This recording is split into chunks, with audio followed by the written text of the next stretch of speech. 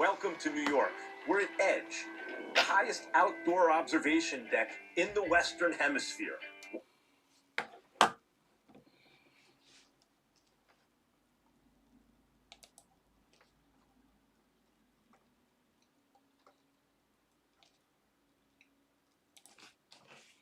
The East River, well, you get the idea.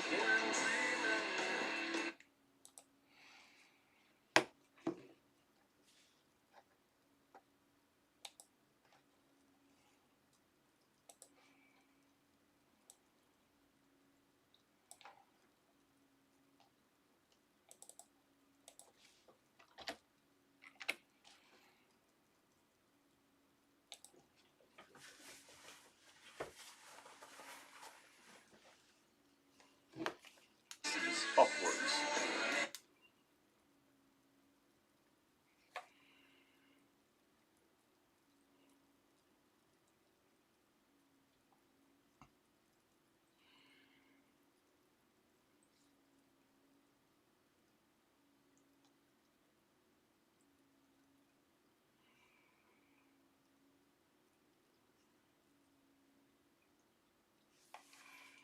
Will set a new standard.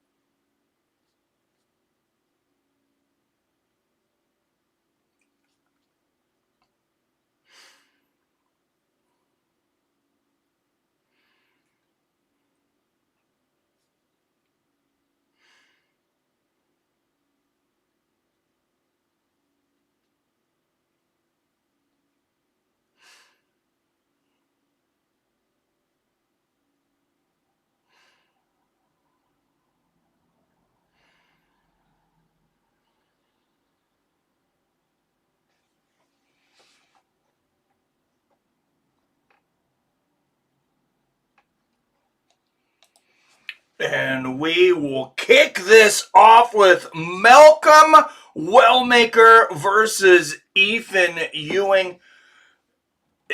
Guys, on paper, there's not a bad fight on this whole freaking card. There's really not.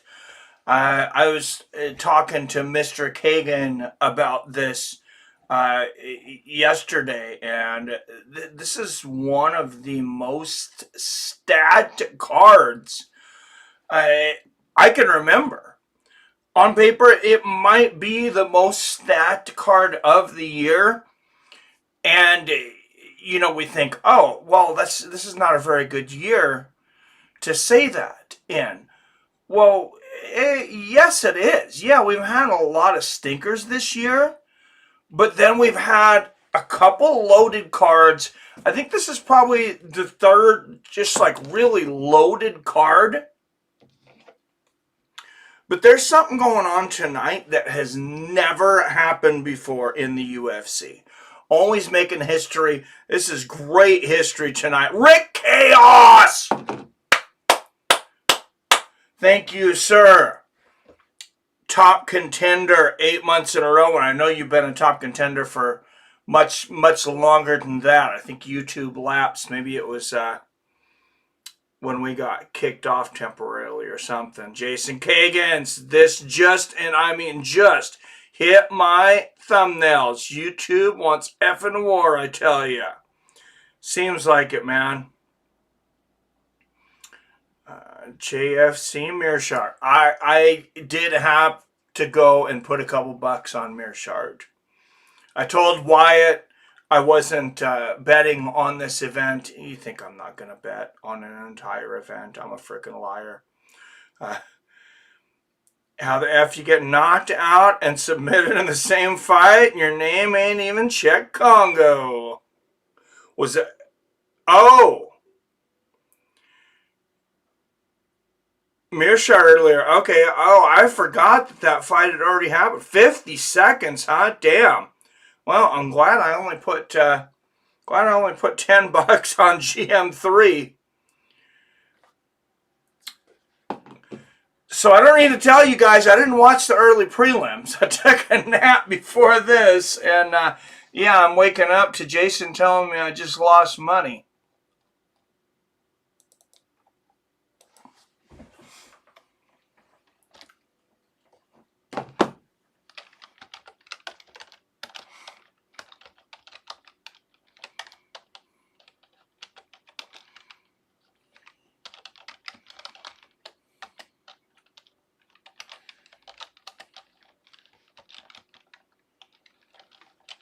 Used to be we had a bigger stream, 10 bucks.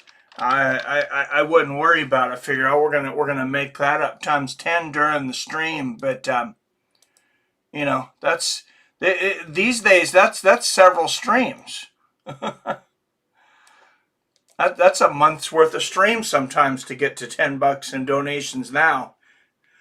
Did I say welterweights or featherweights? Malcolm Wellmaker, Ethan Ewing, Malcolm Wellmaker, undefeated at 10-0. This guy's phenomenal.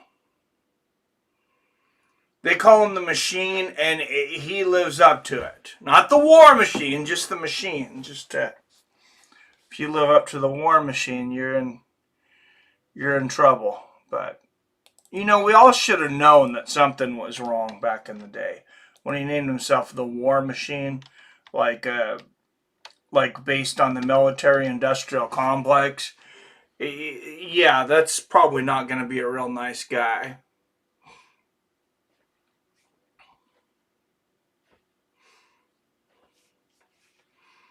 I think Kyle's from Illinois, that's how. Yo, what's up? What's up, Robert, the drunken charge? I feel like Mike's had the same emojis for the last 15 years. I should figure out how to switch them out. They won't let me make any more, though. They won't let me make, and it doesn't make any sense, but it said I'm in my limited amount of emojis until I have more premium members. But yeah, I guess I probably could switch them out. Calling in as soon as Mikey goes live, and we're going to have an effing intervention from Mearshart. Let's go, fights of friends, family, cheers. I do have volume here, right? Okay.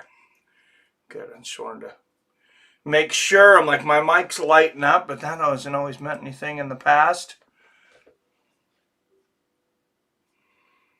Where's Waldo? What up, Nizzles? Going on, Frankie? Billy Hughes in the house. Fight fam, good evening. JDM by Buggy Cho. Get that thumbs up on your way in. Thank you, Billy. Frankie effing Chorizo in the house. Yes, sir. Does this mean we can play Creed in public again?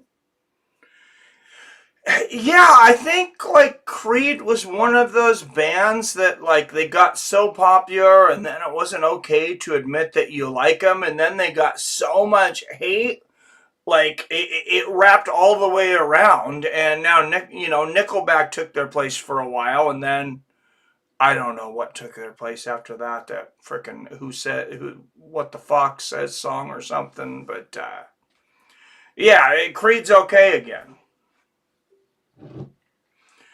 I was actually upset that I didn't get to go see them when they were on tour here. Well, I mean, I could have. I just didn't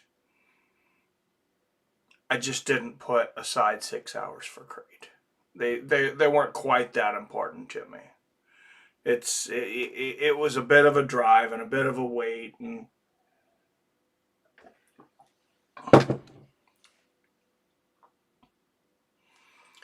Jason, how long have you been awake? Oh shit, 40 minutes? 45 okay, so in 40 minutes, we have questions. The number one question is, does Gerard, does Mr. lose all the time? Have you ever noticed him look bothered about losing when they're announcing when Bruce is saying, 50 seconds in the first round by Darce choke, and Mearshardt's just like, yeah, wow, these people are really nice.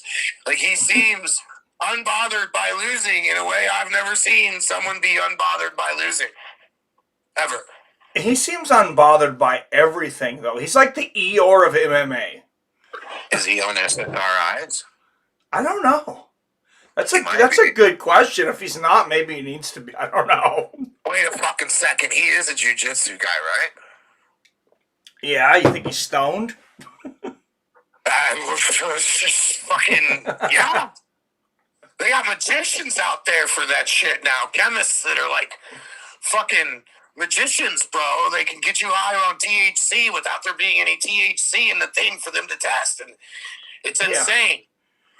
But the better question is, why the fuck have they ever tested for THC? Wouldn't you want your opponent on as much THC as possible?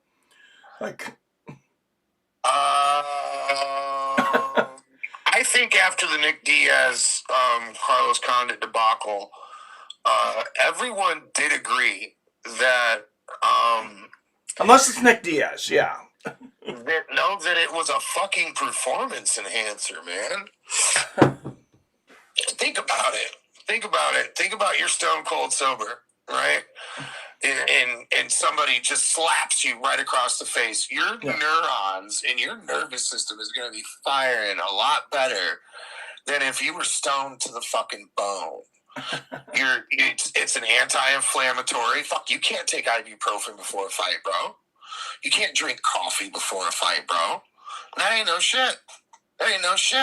No? But, anyways, yeah, fucking, there was some other shit I wanted to say, but here's this dude, Ethan Ewing, with a Y. He's from California. That explains it. Yeah, he's about to get his shit smashed in. Oh my God, that was Did you see that? How far are you at the intros yet? Yeah. Did you see that karate pose he just did? No, I don't think in particular now. Yeah, Yorba Linda, California. Yeah, that sounds like a... Yeah, that's why Ethan with a Y. Well, I think Brother Malcolm ex-Wellmaker is gonna put some black love on our boy Ethan Ewing. I think our brother Malcolm, the hammer, the extinguisher. Oh my God! And he drew Keith Peterson. Ethan is about to fucking die. I think a black live is the only one that matters in that cage right now. Oh my God! Keith looks like he's on stage 3 lung cancer right now. If Ewing gets in a bad position, he's gonna die. Take it away, Mikey. Take it away. I'm just here to laugh at Ewing if it happens.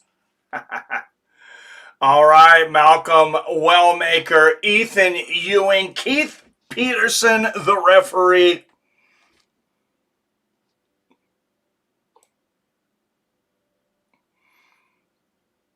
I stood next to him at a urinal at the PFL when he went in there. I felt bad. They had to go to the bathroom there.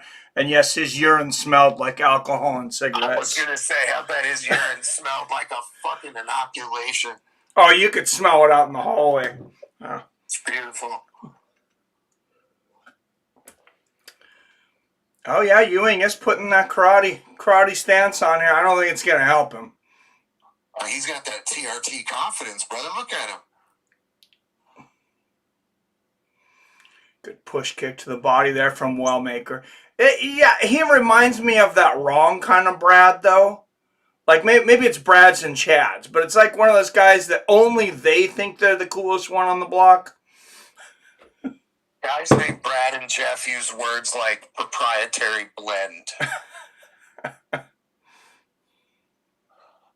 But Ewing's got that Dan Henderson nose, but he doesn't have the chin, unfortunately. Yeah, I don't know. I guess we'll find out. Good inside leg kick there from Ewing. Yeah, I don't think I've ever seen Ethan spelled with a Y, but if you were ever going to make a decision that would make your child gay from birth, that might be it. We have found the gene. It's the gene. It's the Ethan Y gene. It is named the Benedict sequence after the scientist that designed it. Good right hook there from Wellmaker. Yeah, it's the Y gene.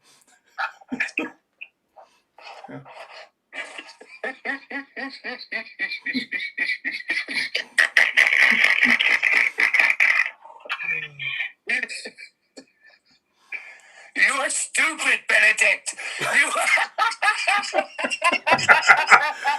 I'm sorry, is that the Y chromosome? Is that what? Good elbow on the clinch there from Wellmaker. Wellmaker looks like he's playing with his food tonight, and Ethan with the Y looks like he came to fight. Yes, and don't anybody get offended in the chat when I use the word gay. It's not necessary. I don't necessarily mean a homosexual. I just mean a certain type of homosexual. Oh, So they just added me to the Fights with Friends Facebook chat. Everybody's getting butthole pics, Mikey. Like, I'm not homophobic. I'm homo-aware, bro. You know what I'm saying? Like, I always wondered why you weren't on there. Maybe I never. I don't know. Good left hand there from Ewing. Ewing's trying to put up a fight here. Good right hook from Wellmaker. I don't know the judo name of what just happened, but you're about to see it. All right, I'm at 2:02, 2:01, 2 minutes. Oh, nobody got knocked out. There was just a great something or another. Oh, good right hook there from Wellmaker. No, I figured it was a throw if you said judo. Sometimes a throw can be a knockout, but generally only on concrete. Oh, that was beautiful. Yeah, that's a beautiful Goshi counter to it. Osoto Agari from the outside from Wellmaker. Ewing counters. I can't speak here. Wellmaker immediately goes to grabbing the cage. Ewing's impressing me here. He's giving me more than I thought he would, anyways. But is he gonna pass the post-fight piss test if there is one? Yeah, I don't know. I was starting to think that they weren't even actually testing people anymore, and that they were just I don't think they are. But then Connor popped. Of all guys. Connor's gonna pop. But if they're gonna lie about anybody being on drugs, it's gonna be their boy Connor. No, they're not, because Connor's basically irrelevant to anybody that knows the sport worth a fuck.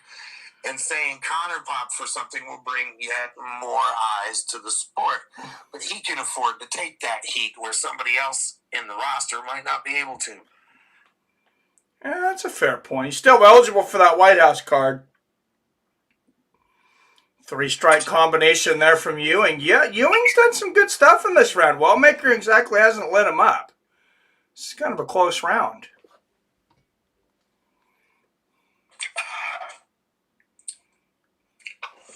If I'm going to have John Jones versus Alex Pereira in the fucking White House, the only fight I can think would be bigger than that would be a rematch between Conor McGregor and Khabib Nurmagomedov. Oh, nice uppercut there from Ewing at the bell. Yeah, I know Khabib has him in fighting or training, but I guarantee you Conor is in no shape to be competitive against Khabib. I was going to say, I don't think God has flooded the planet in about 11,500 years. But I'm sure if he wanted to, he fucking could real quick. Ewing making it to the second round. How many people lost money because this made it to the second round? Yeah, I bet there's a few bucks on that prop. What's up, Robert Easley? Tom and Cyril fight is still up. Oh, Rob. Oh, that's old. I need to move ahead in the chat here. Okay. Creed went all Jesus freak and it hurt them, says Robert Easley. 21 losses. He isn't new to it. I don't know. That didn't bother me. What started to bother me is every album that they came out with sounded just like the album before it. But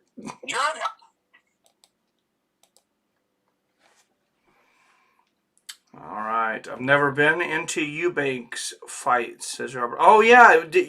Eubanks and Ben 2 today. I didn't catch that. Anybody know who won, though? It's at like 6 in the frickin' morning. I was not. Is Wellmaker really a 485 favorite going into this fight? Yeah. Oh, Jesus Christ. Well, Good potty kick there from Ewing. Lost yet. Oh, and we have not had a stream and talked since the FBI investigation was opened and they started talking about rigged fights. That's a can of worms. Good left hand and a right there from Ewing. Right hand right on the chin from Ethan Ewing. Did you catch the UFC embedded? Yeah, I did watch a little bit of it. So Wellmaker and who's the cat from Brazil that came up? He's in one of the main card fights. Oh. Hold on, I'll look real quick. Give me a second. Good right hand there from Wellmaker. Morales. Oh, Michael Morales, yeah. Okay, so in the UFC embeddeds leading up to the fight, Mr. Wellmaker and Mr. Morales really played tourist in good left New hook York from City. Wellmaker. And I think it might have hurt them. They weren't making friends out there, huh? No. I mean that. Oh, a few too many wells. The bright lights and big no. The bright lights in big city, getting awed by everything. Multiple emotional adrenaline packs and dumps over the course of a week. You're fighting at MSG. Yeah. And I think Ewing might have come in with a chip on his shoulder and came from the West Coast to show New York City what's up, maybe, because Ewing is acting like this is a fight. Could be. Good right hook there from Wellmaker. Now, I'm just thinking, watching Ewing, he doesn't look like an Ethan with a Y. Like, look at his face and the beard and everything. No. Oh, good combination from Ethan and a head kick. What is going on with Wellmaker here? I think Bright Lights Big City got it. He's falling asleep.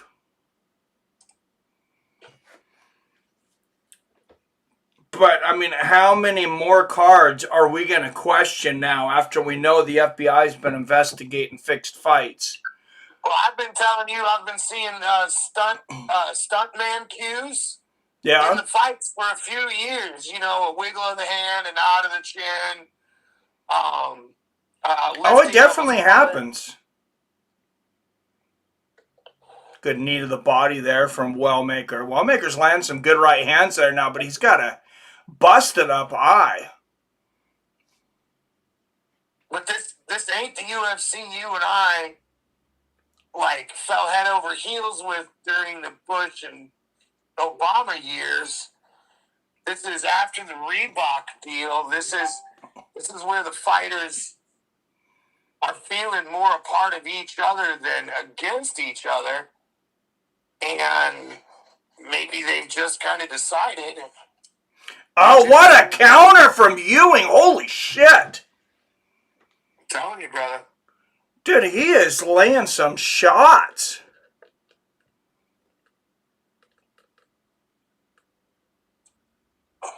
He's outstruck Wellmaker 34-30 here in the second. There's a good left hook upstairs from Wellmaker. Odds have Wellmaker as the underdog right now. Yeah. Oh, good right hand and a left hook from Ewing. I'd be concerned if they weren't. He's having the fight of his life right now.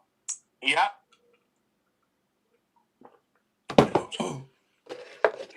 Is he shaving points? Huh. Yeah, I don't know.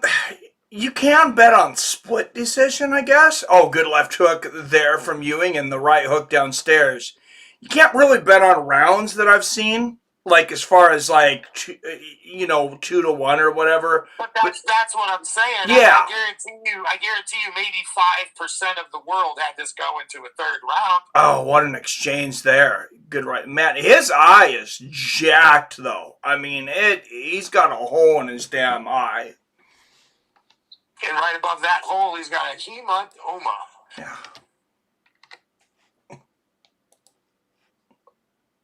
And so far, we haven't had to worry about the dreaded New York State Athletic Commission doctors coming in. Oh, yeah. That, I'm sure that guy that stopped the Diaz-Masvidal fight, if fans didn't take care of him, he's probably banned from the building.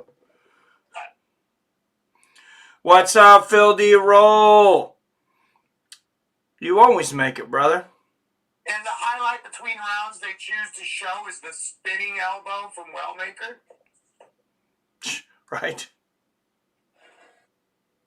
I am a little bit behind you, but I'll tell you it's funny. I'm not as far behind as I was when I was paying for ESPN Plus. I'm watching this on my on my jukebox. And damn, yeah, that is a nice spinning elbow there. They put it on ESPN News. You tell them pieces why there's ridges on coins, Mikey. I said cheap box. What did you think I said?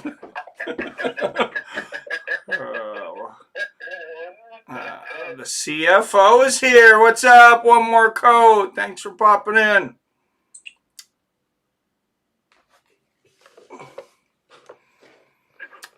Same old, all of us, Phil. 8 years of this. Oh, nice left hand there from Ewing. I smell a controversial decision if this goes the distance. Remember when I called that one night and stayed for the whole fight when that one dude was supposed to win easily? And I told you the opponent that was supposed to lose, he looks like he's showing up to fucking fight. Remember that? Oh, yeah, 9-1 underdog. Yeah. This kid is this Ethan with a Y. I'm going to stop talking shit about the lost vowel. Yeah, me too. Good left hook and a right hand upstairs for Ewing. That should be his fighter name, the lost vowel. Yeah.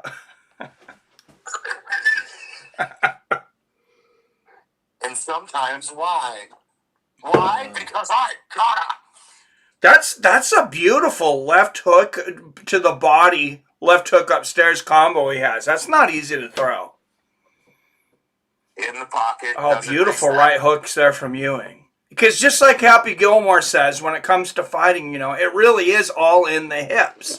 So you throw a left hook and you got all your hips in it, you got to swing all the way back and get your hips in it again. There's a reason most guys throw the left-right hook. So Ewing's got Wellmaker's back here. A little under 3 minutes to go. Yeah, I wonder what the over-under was for rounds. I bet it was 1.5 because Wellmaker's a finisher. Generally. All I know is there's probably some odds makers right now on the phone with their lawyer and fucking UFC reps and the FBI. Just a bitch. Quite possibly. Well, did you read the article? I can't remember what fighter it is now, but Dana was talking to the guy, and he had all these questions for him, and he's like, hey, did you have any injuries?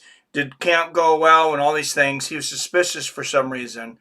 And then the guy, he gave him a set of answers, I think, that he didn't really care for. He's like, yeah, I'm going to kill this guy. Yeah, he let the guy fight, And then as soon as the fight was over, they said Dana immediately called the FBI. Which, if I was Dana, that's what I would say too. But good right hand there from Ewing. In Wellmaker's defense, he's looked like he's been trying to keep Ewing from kicking his ass this whole time.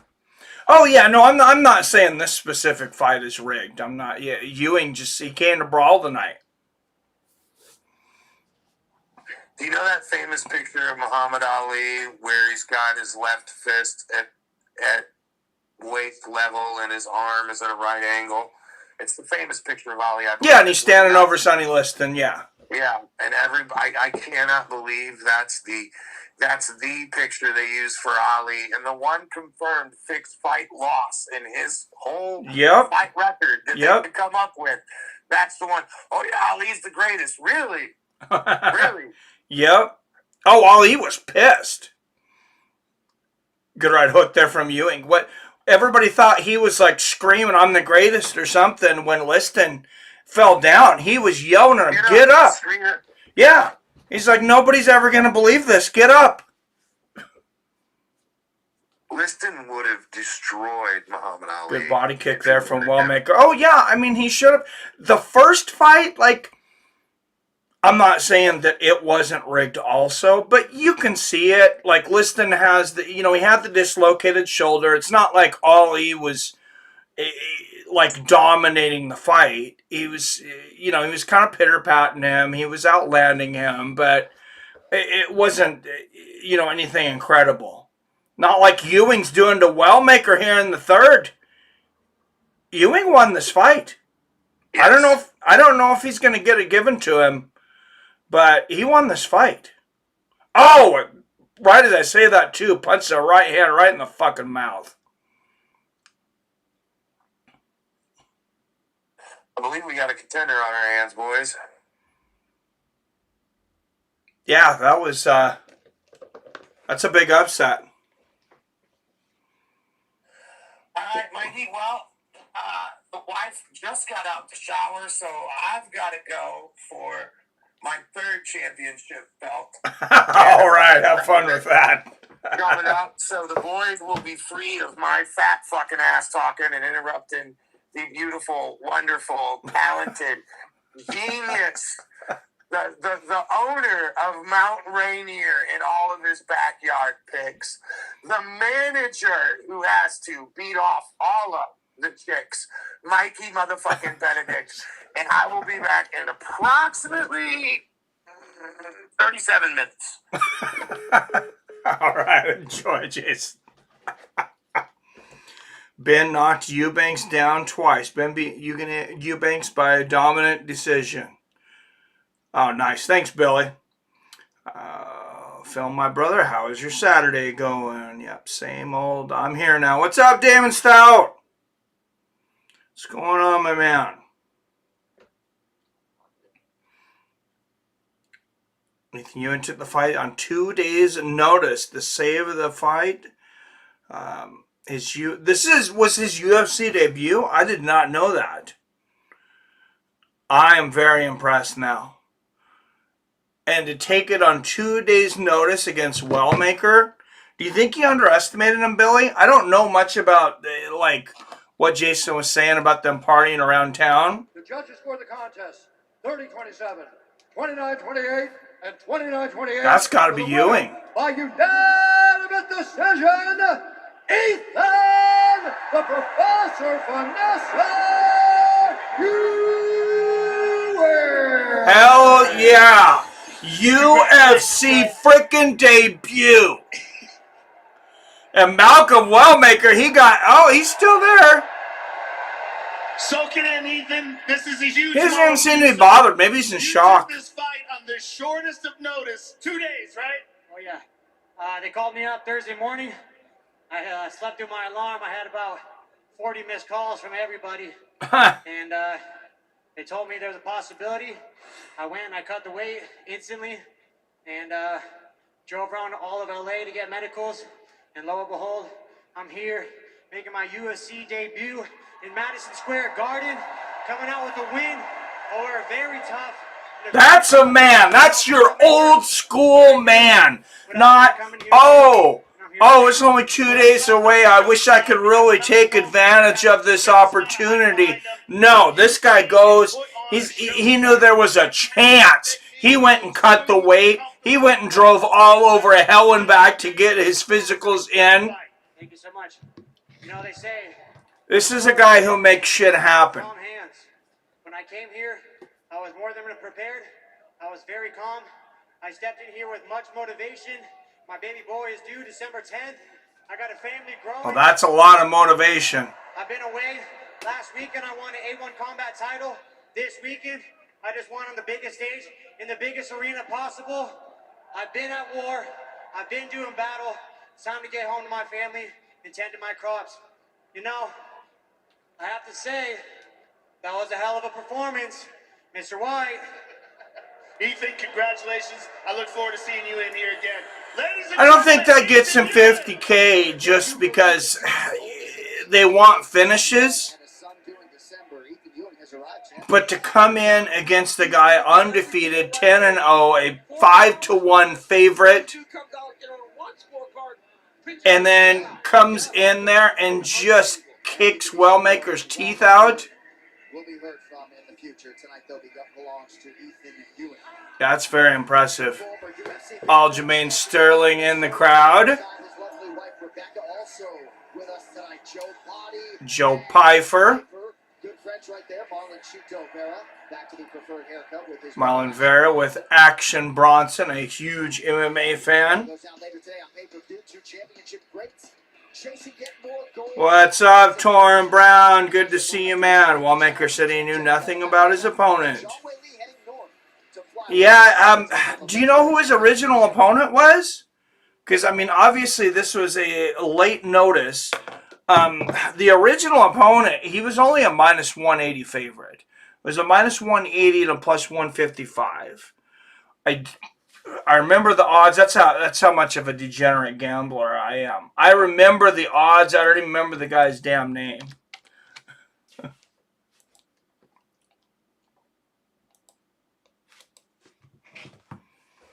But man, I will not forget Ethan Ewing's name, and I apologize for making fun of Ethan with a Y's name. I will never do that again.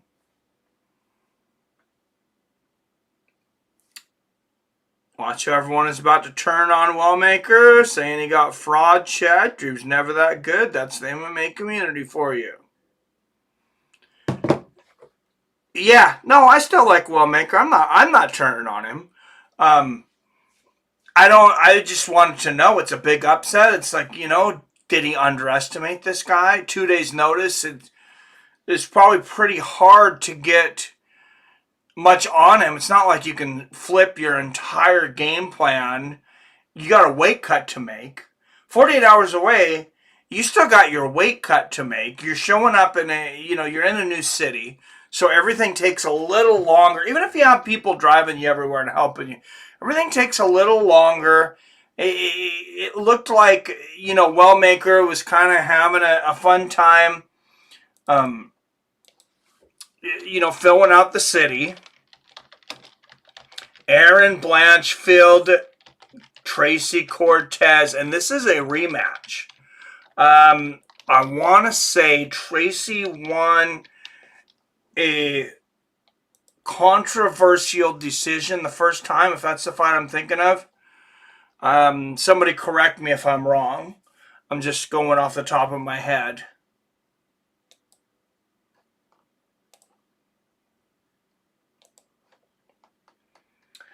Let's get a poll up for this one, though. And with some reminders, we'll see if I can manage to get polls up for the rest of the fights today.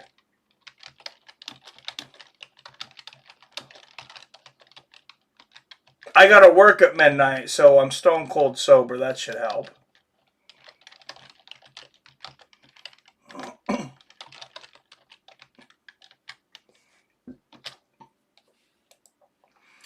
Anybody that thinks, oh, alcohol doesn't affect my job or affect my stream. I don't like to go back and rewatch my streams, but somebody did bring a particular stream to my attention and requested that I rewatch about 10 minutes of that stream, and I was not at my best.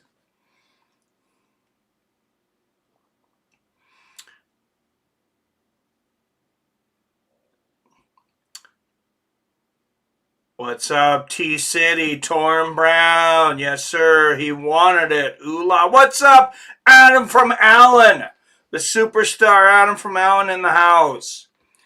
Cody Haddon was his original opponent. Thank you. Yeah, I was thrown off because the first time I noticed something was different was, like I said, I noticed the odds. Because I was like, how the hell is he such a huge favorite all of a sudden? He was just a minus 185 favorite. All the UFC has to do is bring back sponsorship shorts. That's how fighters made their money. Yes, and it doesn't cost them anything. Thank you, Torrin. Make Torrin the CEO of the UFC. Or put him in charge of affiliate sponsorship. Ewing won by knockout last Saturday at Uriah Faber's event. Yeah, that's what he was just saying. That's crazy. Frank says there have been a more exciting, epic fight since Silva versus Sonnen won. That was definitely one of the more exciting, epic fights. I'm going to break some hearts here, though. Now, I'm not saying I believe this, but it got me thinking. We have all these FBI investigations now. We know some fights have been rigged. We know that for sure. They wouldn't be investigating. Where there's smoke, there's fire. Somebody brung up the fact that Chael Sonnen was dominating Anderson Silva for 4.5 rounds, whatever it was. And then all of a sudden, he kind of just throws his arm out there to Anderson Silva and says, take it. And all of a sudden, he's tapping out. I don't know. You guys know Anderson Silva is my favorite all-time fighter. I would not want to think that he was involved in a rigged fight. If it's like it was with Pride, Anderson didn't know. Because that's how Pride would do it. That's why it would look so real. Is only one guy knew. So they would go out there and say, hey, it might not be that you're going to lose even, but it would be like, hey, your paycheck, your show money is 20 grand. We'll give you an extra 30 grand if you don't go for any takedowns. Just stand with him and don't go for any takedowns. That's all. That's all we want. And I think that's where, what was the league, Billy? Was it Elite XC where they tried to bribe what's-his-name into not going for takedowns against Kimbo Slice? Tracy Cortez, 5 years older at 31, an inch taller at 5'5".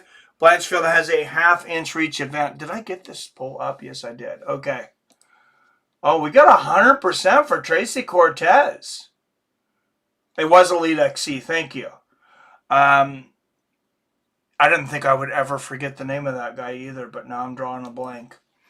All right, out of the blue corner, a plus 230 underdog from Phoenix, Arizona. 12 wins with 2 losses, presenting the number 8 ranked women's flyweight in the world, Tracy Cortez. I'm going to go the other direction from you guys, by the way. I think Blanchfield's going to get this, but we'll see. You guys seem to be more right than I am. It was Seth Petrozelli, but the James Thompson one was controversial too, Billy. Good job pointing that out. Out of the red corner, she is a minus 280 favorite of Elmwood Park, New Jersey, Erin Blanchfield. This is a lady, I know I was talking about it. I said she was the next champion. She hit a big roadblock.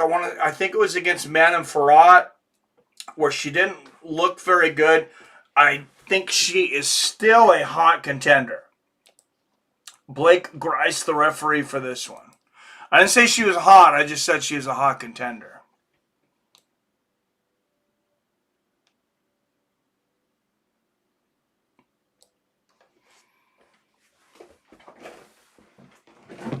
All right, here we go. Yeah, everybody remembers the James Thompson when Kimbo blew up his ear and they stopped the fight. And that's generally not something they stop a fight for. Now, I'm sure CBS didn't want that on their airways. So, that could be the reason. Good inside leg kick there from Blanchfield. Left hand from Cortez. Pretty cool, huh? With the first super chat of the night. Thank you, pretty cool, huh? And something new I'm doing here, because I can bet live on Robinhood, at least for the main cards. If you would like, pretty cool. Tell me what fight you want me to bet that $2 on. If you want me to bet it on one of the fights, tell me what fight, and I'll put that on there, and that gives us, makes it a little more fun, I think. Gives us something else to track. Good right hand there for Blanchfield. Thank you for the donation, sir. I rock, bros. You rock. Yes, sir.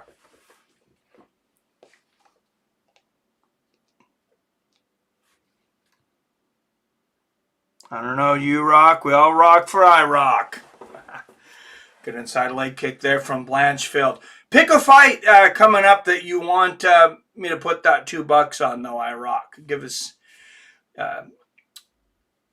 us a little something more to watch. Something more to talk about, I guess. Oh, good right hook there from Cortez. I'm trying to figure out why everybody's got these numbers at the end of their names now, though. This didn't used to be the case. You guys all have numbers at the end of your names. I was trying to see if Robert did, if Drunken Charge did. No, Drunken Charge MMA does not. Does that mean there's 7,262 Billy Hughes on YouTube? Guys, here Ken Burns has a new documentary coming out. It's on the Revolutionary War. No, I didn't. Dana's a greedy dude. Yeah, he is. Dude, it's pay up, man. Share a little bit of the pie. You got enough. Dana White, lame excuse for taking away sponsorships because it made the fighters look like NASCAR drivers. I call BS on that. He did it so he can get the money and the fighters get none of it. Yes. And why is that an insult? NASCAR does incredible numbers. People freaking love NASCAR. I'm not a big fan. I'll let you know. If there's a NASCAR race on, I'll tell you, this is the limited amount of NASCAR fan I am. I'll turn it on and watch until there's a major crash. And then I've had my fun. Oh, good right hook there from Cortez and a straight right. So I don't claim to be a NASCAR fan, but I do enjoy crashes. Good 1-2 there from Blanchfield. And there's a right hand on the chin from Cortez. I imagine now, a good right hand from Blanchfield, knee to the body from Cortez. I imagine that NASCAR is kind of like hockey. Like it's a lot better live. Because I used to go to, we used to go to stock car races when I was a kid. And I don't know if it's because I was a young kid or because it was live or whatever, but it was one of the funnest damn things I ever did with my dad. It was Race City, USA in Hermiston. And I mean, these guys were intense. There were guys from around town, but they talk shit. They would run each other off of the track. I mean, it was an intense competition for very little pay. Good combination head and body there from Cortez. And yeah, it was a lot of fun. Good knee to the body from Tracy. Tracy putting it on there in a little of this first round. Good left hand, 3-punch combination there from Tracy. Fights with Friends community knows what they're talking about. Don't listen to me. Good 1-2 from Cortez. Right hook from Blanchfield. And there's a tie-up. Oh, look at that. Very close. 33-31 for significant strikes in the first round. That's a lot of strikes, especially in a woman's fight. Good left hook to the body there from Cortez. Cortez kind of nodding to Blanchfield. I think you're telling her, hey, good job there, girl. Kind of weird, but Good left hand there from Aaron. Right hand on the chin from Blanchfield. Oh, nice left elbow at the bell from Aaron. Good first round. Put the 2 on Jack. I will, sir. I will do that right now on Robinhood.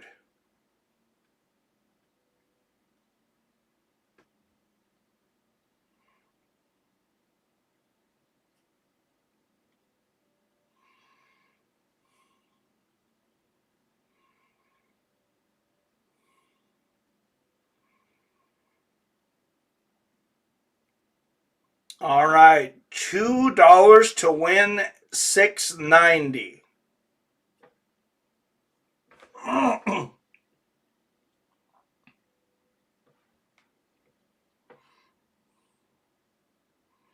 Did you sign up for YouTube? You had to add 4 numbers to the end. I guess now they're just showing them.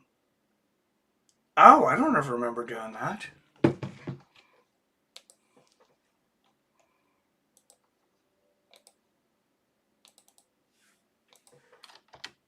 Yes, I'm old, though. I guess I don't remember that far back. I think I signed up for YouTube like pretty much when it first started because I was doing a channel with one of my kids. Well, both my kids, actually, but we would just do a little goof-off stuff. I wish I would have kept at it back then, though. Good left hand to the body from Cortez. Uppercut and a right hand from Tracy. Left hook and the straight right from Tracy Cortez. I think Tracy Cortez is up 10-9 in this fight, too, by the way. Takes Blanchfield down easily. I want whatever brings fighters the most money. Yes, sir. Oh, Mike, you don't miss the sponsorship shirts? Oh, I do, man. Yeah, no, I do. That's what I was saying. I wish they would bring them back. I think it's part of the verification thing they had us do. Ah, lame. I liked my rock name. Oh, well, they put the numbers on there, but why the hell would they take your name away? Yeah, it's stupid. Was that elbow that cut her not after the bell? Yeah, it was like on the bell or right after. Yeah, I was kind of thinking that too, Wyatt. Wyatt, about time. Hasn't been same without you. I honestly, in my heart, think Islam will win, but I'm rooting for Jack. Yeah, I think Islam will win too, but now I hope Jack wins because, you know, we put a couple bucks down. And I know Wyatt put a couple bucks down.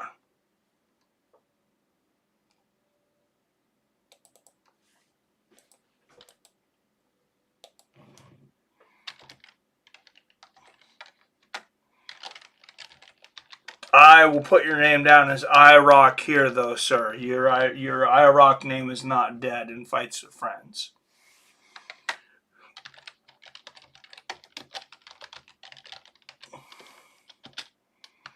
See, and we'll put bet profit. So when someone donates now, you tell me what fighter to put it on, and we'll see how much profit we end up with at the end, too.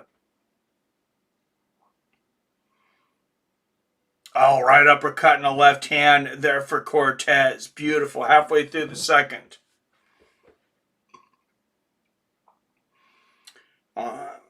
Plus 250 is crazy for Jack, regardless of who you think is going to win, in my opinion. Yeah, it's a little up there. All right, I'm sorry, guys. I know it's mid-break, but I got to take a quick break. I'll be right back.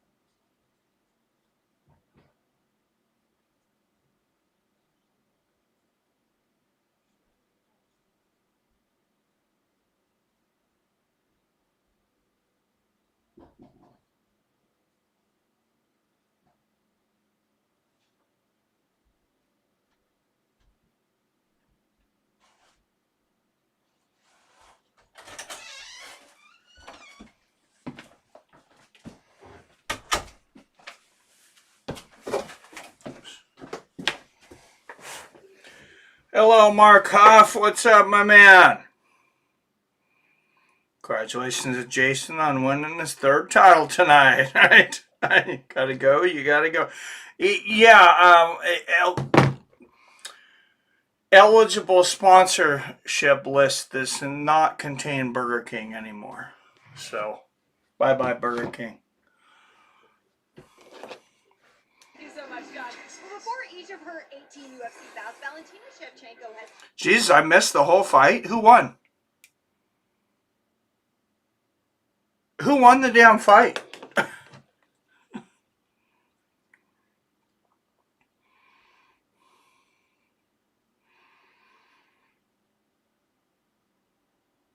Oh, Blanchfield second round submission. Oh, right after I got up. Okay. Roman Kopylov versus Gregory Robocop Rodriguez next.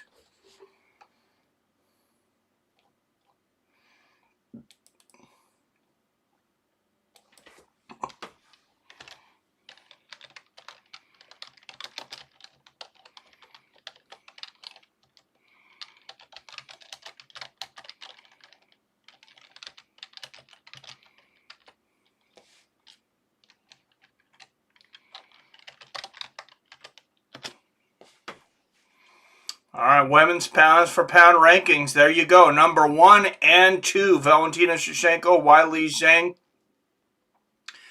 Kayla Harrison sitting at number 3. I'm not sure why Natalia Silva is number 4, but Manam Farhat rounding out the top 5.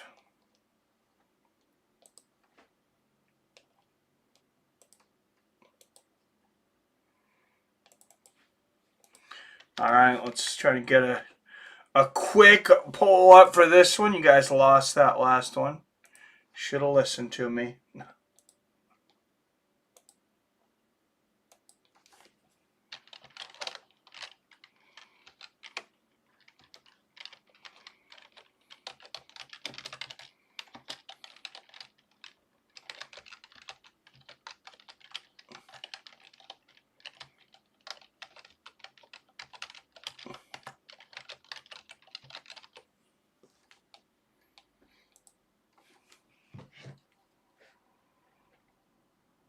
Oh, IROC got his name back. How did it go away? Like, how'd you lose it? Already won that title, if you smell. Oh, Jesus White. So, my Tracy got strangled. Who is Natalia Silva, right? Fixed it. I mean, I know who she is. I know she's a good fighter, but yeah, I'm not real up on her. I'm IROC once again. Congrats, sir. Oh, it says Natalia Silva's a monster. She'll be fighting for the 125-pound belt next and will probably be the favorite regardless of who wins tonight. You think she'll be the favorite over Weili Zhang or Shevchenko, huh? All right. I think I know where you stand, Wyatt, but I got to make sure. I know Valentina is your girl. How's this fight going? Weili Zhang, Valentina Shevchenko.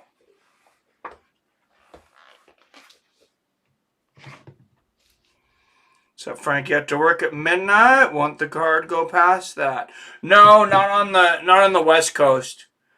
It usually wraps up between 10 and 10:30 for me. Hope the move to Paramount fixes the oversaturation of UFC events we have at the moment. Oh, no, they're going to have just as many. Pretty sure. Yep, I think she'll be the favorite.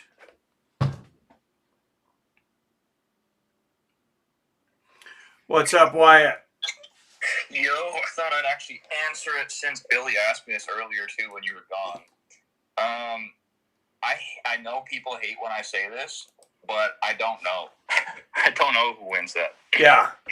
I could see it going either way.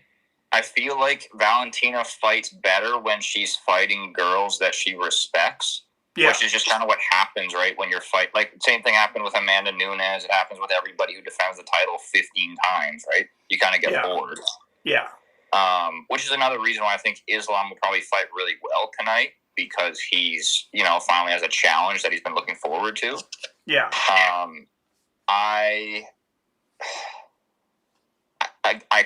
I could see it going either way. I think I'll say Valentina. Obviously, there's a little bit of bias there, and maybe it's just the bias that's breaking the 50-50 split for me. Yeah. But she's bigger, especially when you're that small, right? 115 to 125 is a fairly big jump, percentage of body weight wise. So yeah, and when you have two women that are, like you said, usually it's a tie. Like, that's a good tiebreaker. Yeah. I feel like that's a good tiebreaker, but I'm actually going the other way, because I was with you completely on that, and then I'm looking at Shevchenko's last fights, and I'm like, okay, she kind of bounced back. She'll be 38 in 4 months. Weili's like 36. But she just turned 36, almost a 2-year difference. Those are big years. Yeah, no, I don't disagree. And I also think Valentina at 36 was an older 36 than Weili at 36. Yeah, well, even though they have almost the same amount of fights, Shevchenko's been fighting for 10 years longer. It's actually way more than that, because if you look at kickboxing and Muay Thai and all that. Oh, yeah, I didn't even think about that. Yeah. She's been fighting at the highest level for over 32 years, since she was 5. Oh, Jesus. So no 5-year-old should be getting kicked in the head. Well, that's how they do it in what used to be the Soviet Union, right? All right, yeah. But, yeah, so, I mean, it could definitely go either way. I think stylistically it's interesting, though, because when Valentina is, like, at a reach advantage, which happens very rarely, she usually does well, because her style is kind of good for that. That's true, yeah. You're not going to get much shorter reach than Weili. But one of the huge differences in this fight will be speed. The speed will not be close at all. So, there's that. Yeah. But I think, it's interesting, because obviously Weili is very, very strong, right? And, yeah. Mainly she's explosive, but she's very, very strong, and she overpowers girls. I don't think she's going to overpower Shevchenko just because of, coming up a weight class, but it'll probably be close to even. Yeah, that's what I was going to say. I think, if anything, Valentina will be stronger, just because that size difference is a big deal. Yeah. But yeah, Billy, I don't know. I don't have a real answer, but I'm saying Valentina, but you know me. That might not mean anything. But I'm also not, if I take all the bias out of it, it's like I think Weili's going to win. I can't say that at all either. Striking-wise, I think Valentina is clearly better. Grappling-wise, skill-wise, it's kind of a skill versus youth and athleticism kind of fight to me. Yeah. Yeah, kind of. I think, you don't think Weili's wrestling's better? No, I don't. Not at all. Okay. When Valentina actually tries to wrestle, she's pretty damn good at it. Okay. Do you? You think Weili's a better wrestler? I was trying to think of where she can have advantages over Valentina. And, yeah, I was kind of running into a bit of wall, like you're talking about.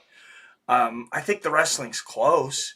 I think she's used it more recently. As far as, overall grappling, it'd be Shevchenko, because I think she's shown better submission, shown, better takedown defense if she has to use it. I also think there's something to be said about Valentina's competition level being higher. Some people may disagree with that, but the girls that Weili's fought recently, where she's looked unbelievable against, have kind of sucked. Who's the best out of the recent ones? Probably Suarez, and Suarez gassed at 4 minutes into the fight. She got Suarez. I didn't realize that the Joanna fight, the second one, had only been 2 years ago. Dude, that feels like 8 years ago for some reason to me. Yeah, it's been a while. Oh. That was only 2 years ago? It must be closer to 3, Might be. I just noticed it said 2023, so. Yeah, okay.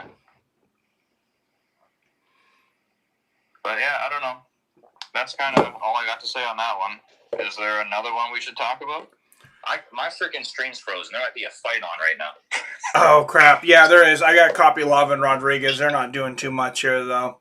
Oh, shit. Outside Well, leg I'm kick going there to from hang up because I Kopylov. want to actually watch it. So I'll talk to you in a bit. All right.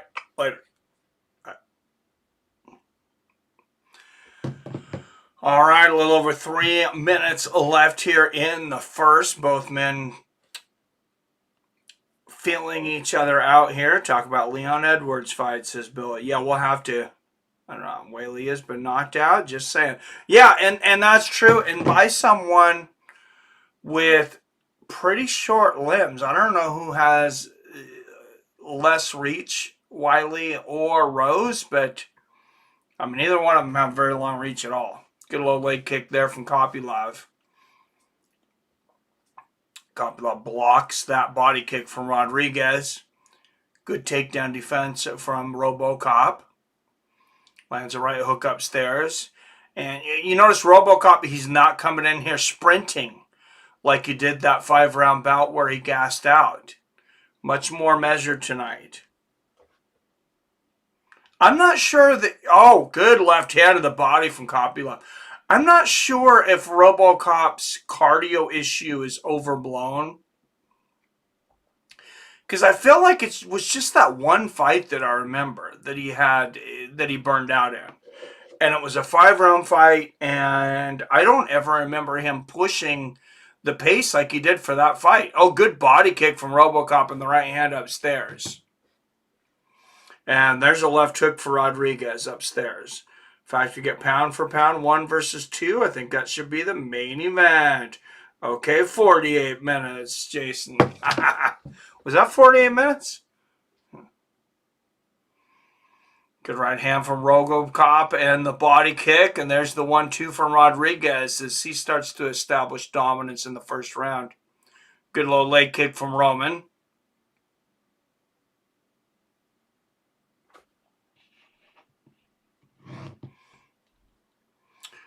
Roman's afro looks like he saves his gum in there for later. Good low leg kick from Kopylov. Rodriguez answers on the inside.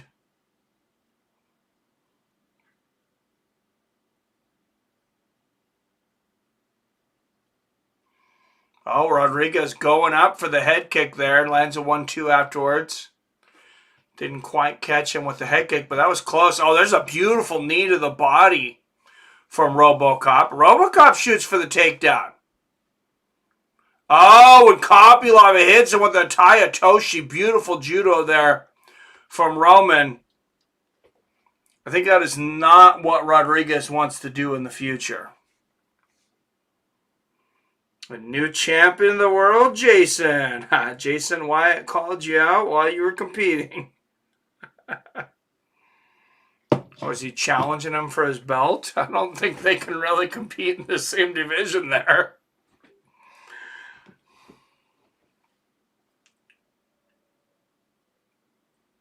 I think Mrs. Kagan might have something to say about that.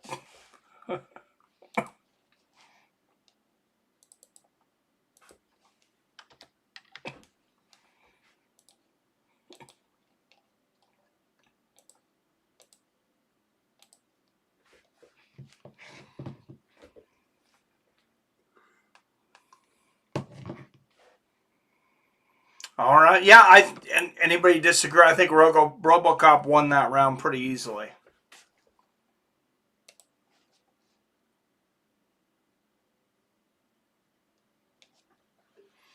And 67% of you guys picked Roman in the poll. So if you don't like the way the picks in the poll have been going, make sure and get your pick in there. We only had 6 votes for the last one.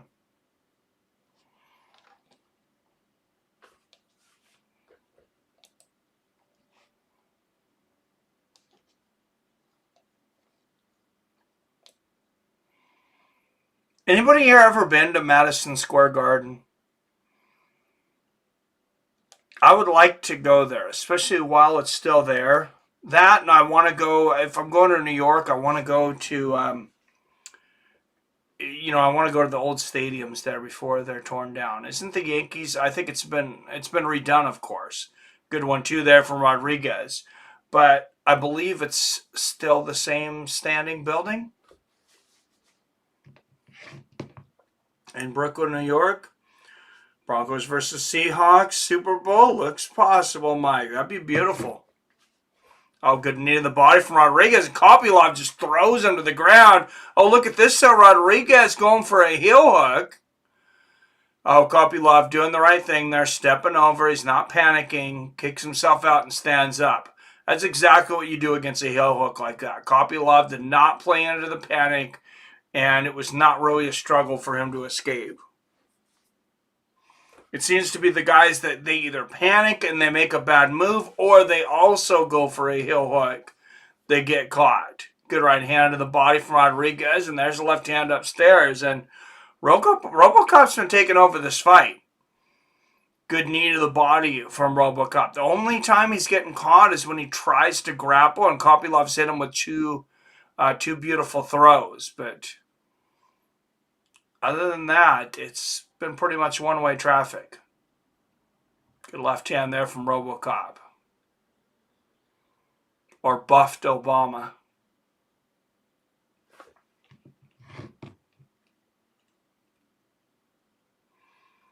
Michael, a few of us understand the hell working at a store is right now. Yeah, it's been interesting. I had 4 pit bulls in the store the other night, Billy. Overnight. 4 goddamn pit bulls on the same night. One of them snipped at me. Good right hook to the body from RoboCop. There's a right hand from Kopylov.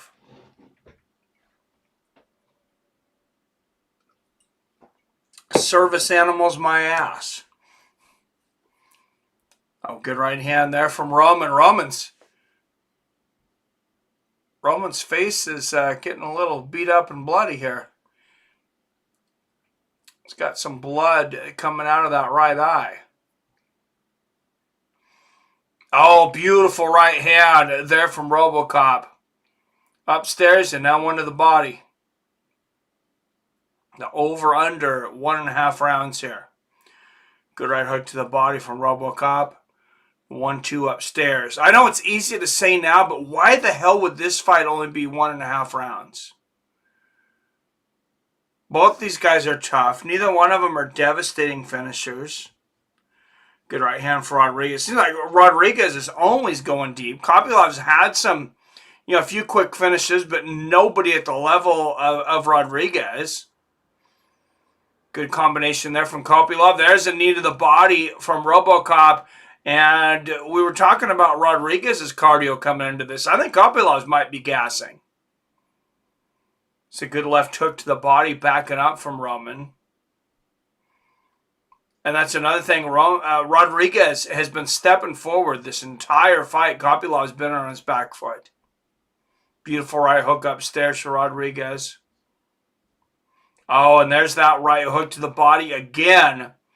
And the left hand upstairs. I think those knees to the body and the right hooks from RoboCop have contributed to Kopylov being winded right now. There's another great right hook upstairs from Rodriguez. And the stats show just how lopsided this is becoming in favor of Rodriguez.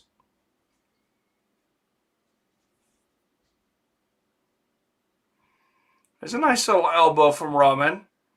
He could have been a little bit more confident about it. Oh, beautiful right hook from Rodriguez. That hurt Kopylov. There's another right hand, right hook from the outside. And a big knee, left hook upstairs. RoboCop can finish this round. If he keeps moving forward and attacking, he might get a finish here. There's a big right hand from RoboCop. 25 seconds left. Oh, and look at Kopylov, his game. Lands a right hand and a big body kick. Oh, he ducks under that haymaker from Rodriguez and they clinch. I think we're going to see a third round. Good knee to the body from Roman.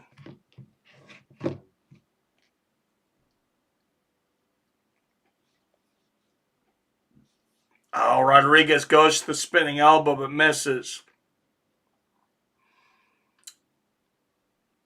Never been to MSG, but I've been to T-Mobile Center. The one in Vegas? There's a lot of T-Mobiles out there. Jason. Mikey, what is up, brother? Not much. You're excited now.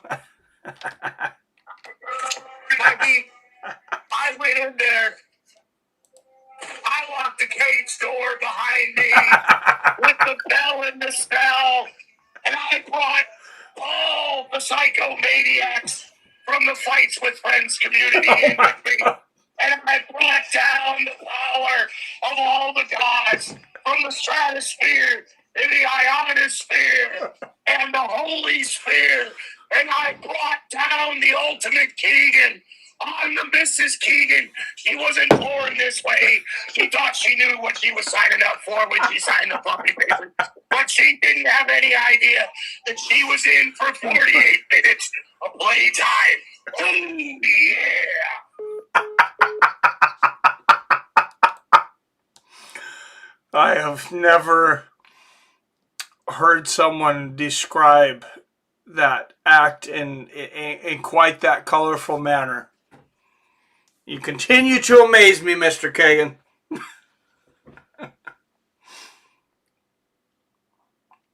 We've had an iguana and a pet rat brought in. Yeah, that sounds like grocery, man.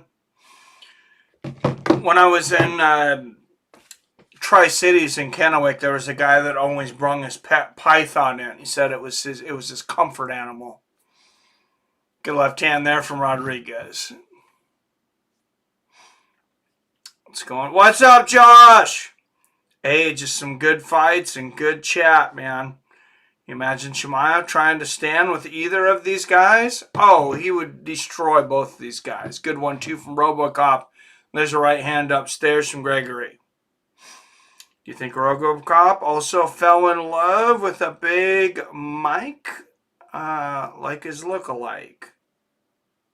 What? Oh, Jesus.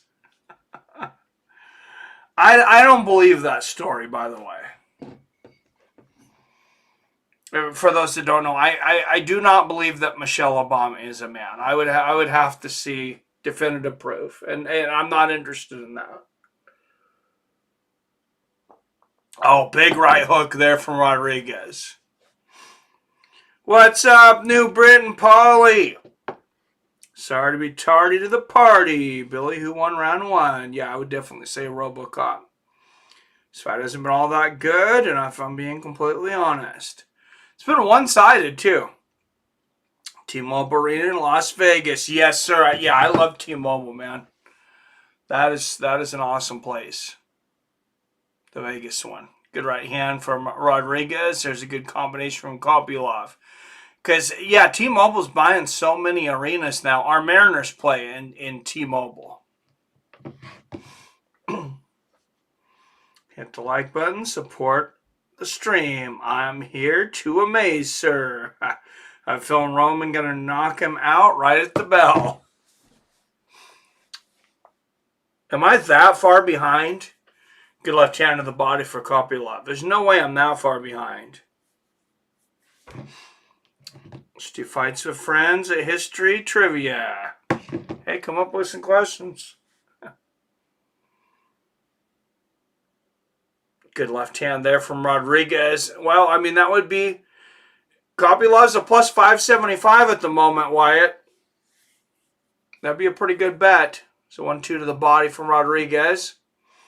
Oh, big right hook from Roman. Less than 2 minutes left. Right hook upstairs from Rodriguez. There's a lot of right hooks in this fight.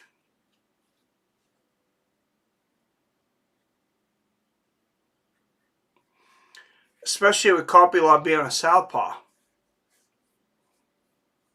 Oh, there's a big 1-2 from Rodriguez. He stunned Kopylov there, and there's a right hook to the body. Nah, 2 minutes left for me. Gotcha. 30 seconds ahead of you. Yeah, this ESPN News stream is working out. I'm not sure how much closer I can get to you, Jason, between the small delay in stream and the fact that I'm on the West Coast, so we're the last ones to get the signal. Good right hand there from Roman. Right hook to the body from Rodriguez.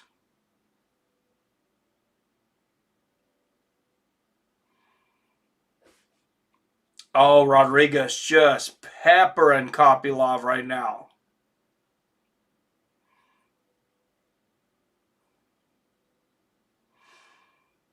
He is bobbing that throw all over the place. Good left hook and a right hand from Gregory.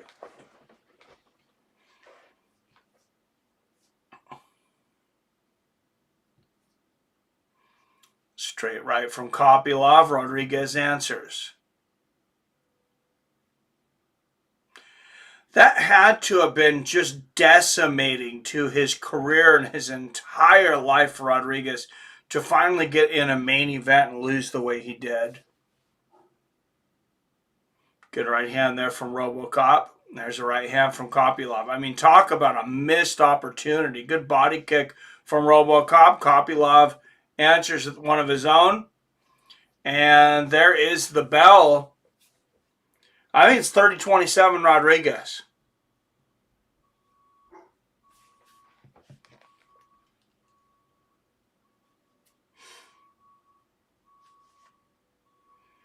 Jake Paul versus Anthony Joshua. Call back in. Let's talk about it. Yeah, I agree, Wyatt. Hell no, that's not happening. I love it here in Nashville, Tennessee. Oh, you weren't in Nashville before? Where were you before, Torn? Weren't you by New York before?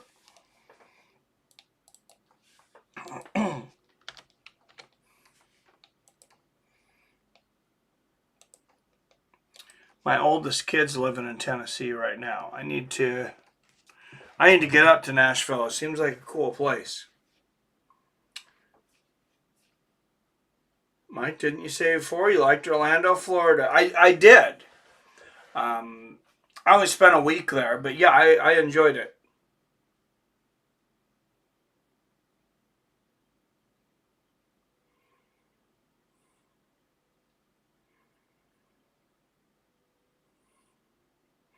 Did you just say that Michelle wasn't a man? Come on, Mike. What kind of community have we created when I'm getting called out like the freak because I don't think our first lady was a man? Oh, Lord.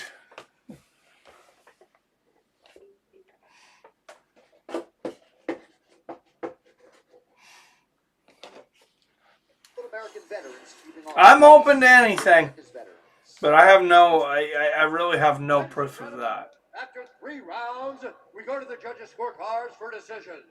The judges score the contest 30-27. Oh man, here comes Kagan. Now we're really gonna get in trouble. Jason. You became that community when you didn't 86 your fucking father-in-law after having him change over all the life insurance and inheritance paperwork, okay? You became that motherfucking community when you didn't take the Jewish shekel, okay? You became that community when you became a bastion of truth and fucking justice. And there is no more call it like you see them motherfuckers walking the earth than the die-hard UFC 1 to present motherfucking fans. You ain't gonna have motherfucking bicep muscles sticking out of your forehead and have this community not say you're on fucking TRT, bro. You're not gonna have a dick popping out of your pants when you're on fucking Ellen, bro, and us say you're not a man, bro. Hey, your fucking husband, bro, isn't gonna call you a husband, and then us not call you a fucking husband. Okay? The only delusional motherfucker in this fight community is the fucking fucking Bryce Mitchell. He's the only fucking one. That's it. That is all. I'm not saying he's been in this community, but we channel that motherfucker every day. You understand me? Big Mike had a big dick, and that's where Barack Slim came from. And we can say that because you protect us with the freedom of not taking the Judaic shekel. All right? You know it. I know it. Fucking Rob knows it. Phil knows it so much the motherfucker lives in an area that doesn't even have Wi-Fi. Okay? The only reason I'm able to say what I'm able to say is because my kids are Jewish and I've got the underlay. So I'm good. All right? Jesus fucking, when did we become that? Hold on. Let me ask you another dumb question. Dad, why is the sky blue? I don't know, man. Maybe God's a crip.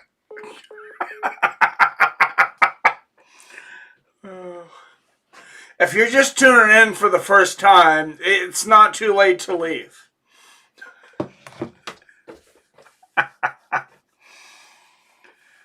All right, Bo Niickal, guys. He has been demoted to the prelims, although this is the prelim main event.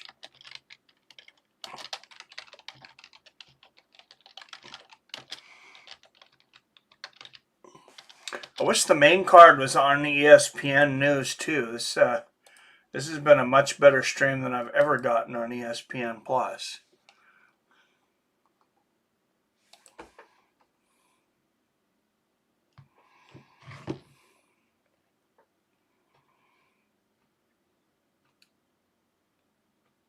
Oh, what's happening, Wyatt? In December, the death of Jake Paul via right hand. Joshua right hand. According to who? Unless MVP says it's official, I ain't buying AJ versus Jake. What's up, Rahu Bug? Islam versus JDM. A one-sided, boring, only ground control fight. Islam wins this by decision or sub. Yeah, that's kind of my thought, too. MMA Junkie. Obama has called him his husband, Mike, on multiple occasions. You listen to a site with Junkie in the name. Come on, man. I was in Illinois before. That's right, thank you. MMA Junkie goes hard in the paint. What cave have you been living in? Michelle Obama was the third man on the moon. Okay. Some of y'all probably believe that we landed on the moon in 1969, and you're making fun of me for saying there's not enough proof that Michelle Obama is a man. Miss those weekends, Mikey. Hey, we're back. What's up, Chef Johnson with the super chat. And we got something new going on, Chef. If you want to play when you donate, if you want to put that donation on a bet, I got a bet profit thing just to keep track of. Like IROC said, go ahead and put $2 on Jack Della Maddelena. So if you have a fight you'd like to see me put that on, let me know. But thank you. Thank you for the cheese, sir.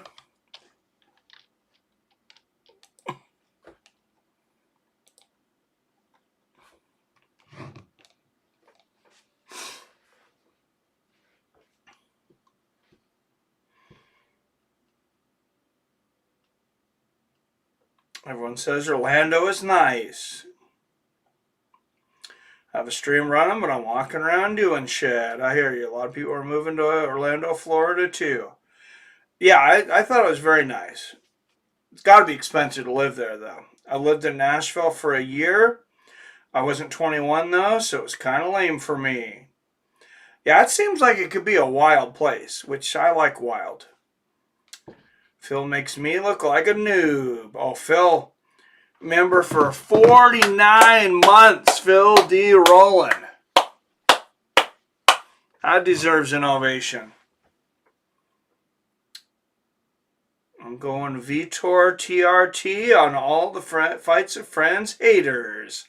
This is, we know. Who is this weird aggressive dude on the mic? Is this Bo Niickal' abusive stepfather that forced him to wrestle from the age of 2? Maybe. Phil is Wi-Fi. Wyatt, it's Bo Niickal time. Oh, did I get the poll up? I did not.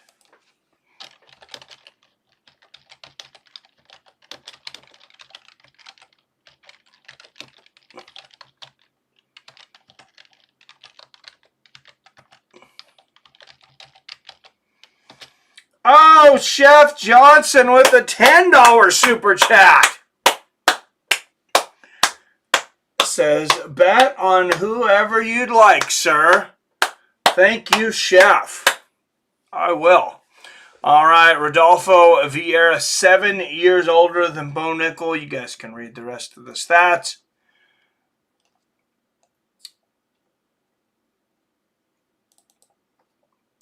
Too busy counting stacks here. $17 in donations. Guys are too good. All right, out of the blue corner, Rodolpho Viera.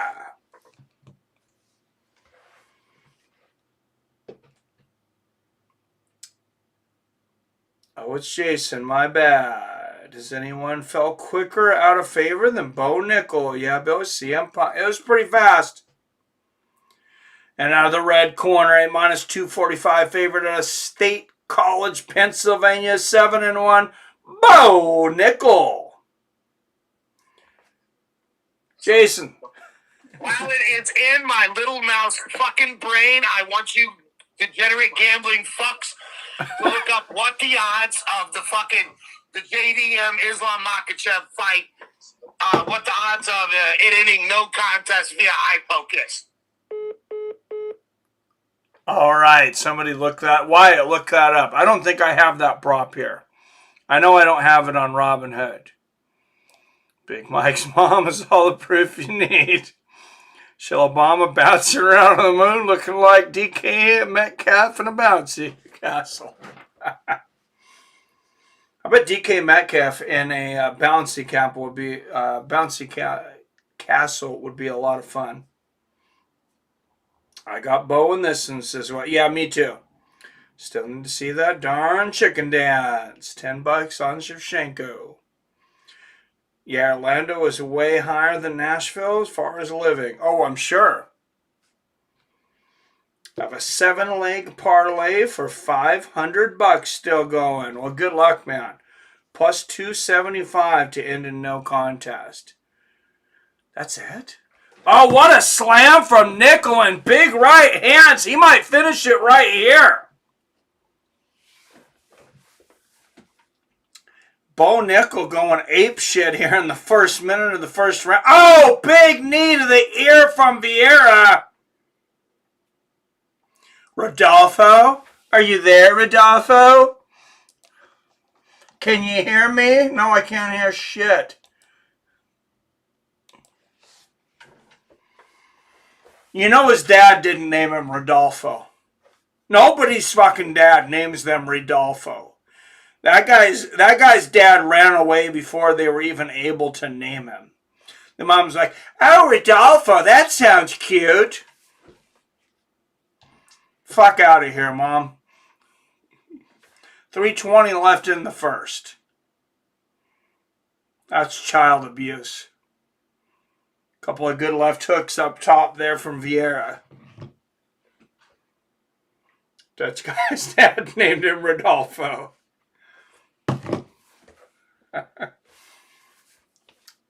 Good knee to the body there from Viera, and they break.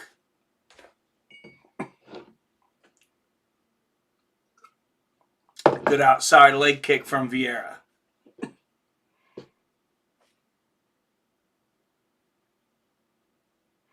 Oh, and Rodolpho ducks right under that head kick from Niickal, but Niickal with the, he had the guillotine. He was going for the buggy choke. Somebody called buggy choke earlier, but it's JDM on Islam. That would be a hell of a prop. JDM by submission. That's got to be some great odds. 2:10 left in the first. We'll see if Viera can make it out of the first round. Good low leg kick from Viera. Niickal expended a lot of energy in that first minute of the round. Good right from Viera. Viera's got a lot of blood coming out of that left eye. He's got a cut right above that left eye, bleeding into his eye. So if I'm Bo, I'm throwing a lot of right hands, especially right hooks, because Viera's going to have a hard time seeing him come around the corner.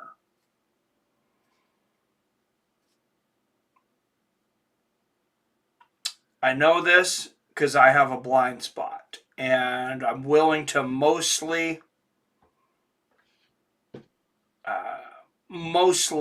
divulge this now that I don't think I'm going to be fighting anymore. But that's the reason I didn't schedule anymore. Biggest reason I didn't schedule any more fights for the last 5 years. And, I thought I would want some more fights in my 40s. Good right hand there from Niickal. But I cannot see the left hook coming around the corner. Or excuse me, the right hook. I can't see. I got a blind spot in the corner of my left eye. I looked at it on x-rays. It's actually a freckle. But it creates a blind spot.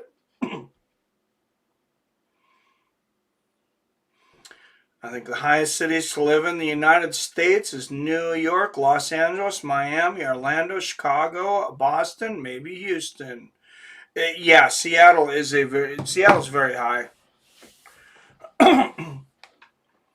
Good right hand on the eye there from Niickal. I mean, you're looking about $2,500 for a studio apartment, maybe $2,800 for a one-bedroom in Seattle.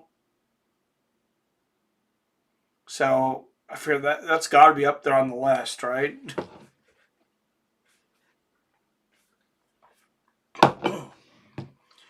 It's why there's 2.5 million people in the Seattle area and less than 700,000 actually in Seattle. They all commute. I think Islam does lose by sub if he is going to lose. Interesting. Kagan says Westchester County, New York, median bills over $15,000 annually. Bergen, Essex, Hunterdon, Morris, Nassau. What is all the different counties? Union counties in New Jersey and New York all have median annual property tax payments exceeding 10. Jesus Christ! This is $2,000 per month here for a 3-bedroom apartment. Is that in the city of Colorado though? Because once you go out of Seattle, it's a lot cheaper. But if you want to live like right in the city, you're going to pay. And now with the light rail, if you actually want to do things in the city, there's really no reason for anyone to live in the city of Seattle.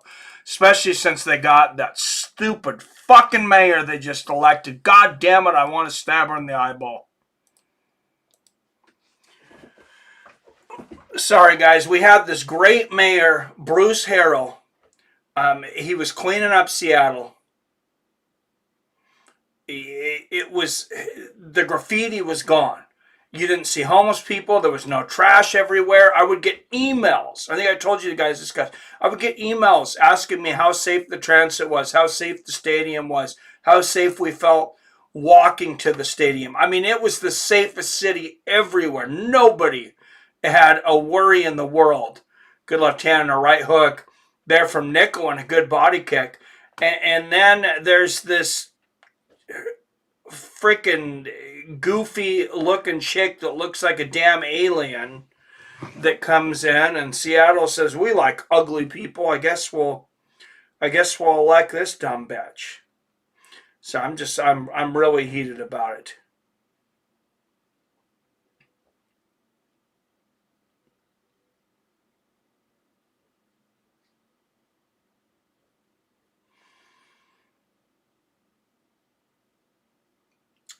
Katie Wilson. Like I blocked her name out of my mind. It's going to give me an aneurysm. I got to concentrate on the fight here. 3.5 left in the second. Yeah, Viera's, his face is jacked.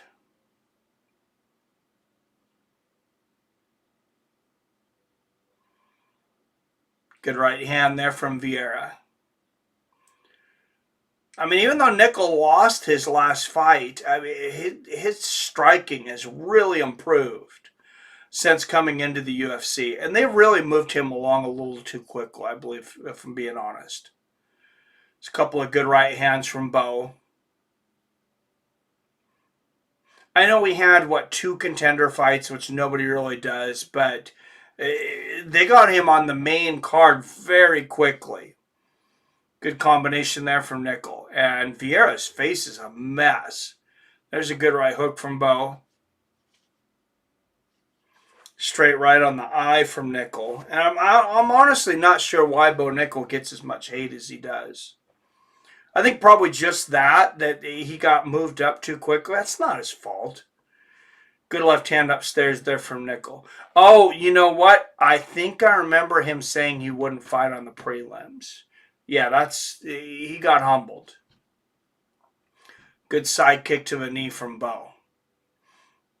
Oh, and there's a right hand upstairs from Viera. Viera shoots for the takedown. Rodolfo's got some balls shooting for a takedown on Bo Niickal.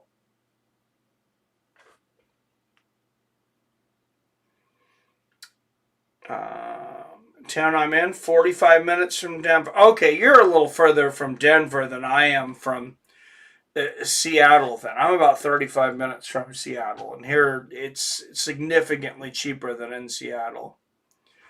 Probably about the same. Like you said, $2,000 for a 3-bedroom apartment. Pretty similar.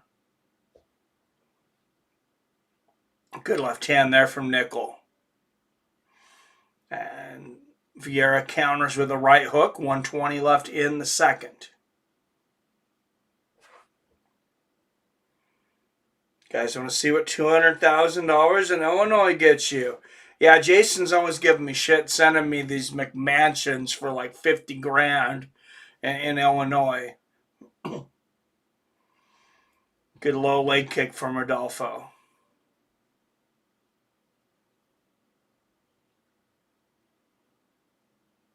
Oh, what a left hook from Bo. Left hook upstairs, right hand behind it. And then a beautiful left uppercut. Viera's got a hell of a chin. That wasn't a knockdown. Niickal was just off balance. Counter right hand there from Bo. Viera's taken a lot of hard shots in this round. And he's sticking in there like a champ.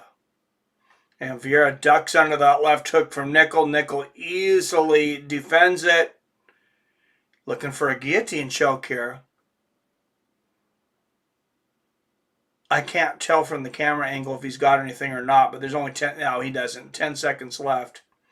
7. Oh, there's some big left uppercuts from underneath. Big knee for Bo Niickal.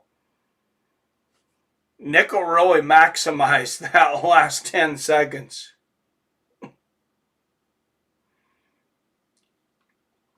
Coastal cities, particularly in these states and DC, are the most expensive for renters, often driven by high-paying industries and limited housing supply.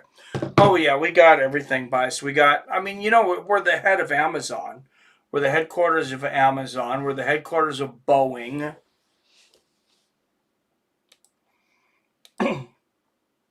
We're the headquarters of Microsoft. I mean, yeah, we got a lot of shit here. We got the headquarters of Nintendo in Redmond, which is just about 25 minutes from me. It's amazing we can get anywhere. Our core group needs our own reality show. Think about Wyatt and Jason together. That would be fun. Wyatt and Jason together equals international federal conspiracy charges. I love Colorado. I've never been. I definitely need to make it there.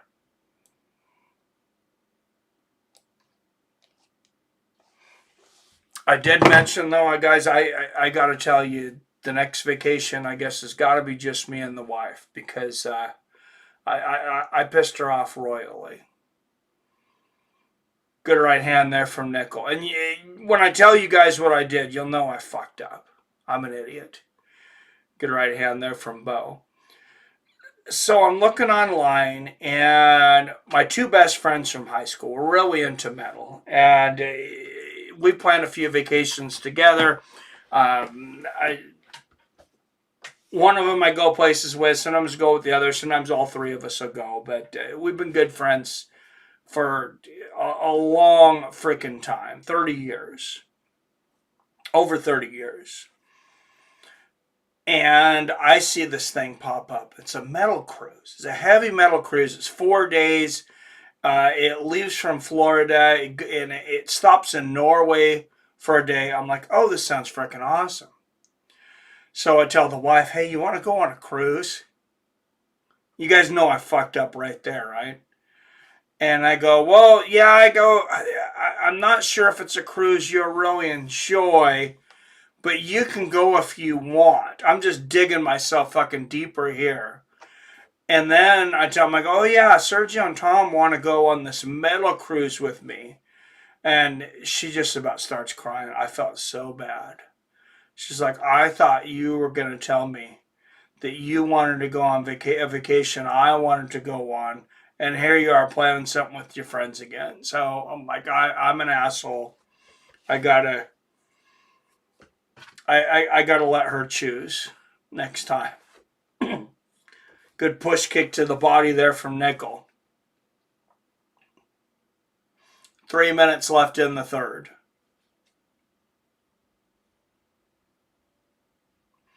I felt pretty bad about that one. My wife is a lot better than me, and I do not want to upset her. Good right hand to the body there from Viera. Oh, nice left uppercut and the right hand behind. Oh my goodness! Bo Niickal!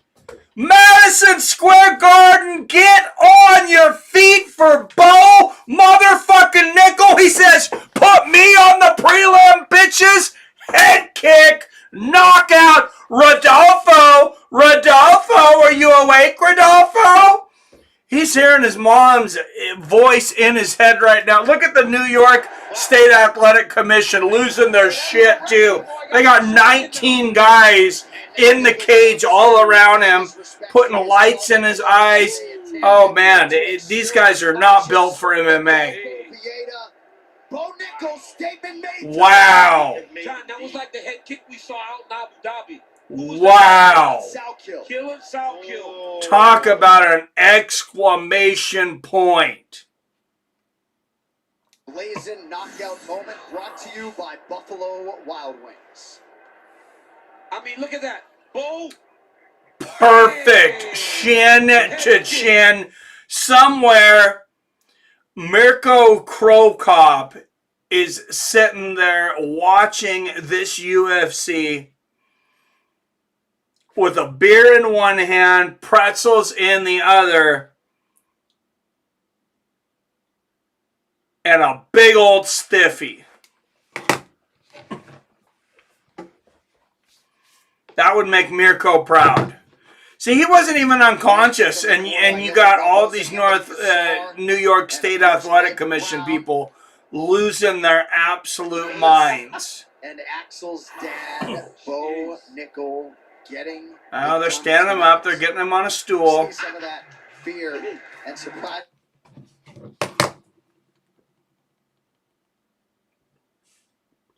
Jason. Dude, you see those godhead fucking Hebrew doctors around that fucking... That's what I was just saying, dude. They literally have like 19. They're perfectly fine with genociding motherfuckers and gang raping women and having a country known for outdoor defecation, rape, murder, and world fucking dominance. But one fucking dude gets knocked out and God for fucking bit a fight, and there's a fucking issue. He wasn't even unconscious. He might have been for just a second, but when they went back to him, he wasn't even unconscious. They got the freaking flashlights in his eyes and everything else. Yeah. Oh no, a white man touched someone who wasn't white. Oh my God. Oh, call Kofi Annan. Call Kofi Annan. But how they bounce back from their loss. Right.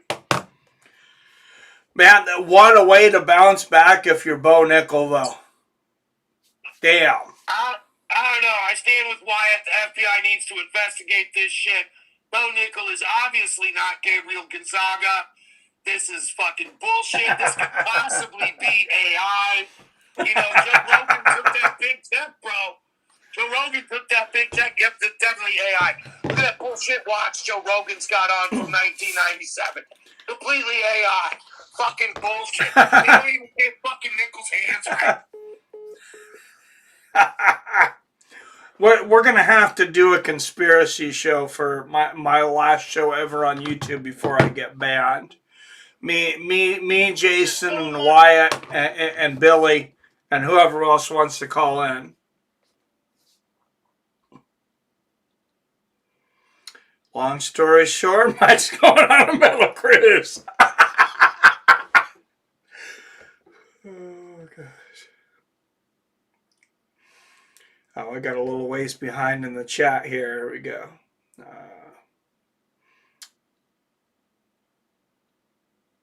For the reality show, Billy says, I nominate PBR Street Gang. I like it. I love Colorado.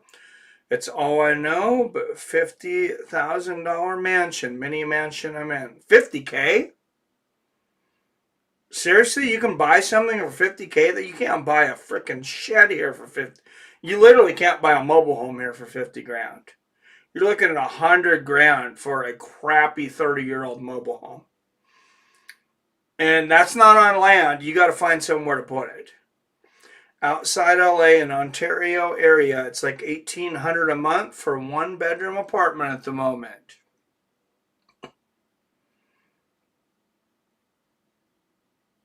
Yeah, I believe it. I believe it. Yeah, that's about what Seattle's like. Like, you must live in a suburb of Seattle. Yeah, I'm a ways. Oh yeah, hell no, I'm not. Hell no, am I paying those rates? But we bought in 2011.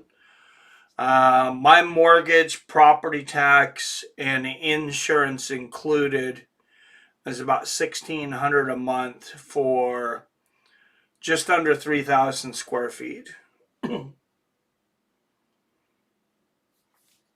3,000 square feet, I mean. This is Jason. Huh.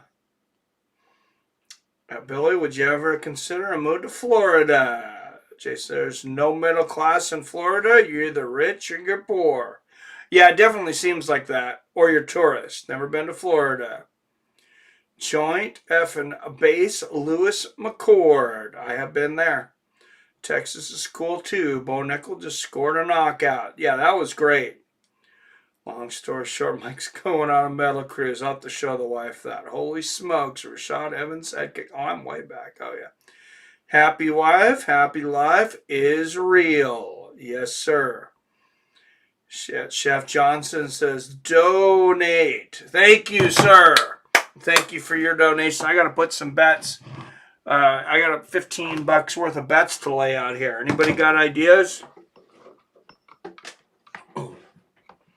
Chef Johnson says, put it on what you want. So the first person to give me a bet they want, I'll throw $5 on it.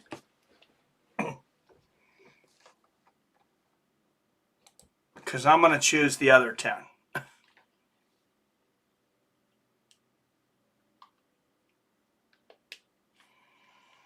I can't wait till this is all on Paramount.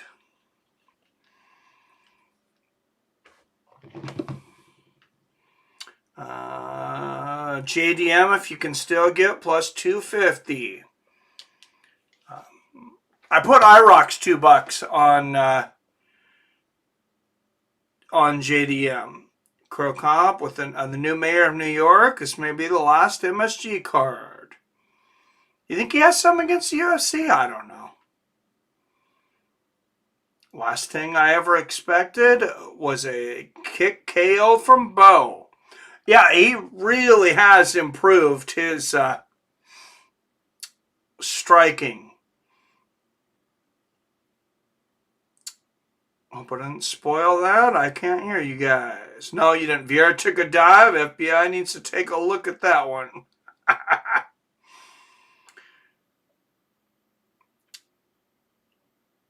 Shevchenko by KO plus 750. Seriously? Damn. Oh, Jason has put the 20 on JDM, making it to the second round. Thank you for the super chat, Jason. I can't bet props, though, because I can only bet on Robinhood. So they have like this workaround where you have to buy it on a contract. Trying to think what I could do that was close. I can live bet it.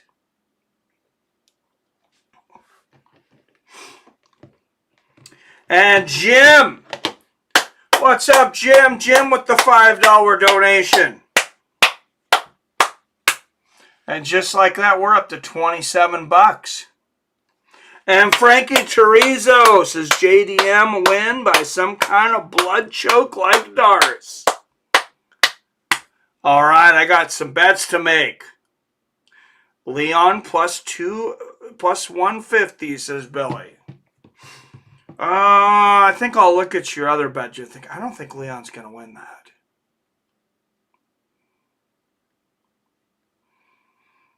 Oh, I can't bet Shevchenko by knockout, though. So, I'll put a few bucks on Leon.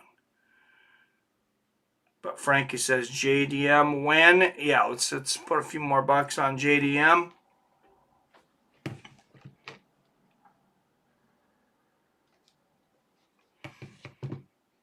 First, we'll give everybody credit for all the donations.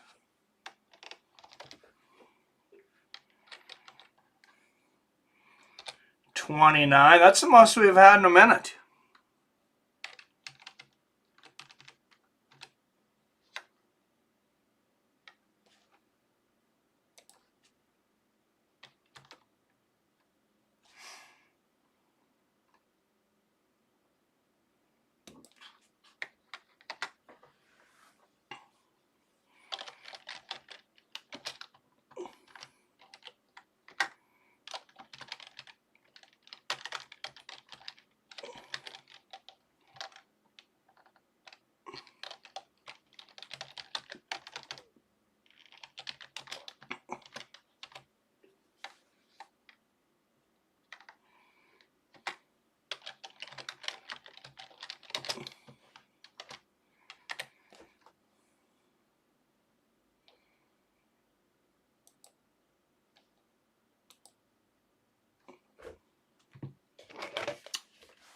Sean Brady to win. I like that one. This card is so sick. Yes, I will put some money on Brady.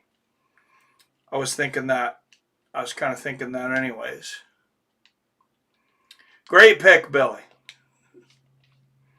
Michael Morales is the beast, though. I did watch some of his fights. Wyatt was telling me I needed to watch some of his fights. And, yeah, he's incredible. The dude brings it. I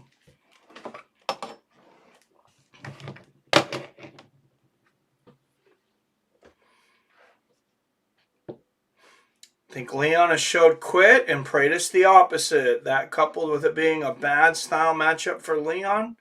Leon may be a more skilled fighter, but I feel the dog and Prates going to refuse to lose. Yeah, that's my thoughts. All right, says Mike, remember when you got... when we got you to that super high goal and you ate the edible, that was a legendary night. I still laugh about that. I do remember that. I think it was $100. Put money on Broncos to beat the Chiefs. I'll have to look at that one later. But yeah, I'll definitely put some money on Brady here. Sean Brady, never Tom Brady. No. Oh, and odds are moving more in the favor of Islam. So I bought Maddelena at 28 cents. It's now 26 cents.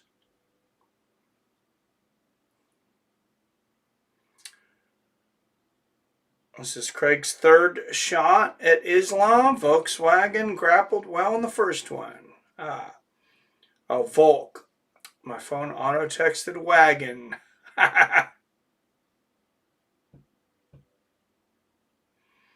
Volk's third shot. No, it's Jack Maddelena versus Islam tonight. They're fighting in the crowd. Sweet.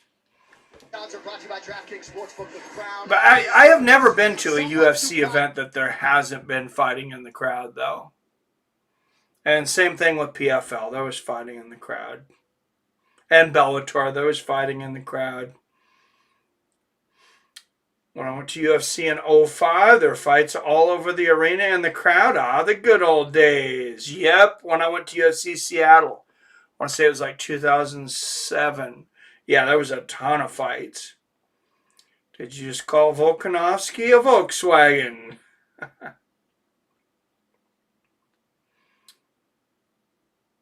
All right, I got to put some money on JDM for Frankie.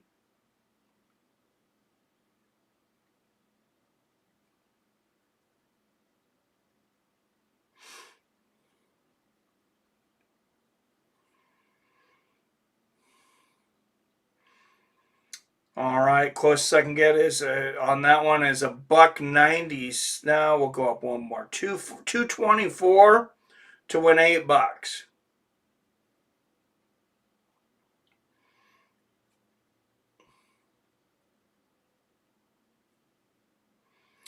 And then we're going to go Sean Brady. I will bring it up on the screen, but you can't do the prediction markets on Robinhood on your desktop. I don't know why. That's stupid.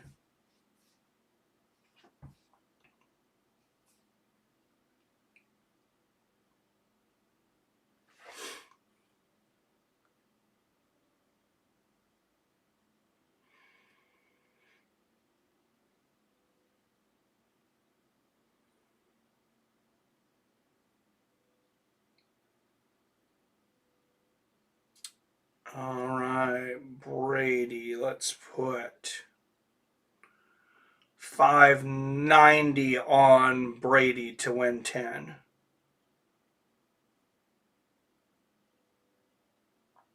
Oh,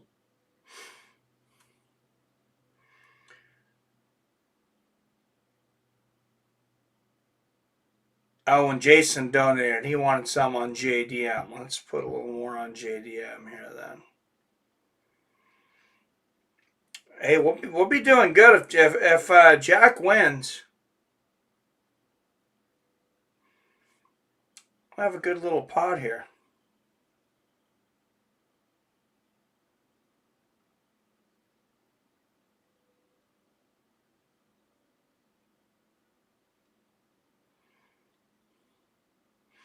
All right, $5.04 on Jack wins $18.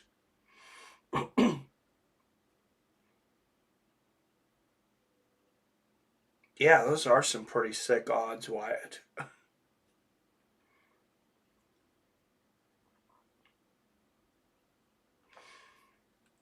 Wyatt, what bets you got tonight? Frank says Craig Jones is the second best grappler on the planet. He is Volk and JDM's coach.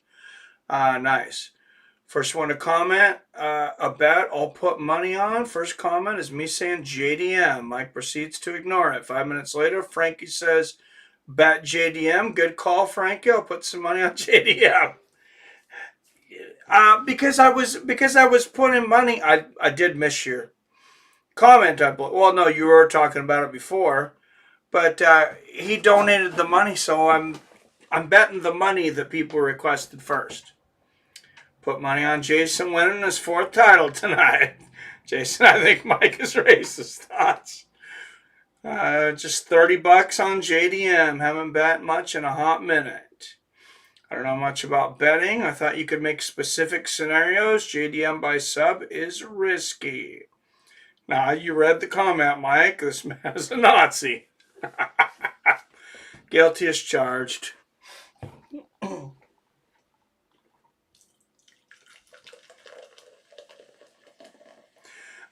Yeah, you can, Frankie. You can bet on specific amounts. Gambling at home is not legal here in Washington State, but Kalshi and Robinhood have created a workaround.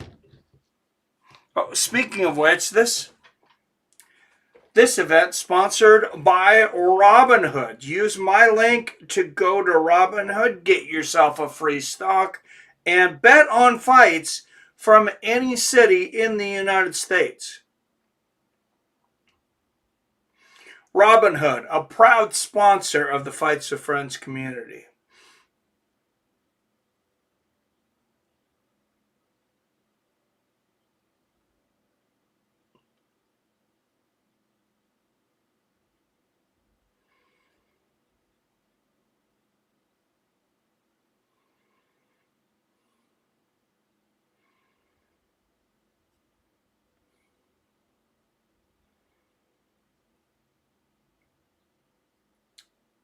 All right, here is the link. If you click my link, you will get a free stock worth at least $5. I'll get a stock worth at least $5. And if you want to, you can immediately sell that stock and bet the $5 on sports, which is what I would do.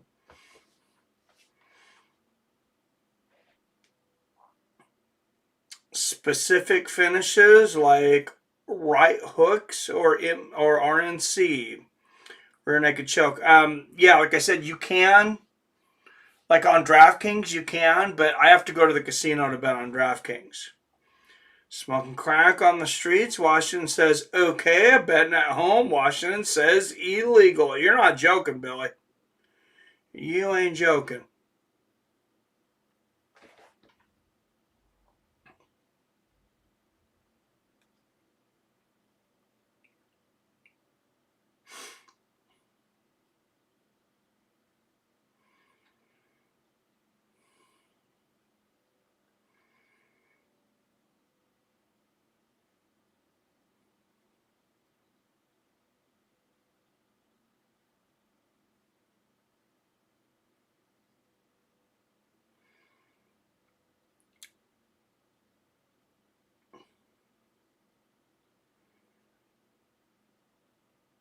Here we go. Refer a friend.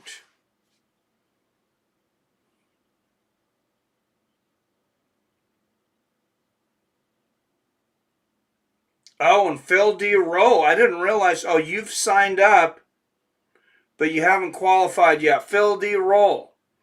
It looks like you have to finish your sign up, and you'll get your free bets.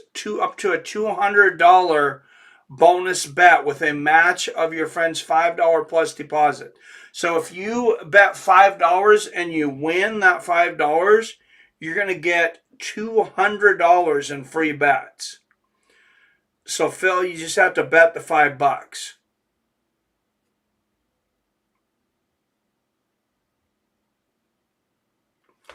Thank you, Billy.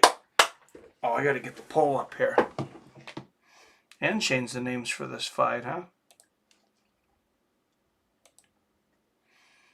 Man, this is my sleeper for a fight of the night, guys. Sean Brady. Oh, no, this isn't Sean Brady. That's the next one. This is BSD. This is Benoit Saint Denis versus Beneil Dariush. That's right.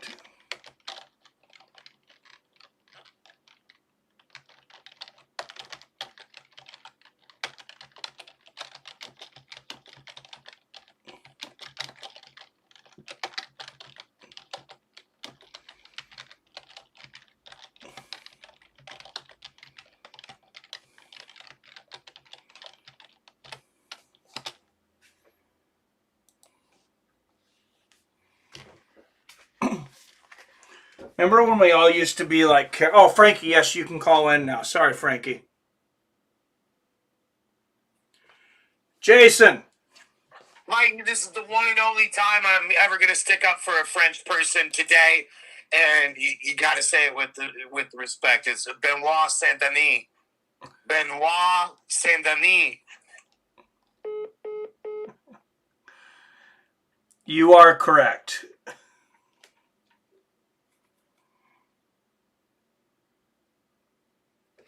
Frankie, what's up, my man?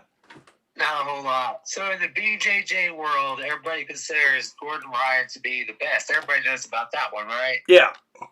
Well, the guy that he considers second best is dude named Craig Jones, the Australian. Oh yeah, I'm a Craig Jones fan.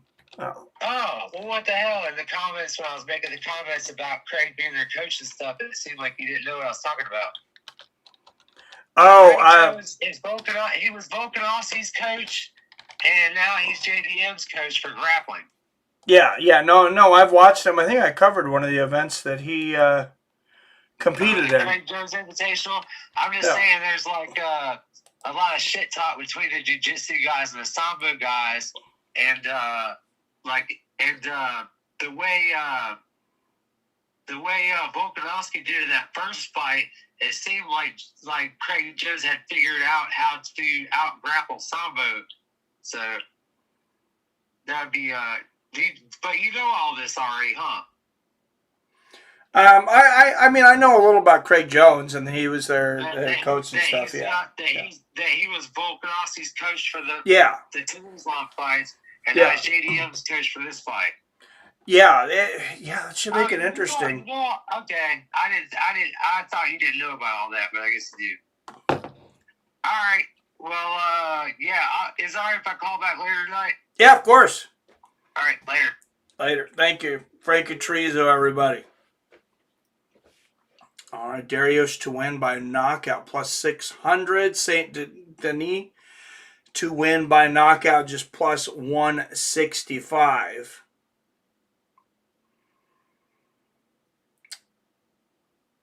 LFG, BSD, time to implement that immigrant special forces mentality.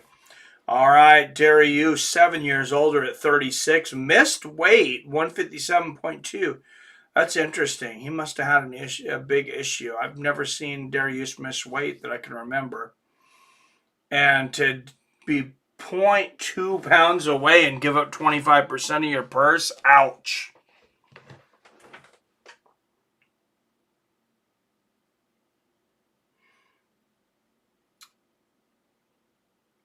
All right, I'm going to put some more. Oh, why don't I put a little money down on BSD here?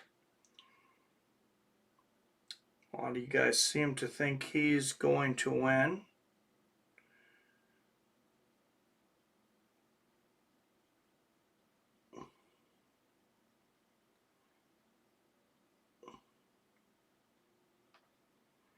Oh, if I still can. I was on DraftKings instead of Robinhood.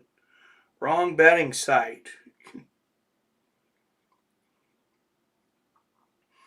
All right, out of the blue corner, a minus 200 favorite out of Paris, France. 15 wins against 3 losses. Presenting the number 13th ranked lightweight in the world, Benoit Saint Denis.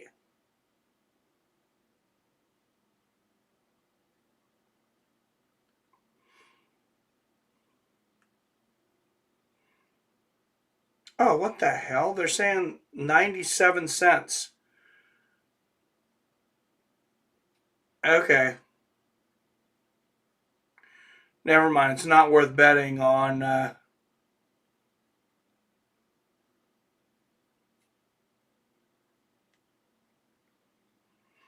Not really worth betting on Denis. And out of the other corner, old man Beneil Dariush, who I have a feeling is about to get decimated. Beneil just needs to become a pastor at this point, coming out to gospel music every fight, all his post-fight interviews. He praises Jesus every second. There's a heck of a lot more money in that. You have to completely sell out, though, because like the legit pastors, they don't make a lot of money. Most of them have second jobs. But if you want to be an evangelist, you want to be a, what do they call them now? There's a word for it. I can't think of the word for it right now. Anyways, good inside leg kick for Beneil Dariush to start things out. Oh, beautiful leg kick for Dariush. Oh, and Denis with the left hook, and Dariush is out. It's over. Wow.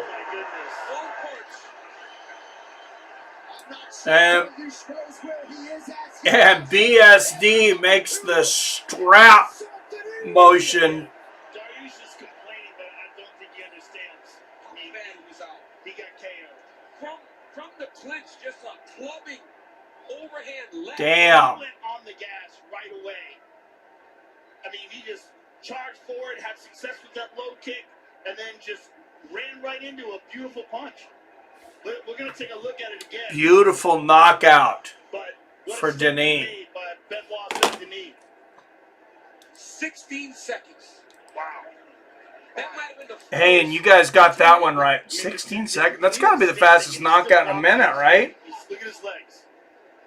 You guys remember a faster knockout this year? I definitely can't think of a faster knockout this year. 2 shots in every kick. Right here, you see Beneil lands a beautiful leg Yeah, kick. Beneil. That was a really good. Oh, and that left uppercut from underneath. There's the knee. Left hand over the top. from Dariush, and he headbutted and went out for just a moment. I mean, he just clubs him right Yep, in the ear. That's one of those right on the that temple. just shuts you off. Well, it did look like Beneil potentially. And Herb immediately pulls him off. It was hard to tell because it was all happening so fast. We're looking at it in slow motion. So it's the one shot. Oh, he hits him again. And I think that's why Herb. plants. Yeah, he's done already. Yeah, you're hurt. Didn't you see that visual? Jason. Yeah. Wow. Benoit Saint-Denis. Isn't that what I just said? No, that's what you said. I'm just repeating it. I'm putting respect. I'm putting some respect on his name. That was a hell of a knockout. And you know me. I tell everybody the biggest color on the French tricolor is white, because them shits love to surrender. But this motherfucker wasn't losing to some SoCal soy boy today, baby. Not today. Oh, yeah. Wow. No, that was some good stuff. That's the fastest knockout I can think of that we've seen in a while. Yeah. It's got to be over a year, right? Yeah, definitely quicker than the Reebok KO of all the UFC roster fighters. Yeah. Yeah, I'm gonna fuck off. But I just wanted to swing on this Frenchman's nuts for a second or two, live on YouTube, on Fights with Friends, with the greatest commentator of all time, Mike Big Dick Benedict. Oh, you're too kind. You guys remember when we used to be scared of YouTube? You used to like self-censor and not want to say certain swear words or really give our whole opinion and different things. And then it's all YouTube's fault. You know, they put us in a box. They censored us. What is it you call it? They stifle. It's a better, I can't think of the word. It's not shadow banned exactly, but they don't help you grow. They stop referring you. Anyways, when they stopped doing that, they just empowered us to take over. Because now, anybody says whatever the hell they want to say. That's all YouTube's fault. Hey, we were playing by the rules.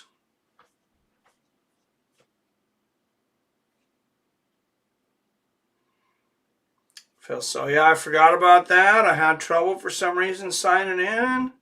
I can't remember why. Huh. Okay. Yeah, I mean, check it out again. You can get your $200 to bet. Mike's drunk, Frankie. Not only does he not remember Craig Jones, he thinks Volkanovski is a bloody Volkswagen Caravan. I'm not the one who wrote Volkswagen in there. Caravan and Periwinkle Blue. Yeah, I got the Frenchman, says Phil. What's up, R. Luttrell? I've seen your streams in a while. Yeah, I took a few off. I definitely try to make sure to get all the pay-per-views. But, yeah, it's tough to make every fight night anymore. So Mike Makano smashed BSD and Dariush beat Makano. So I go Benny.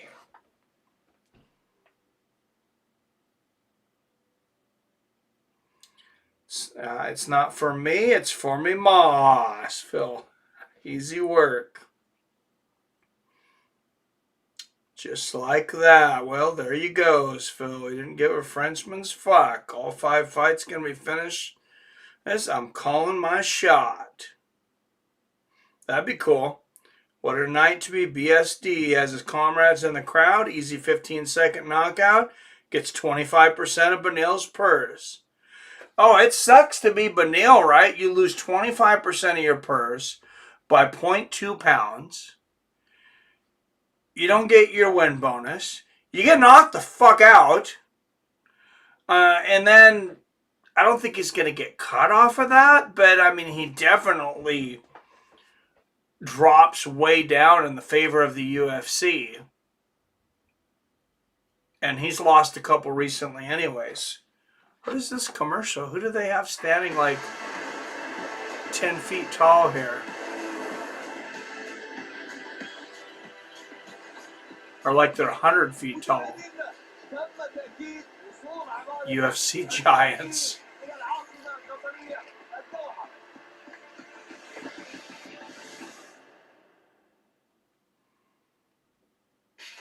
Huh.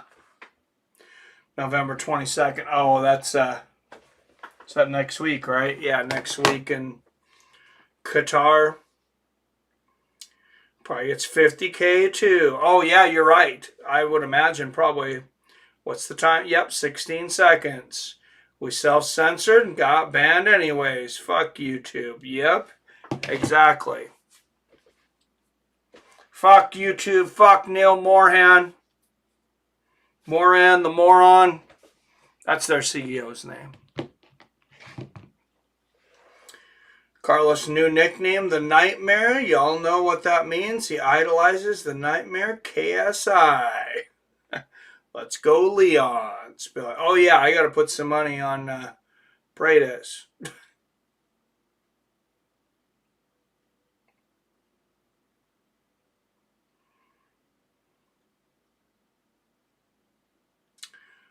We'll put $5 on Prates. There we go. Closest we can get is $4.96 to win $8.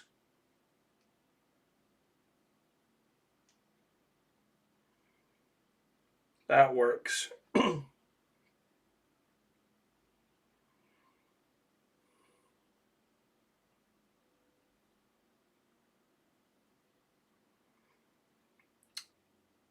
We already got a little on Brady. That's the next fight. Sean Brady and Michael Morales. Put some on Zhang.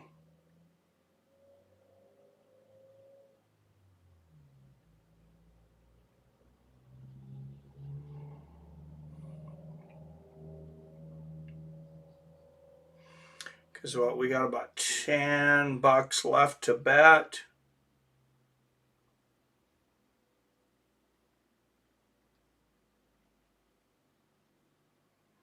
All right, $10.12 wins $22 on Weili Zhang.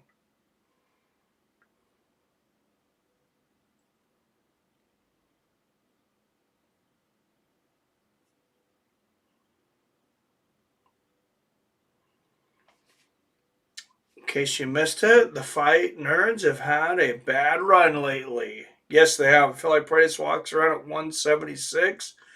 But his praying mantis build lets him fight at 170. And 6 pounds is not all that much heavier. Are you trying to say he doesn't cut much weight?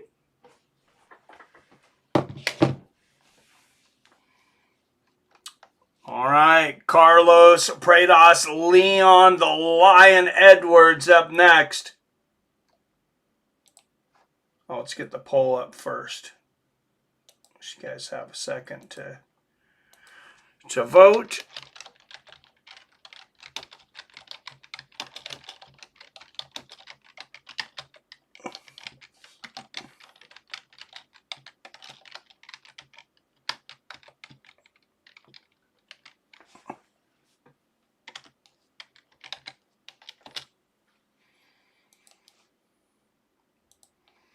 And we've had, let's go to the picks. What do we have? 1-1 in our last two, I think it was.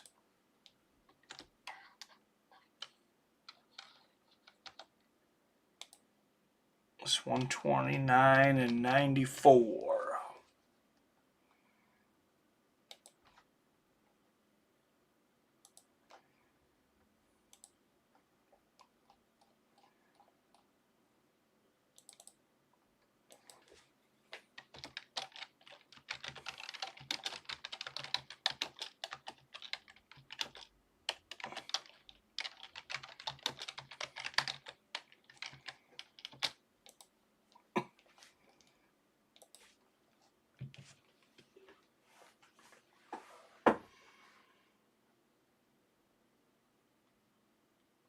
He's tiny, so it looks like he's a bit bigger for this one, but still small. Leon been hanging with Marab's doctor, so who knows? Mike, what betting service are you using? How do they pay out? I'm using Robinhood, which goes through contracts. It's kind of a workaround. And you actually get a little better odds than on DraftKings and other places. I get immediate payouts anytime I want them to my bank account. I'm just keeping the money in there right now until I want to pay taxes on it. On my winnings, I've just been, I bet, I lose. I win, I lose. I just keep it in there. But it's Robinhood.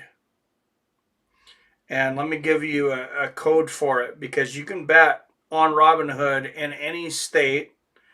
And if you use my referral code, you get a free $5 stock, which if you don't want the stock, you can immediately sell and bet the money on fights. Well, you get a stock worth at least $5, and I get a stock worth at least $5 if you use the link.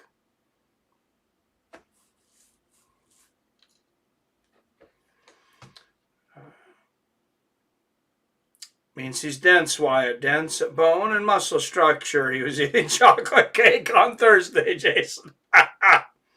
And he said he didn't cut weight for his UFC debut. Dent, see that big exhaling, huh? He just did. Big City Lights. Think might have gotten to Prates. Edwards looks ready. Leon, KO round 2.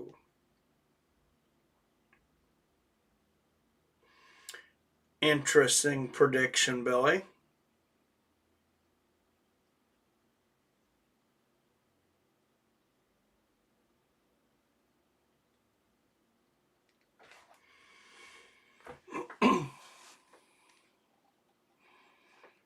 All right, anybody who hasn't hit that like and share button, hit that. If you want to donate, hit that donation button, and you can tell me what fight you want me to bet on with the money. We got quite a few bets out there already tonight. Chef Johnson, Jim, Jason Kagan, Frankie, and IROC, thank you for all the donations.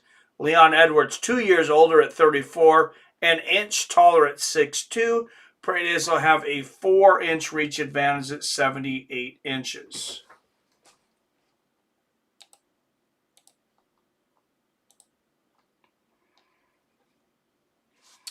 And first out of the blue corner, a -150 favorite out of Tubate, Brazil.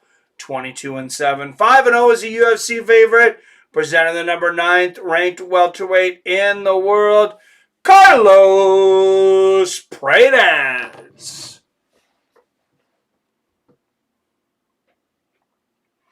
One of the popular fight nerds. Prates smokes more than I do. This is Ziggy. I'm going to go Carlos by KO. Pump for this fight. Wyatt, bet you a chicken dance. I got Leon. And out of the red corner at +125 underdog out of Birmingham, England. 25 wins against 5 losses. 2-2 as a UFC underdog. Presenting the number 4 ranked welterweight in the world and the former UFC Welterweight Champion of the world, Leon the Lion Edwards.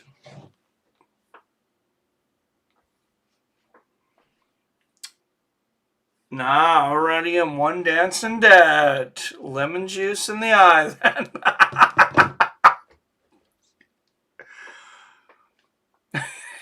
You want to put lemon juice in the eye for a fight bet? Oh, that's hilarious. Oh, man, I think I would just pay out before I put lemon juice in my eye. I know I would.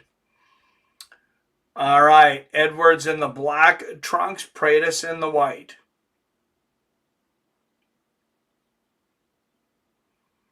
Prates checks the first leg kick from Edwards.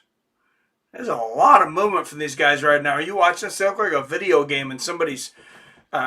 when your stick gets stuck to one side and just moving around like a crackhead. Prates checks another leg kick from Edwards. 4:20 left in the first. Oh, Jason, controversial. Is that Herzog?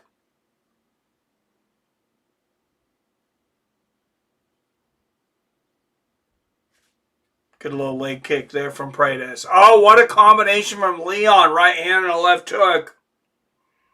Mr. Leon the Lion Edwards.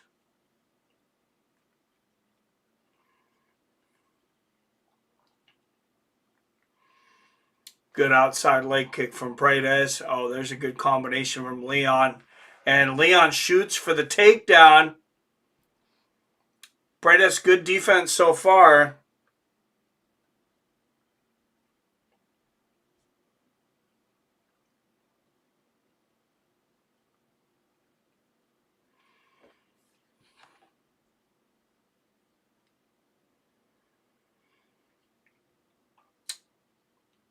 Oh, odds have moved slightly, just 55 on the dollar for Prates that you have to bet, 48 for Leon. I got in at 60 on Prates. 3 minutes left in the first. So it looks like we do have live betting now. Leon just went slightly ahead in the odds. Good knee to the body from Leon.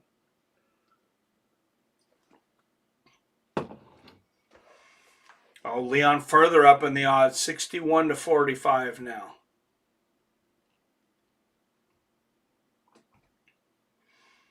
Ref looks like Keith Peterson's son. That's what I was just looking at. Wait, that is Keith Peterson. Isn't it? Or does he look different? Yeah, that is it. Good little leg kick there from Prates.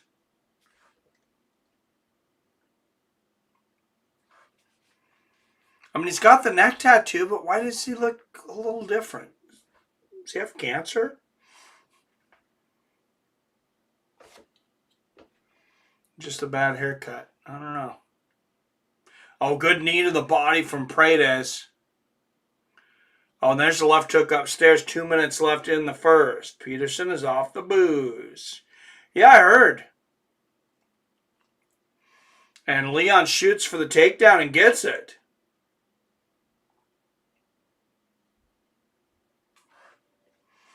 Oh, Leon's got the back. Prates is in trouble here.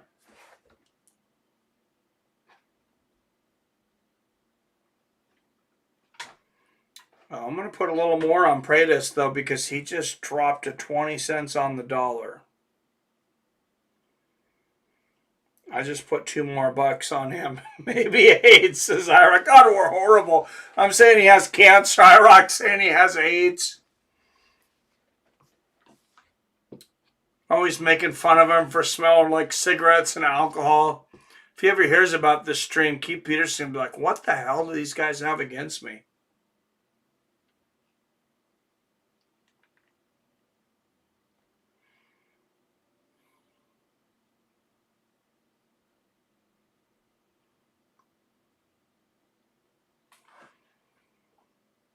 Prates looks weak right now. Oh, is he biting him?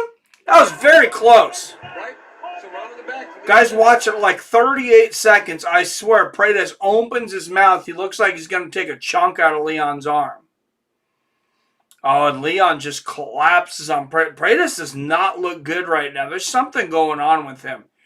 He looks extremely lethargic. And he's grabbing the fence now.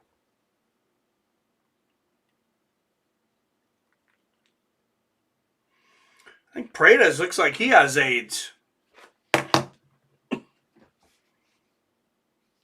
Dominant first round for the former champion Leon Edwards.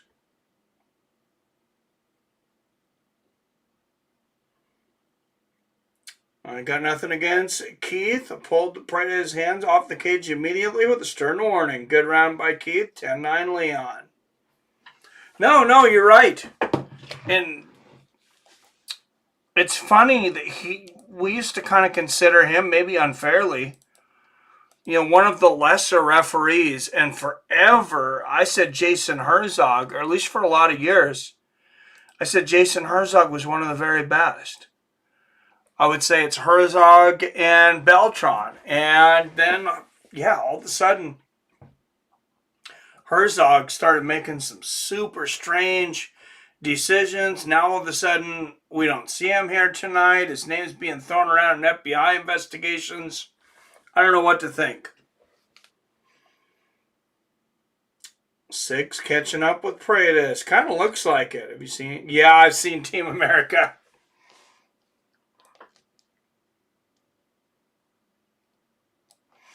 That's a good movie. Matt Damon.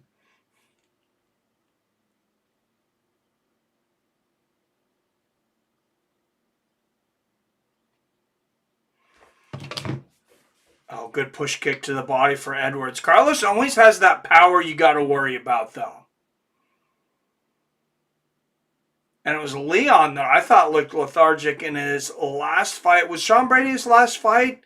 He just got whooped on. 4:30 left in the second. Oh, there's a good low leg kick from Prates. Left hook upstairs from Edwards. 4:20 left in the second.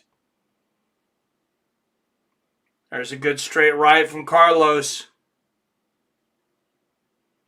Push kick to the knee from Prates, and there's a low leg kick from Prates. Prates hands down. He's looking for something here. Look at him. Leon's calling him in, and Prates has that look like, I got something for you, brother. Oh, nice exchange there. Left hook from Prates, right hand from Leon. There's a good low leg kick from Carlos. Right hand upstairs. There's a straight right.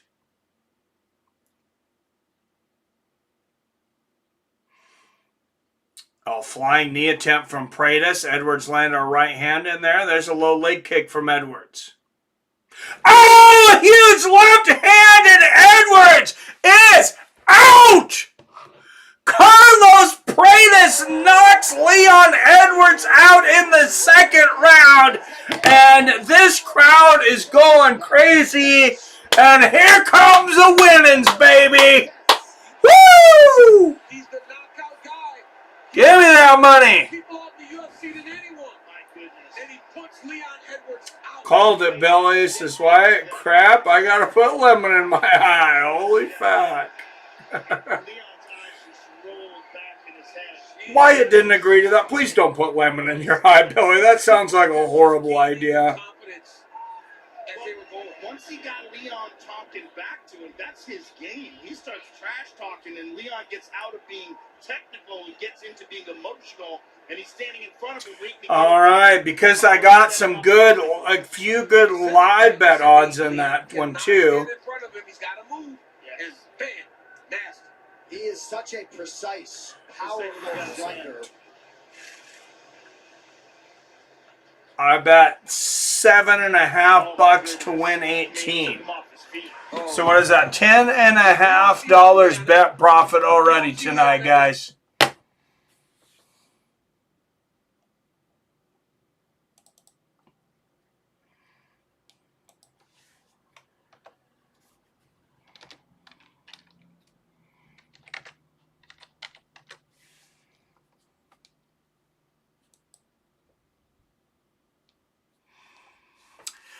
What we were talking about earlier, Wyatt.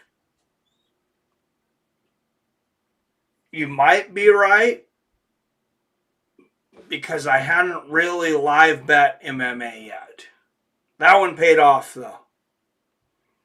Oh, man of my word, video will be sent to put on the channel. I have to go buy a lemon first, though. Oh, man, don't permanently damage your eyeball, Billy.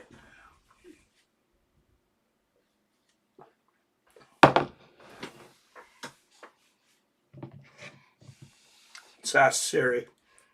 Hey Siri, is it a good idea to put lemon juice in your eye?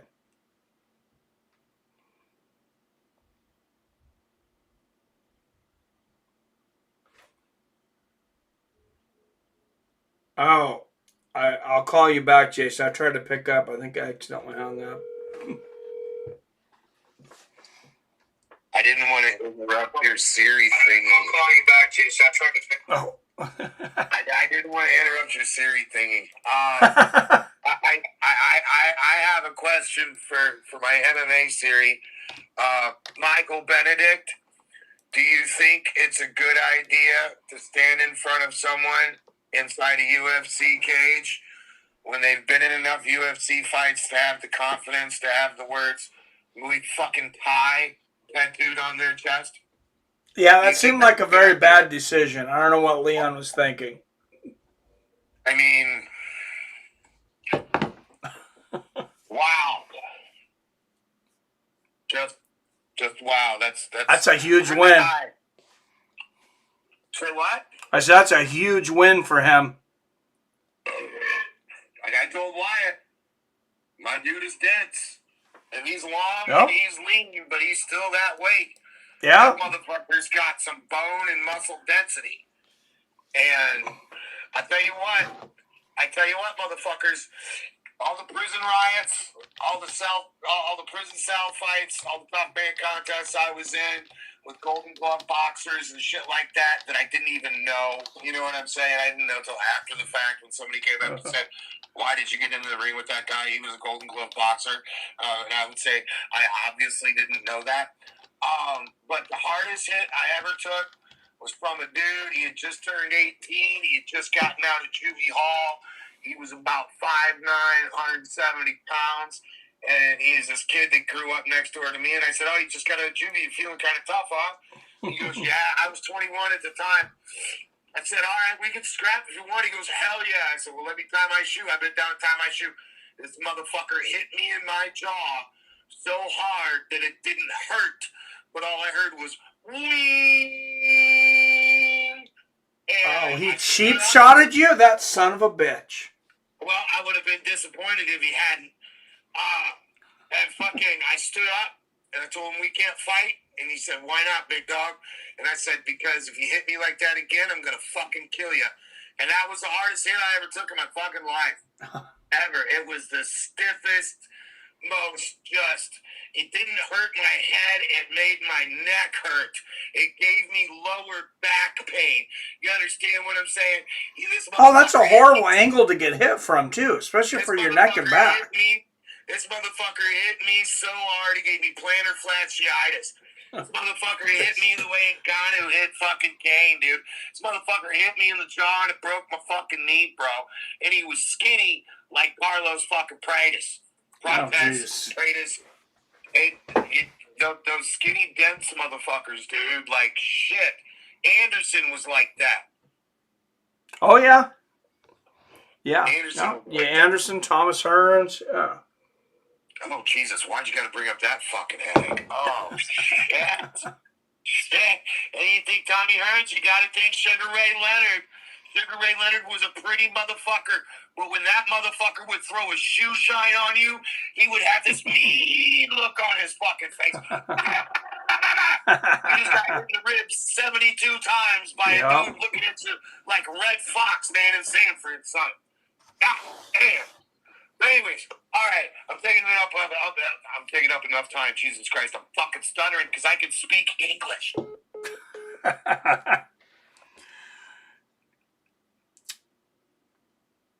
I don't know. I guess maybe it's weird for me to have this code of conduct in the street. But if I've been down to tie my shoe and somebody takes a cheap shot on me, motherfucker, you're going to the hospital. One way or the other, your ass is going to the hospital.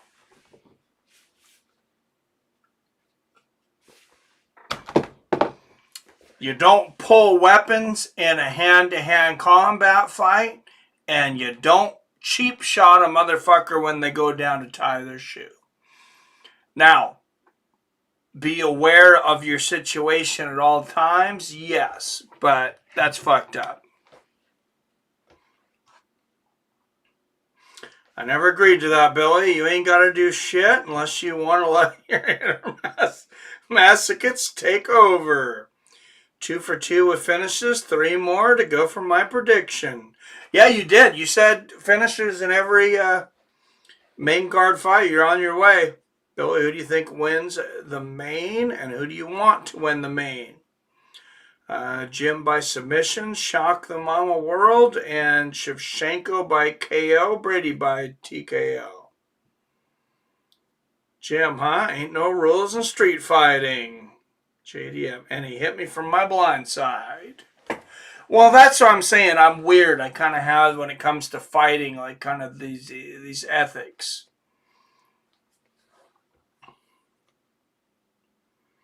My typing is resembling Rob's. Where is Rob? Did Rob pass out? Drunken charge. You have been summoned.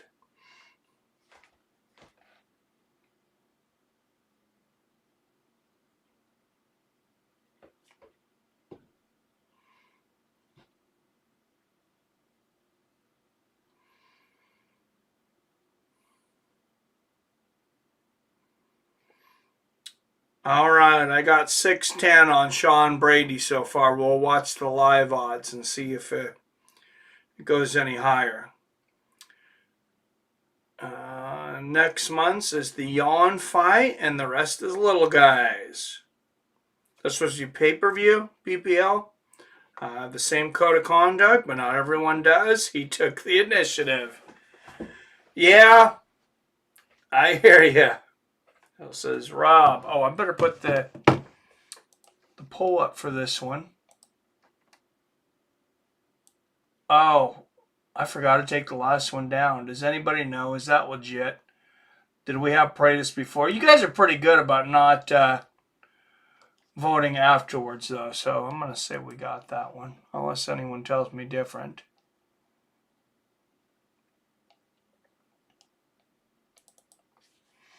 All right, 130 and 94. Damn good record. Don't spoil it. Phil says, I got Brady. Yeah, and I feel weird, like I'm disrespecting Michael Morales so much. He's 10-0. I know he's an absolute stud.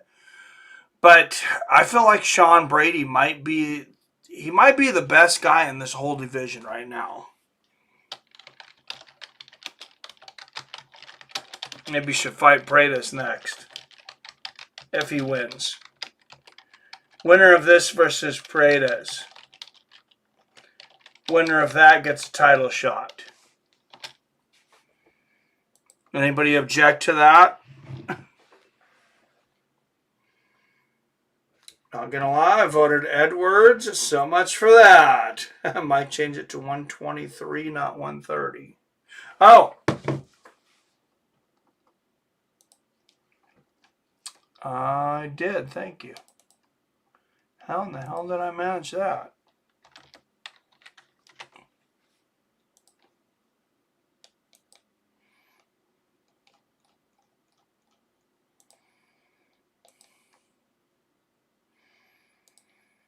No, still 36 fights over 500. Yeah, fights are not easy to predict. We lost wins. After thinking about it, I think Val wins. The reach, the skill, the size, I think we'll overcome Weili's athleticism. Gonna be a banger. Close fight in my head. Yeah, I don't think I'd put in enough emphasis on the reach of Shevchenko. That's still a coin flip. Like, yeah, that is such a hard fight to predict. If one of them was a huge favorite on the betting odds, I might bet it then.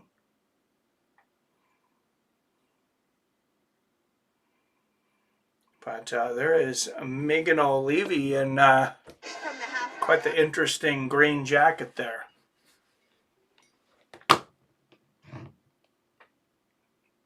Bet live on Brady. That's what I was thinking of. Look at it and see what happens with the odds. How does Morales make 170? Jesus. Oh, yeah, he is a big boy. He definitely looks like a middleweight now.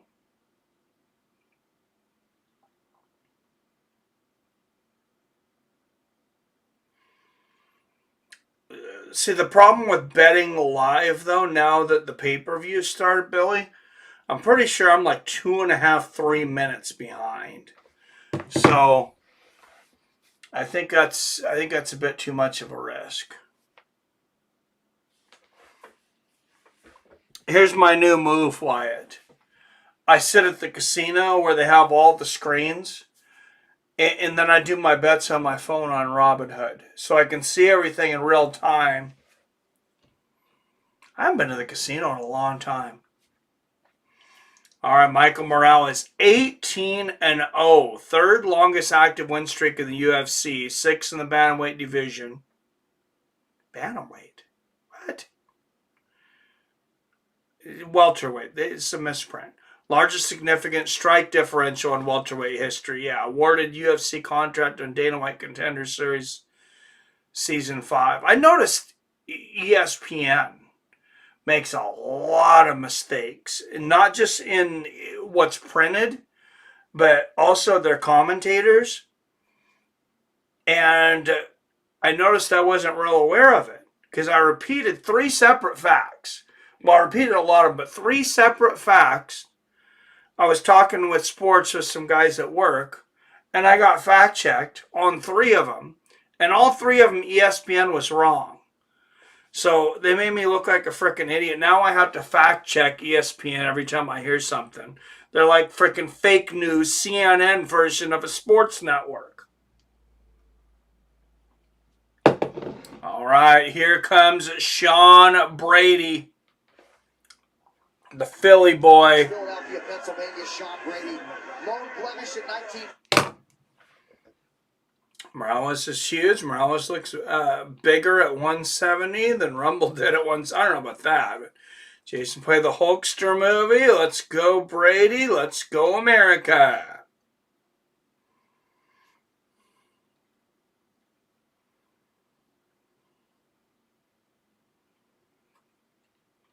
Oh, come on, man. He's from Philly. Former Cage Fury Fighting Championship, welterweight champion, 3-fight win streak, 3rd highest significant strike accuracy, 31-2 UFC takedown ratio. No, he's from Philly, though. She's got to go Rocky.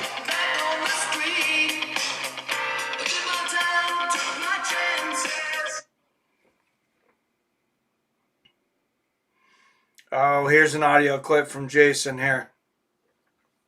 What do we got here? ESPN is owned by CNN, bro. That's who the fuck. That's where that one is. Oh my god. Oh my god. It's Ted Turner, bro. It's fucking Ted Turner. Disney bought everything, but it's fucking Ted Turner. How in the fuck are you not gonna? Oh my god. Oh my. Ruby Ridge.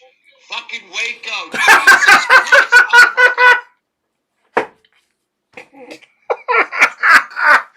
Jason just managed to compare ESPN to Waco and Ruby Ridge. God damn it, I love you. Oh my god. Mortal Kombat. Yes, sir. Ted Turner likes eating ass. Tail of the tape says 5'10 Brady, 6 foot Morales. I don't think this is a 2-inch height edge. Guess we'll see. Thought it was more like 4. All right, Sean Brady, 7 years older at 32. Michael Morales, 2 inches taller at 6 feet. Morales will have a 7-inch reach advantage. Yeah, I'm thinking it might be more than a 2-inch height advantage also, Wyatt, but we'll see them stand next to each other.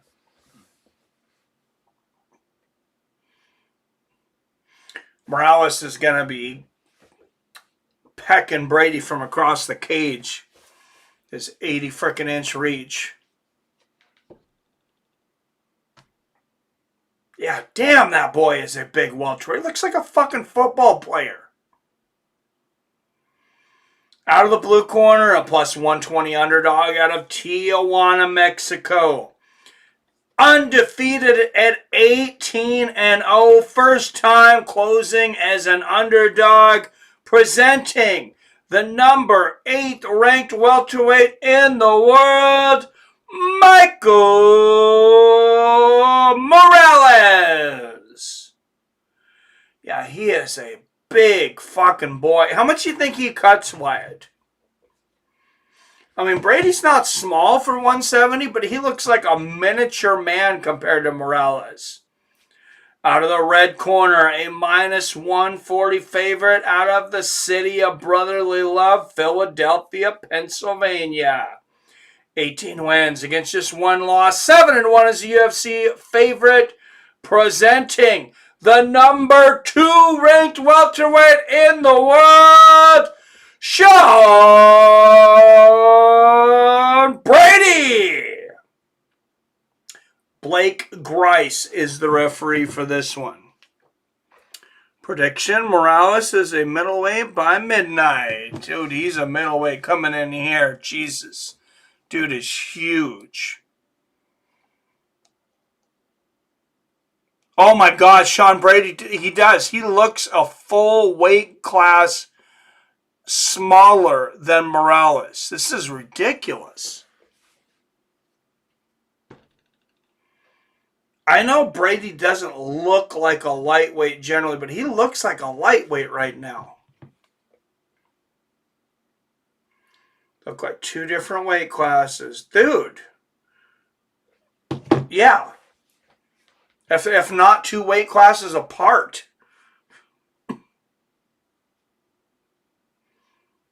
Good little leg kick there from Brady. I don't know that I'm putting any more money on Brady right now. Morales looks like a 205-pounder.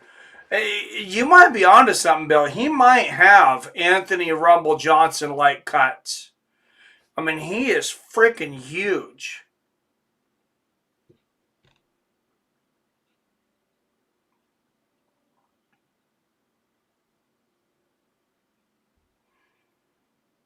Good left hand there from Brady. And he's got that big-ass reach.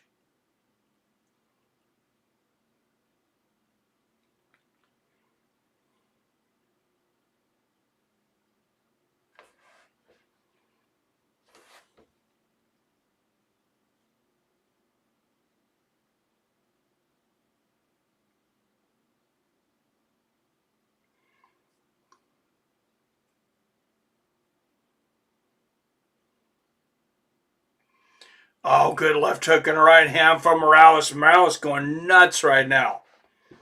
Okay, I did put a little bit more on Brady just because I got him at 30 cents on the dollar. But I only put $3 down.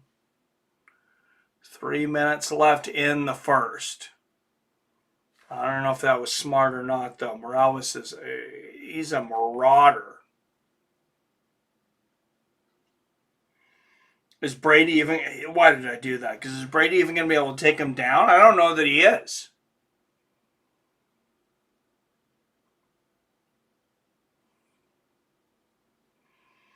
Good right hook there from Morales on the chin.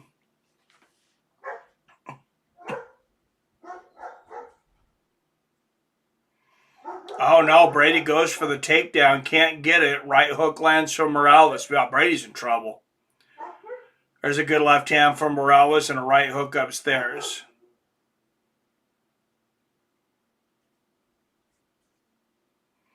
Oh, left hook right off the temple for Brady.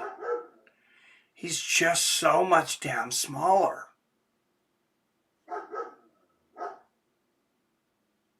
Couple of good jabs there for Brady.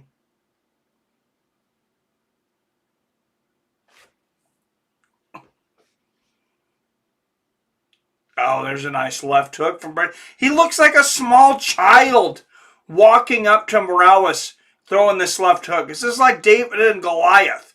Oh, my goodness. Big right hook, left uppercut. Here come the hammer fist.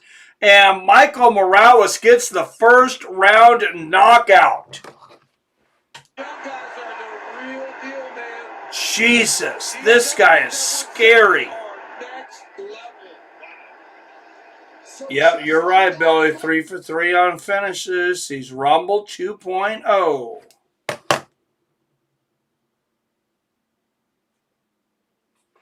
Wyatt, how fucking much does this guy cut?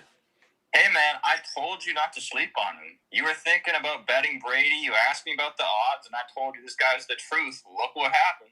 Yeah? Oh, he decimated him. I mean, what do you expect to happen when you're a big 170 fighting a 274-pound man? What do you think's going on? I did not. For a reason. This guy cheated the system. This guy decided, fuck that, I'm not cutting weight. FBI's investigating. I don't give a fuck. I'm paying off the commission. I'm coming in at 274 pounds. Suck my dick. It pretty much looks like that. I had no idea there was going to be that big of a size difference. As soon as I seen him in the cage, I'm like, holy shit. Because the thing is, Brady's a big welterweight. Brady's over 200 pounds walk-around weight. He looks like a lightweight in there compared to Morales. Dude, they just walked to the center of the cage. I see them beside each other. This is ridiculous. He's got it. Like, he's bigger than Yoel Romero. Yeah, well, I was laughing at Billy when he's like, oh, this is like a Anthony Rumble Johnson type cut. And I was like, oh, there's no cuts like that. And then I start looking, I'm like, dude, you're right. Dude, it's equivalent of like Alex Pereira, man. He makes Alex Pereira look like he doesn't cut weight. That's what this is, man. This is a 274-pound man. Like, I am curious. I want to know what he weighed at tonight before they got in the cage. I want to know what their weights were.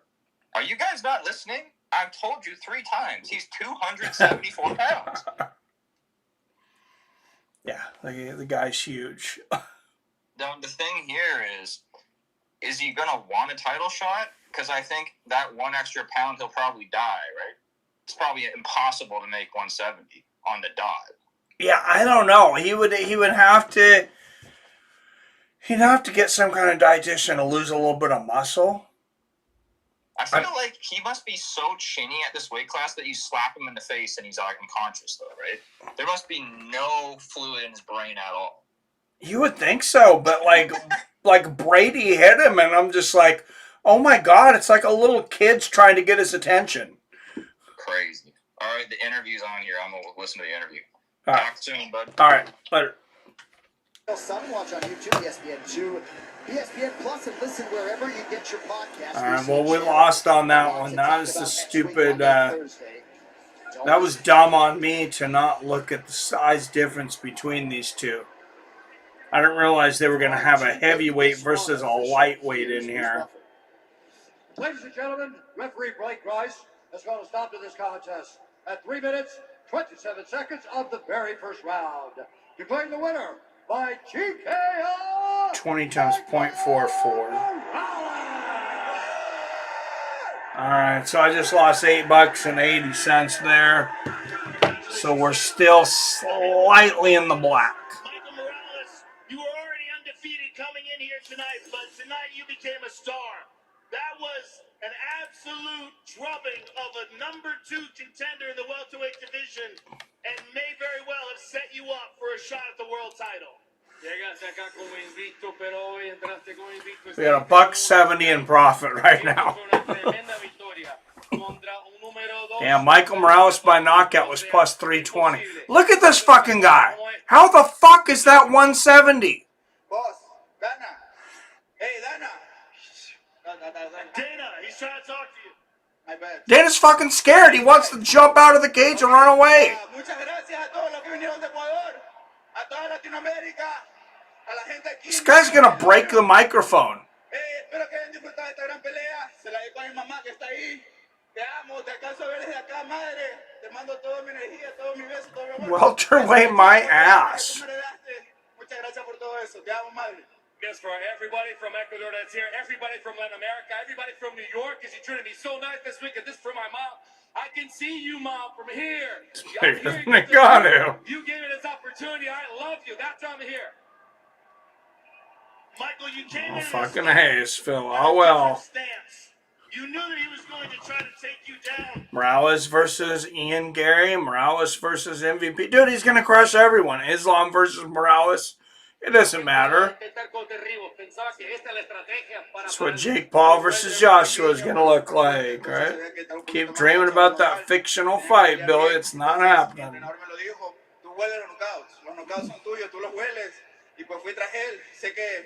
No, estuve un poquito disciplinado al momento de pelear, pero creo que salió muy bien. Todo el mundo lo vio. Venimos a noquear el primer round como lo prometimos. We knew that he was a welterweight. That listen, is a stocky welterweight, somebody that's really strong. So the coach said, keep that center of gravity low, because you know the walkout. You smell knockouts, and that's what's gonna happen. Listen, I got a little undisciplined a little bit, but I think it worked, and I think everybody enjoyed the fight. Everybody enjoyed the fight. tremendously. Congratulations, sir. Ladies and gentlemen, Michael Morales. And his mom. So AJ versus Jake to happen in 2025. I'll do a chicken dance on that. Deal.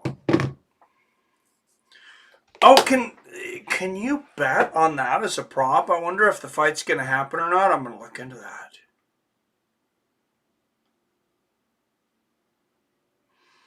Because, yeah, I don't think that fight happens either.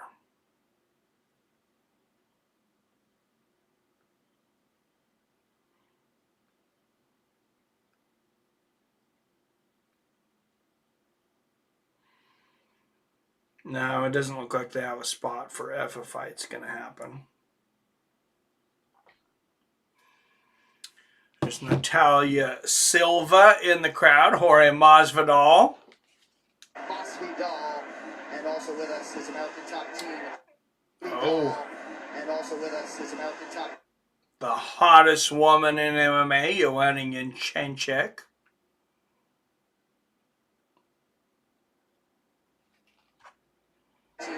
This is not just party food.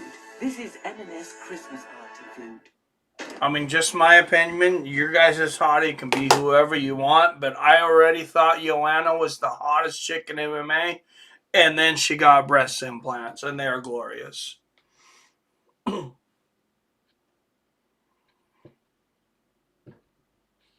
Deal. 1 versus 2 time fight of the year.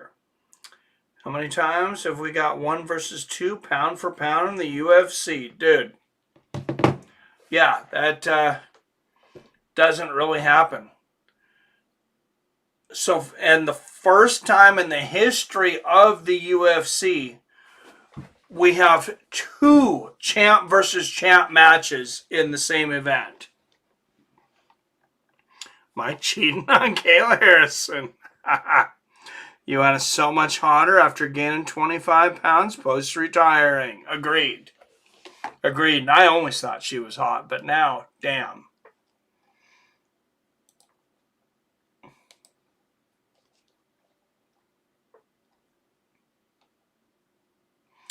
All right, co-main event time already. Tonight's going by quick.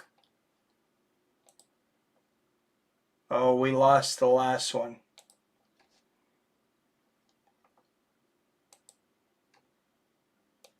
We had Brady on the last one.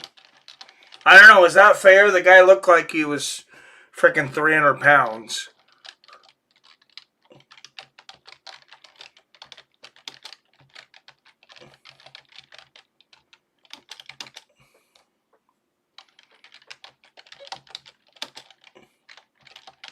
He looked like that damn Robles Dubois guy or whatever, Wyatt, that's going to fight Sam Alvey at Karate Combat. Heavyweight.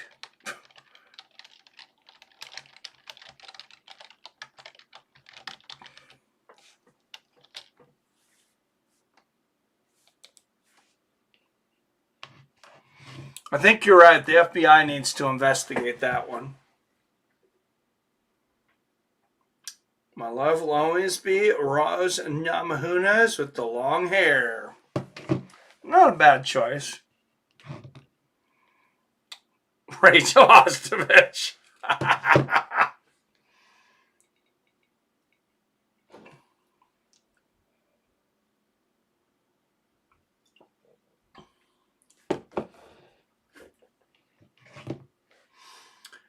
Oh, that's good.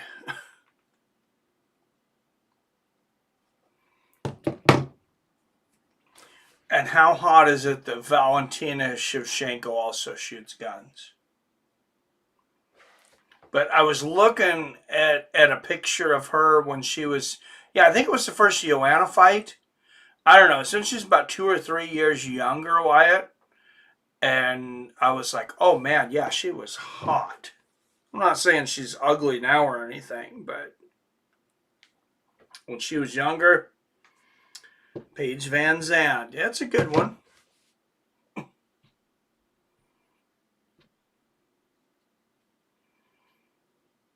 These Russian, Ukrainian women, they don't age quite like the Polish.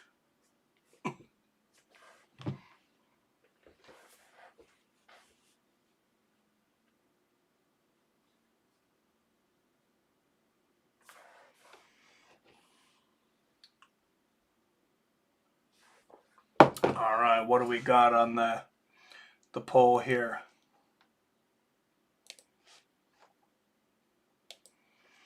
67% Shevchenko.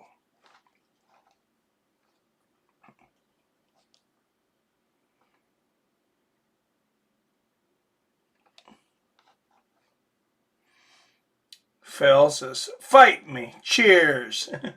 I don't want to fight you, Phil. I know how hard your head is. I've seen you get like 8 concussions just in the videos you send in our group chat. Phil might have to fight over who's a bigger Valentina fan. Gabby Gonzalez is Rob's vote. Yeah, what the hell happened to Rob? I think he passed out hours ago.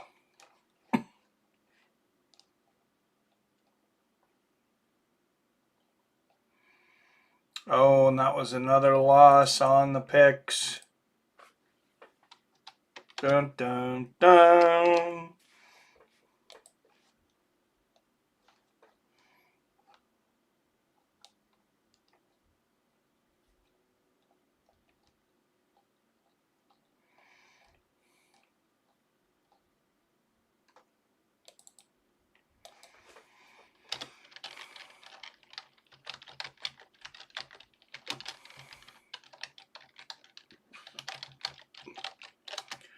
All right, now I feel this is fair when I announce Weili Zhang and when she is the Straweight champion because she never lost it. When we announce Islam Makhachev, he is the lightweight champion. Because back in the day, Dana would have let these guys go up in fight. He let DC do it. He let Conor do it. Now he's making them relinquish their belts. But technically, Weili's still the lineal champion. She didn't lose it. Islam's still the lineal champion at lightweight. That's the lightweight champion walking down, or excuse me, strawweight champion. Valentina was way hotter at 135. Oh, yeah, you're right. She lost the thick thighs and big ass, all because she got robbed against Nunez. Jason. We want to talk about lineal champions, Mr. Benedict. You want to talk about communists. You want to talk about Soviets. You don't talk about Francis Ngannou, though. He is the lineal heavyweight champion. He is the lineal heavyweight champion. I didn't hear you talk about the one fighter who never lost a round in his entire career. The lineal middleweight and light heavyweight champion of the world. He took the strap from John Jones. John Jones cheated, found a workaround from that broken toe, okay? And was able to fuck Chael Sonnen out of his belt without an eye poke, which I got to give John Jones credit for. You want to talk about lineal champs, but you don't bring up the GOAT, Chael P. Sonnen. He's not fighting tonight. You talking about lineal champions, and I just went with it. We got a commie of very androgynous origins, I might add, but it's not her fault. She comes from a gingerbread house cookie cutter fucking race. That's not my fault. I'm not judging him, her, they, or them for it. Okay? And I'm definitely not judging the little hat people's current favorite toy civilization to play with. Having said that, I'm betting it all on Dana tonight. All on Dana. Francis is scared of Jake. Oh, yeah, I don't think so, Zay. Nah, Weili is dope, but I'll cheer for Val till she retires. No, I get it. I love Val. When it comes to betting, though, I mean, my biases go out the window.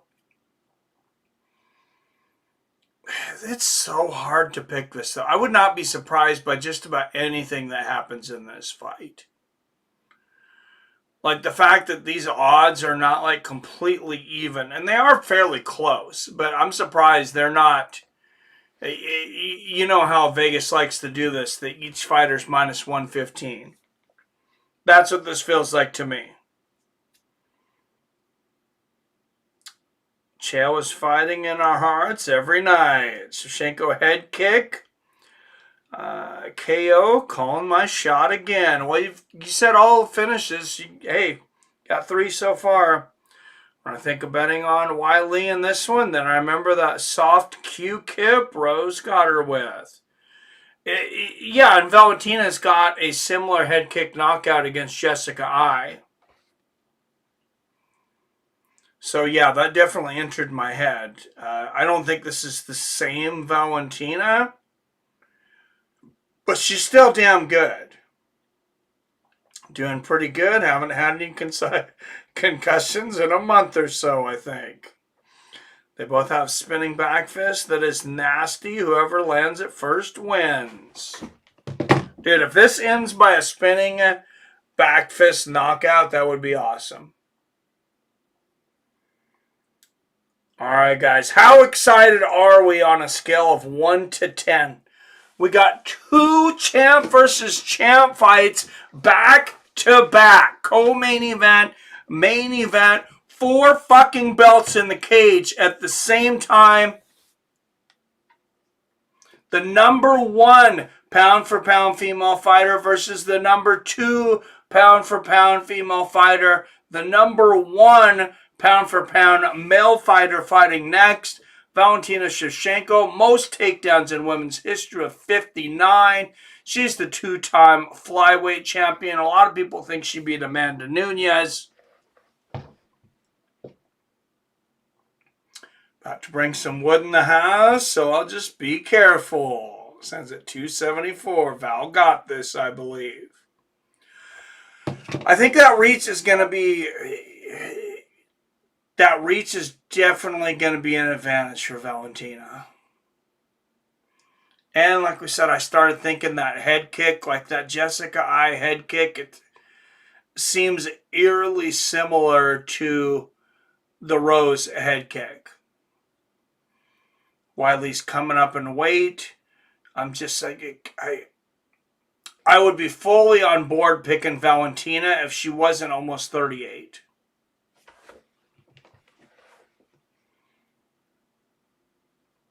I like Weili. She's great, but I can't call it against the bullet. It should be a good one. Is it white communist, or are you secretly rooting for Zhang? She's old, but she's the GOAT. Now, Wyatt's been trying to escape the communist, the People's Communist Republic of Canada. I think he's trying to get over here, aren't you, Wyatt? But they won't let him. All right, 57% to 43% in favor of Shevchenko at the moment. So if you haven't voted, make sure and do that.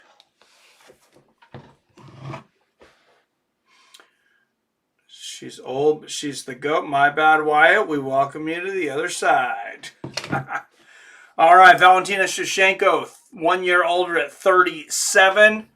1 inch taller at 5'5", and Valentina will have a 3.5 inch reach advantage at 66.5 inches. Now, I have to mention Weili just turned 36 a couple months ago. Valentina will be 38 in 4 months, so it's almost a 2-year difference.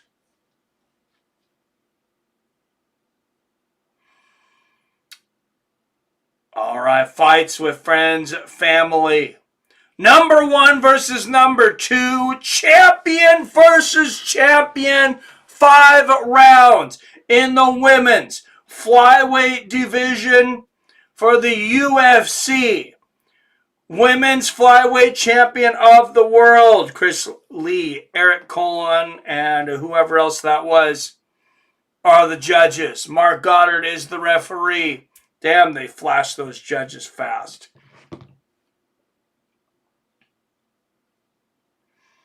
Wyatt, we will find you a thick country girl to marry you, and you can come on down. Cheers. Out of the blue corner, a plus 125 underdog out of Communist China.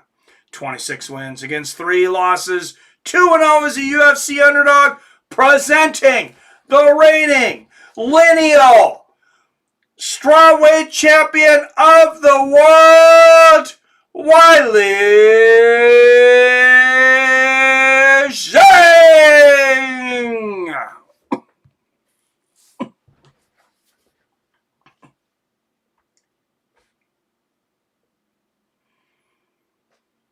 And out of the red corner, she is a minus 150 favorite out of Bishkek, Kazakhstan.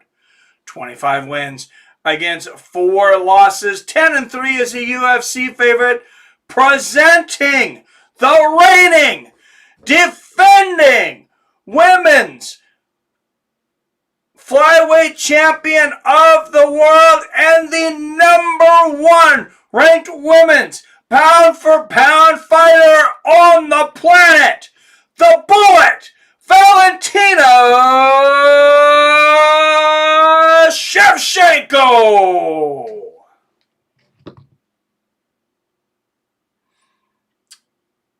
Smoke train, let's go.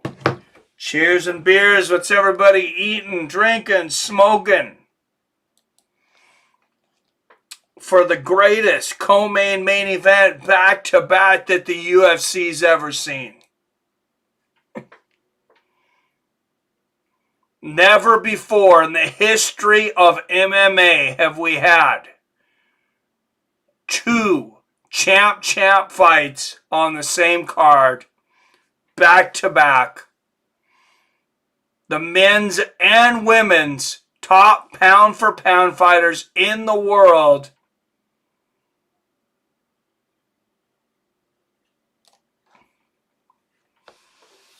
and here we go. Weili starting to put that jab out there as a range fighter. Good low leg kick from Shevchenko. Oh, big right hook from Zhang. I'm actually at 4:30, so there's 15-second difference. I'll try to flip the time clock when it gets to 4 minutes here. 4:22 left. I'm starting to get a little bit of freeze here. One better put $10,000 on Weili Zhang on a plus 114 money line.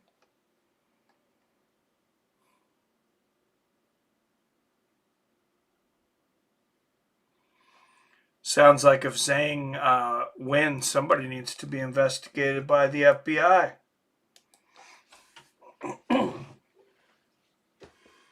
Gorilla Glue number 4. The world. New York's finest strain, in my opinion. Nice. That's another one. Gorilla Glue, strong shit. Phil's Sour D, my all-time favorite. Ice Cream Blues is my choice tonight. Yes, got a few ounces of Sour D's for my neighbor. Just like last year. Fuckum dude walks over and hands me a small tree. Good neighbors here. Damn. That is a good neighbor. Good sidekick from Weili to the leg of Shevchenko. Oh, nice right hand and a left hook from Zhang. Oh, what a knee to the body from Shevchenko, and she just folds Zhang up like a child's chair. That was a vicious knee to the body.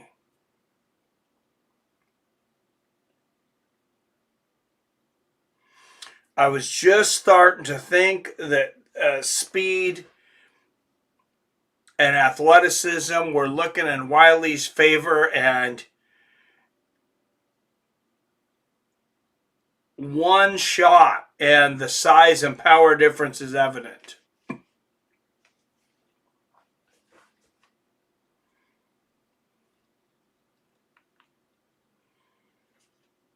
Do I dare put a few more bucks on Zhang at 30 cents on the dollar? Oh, great knee to the body there from Shevchenko.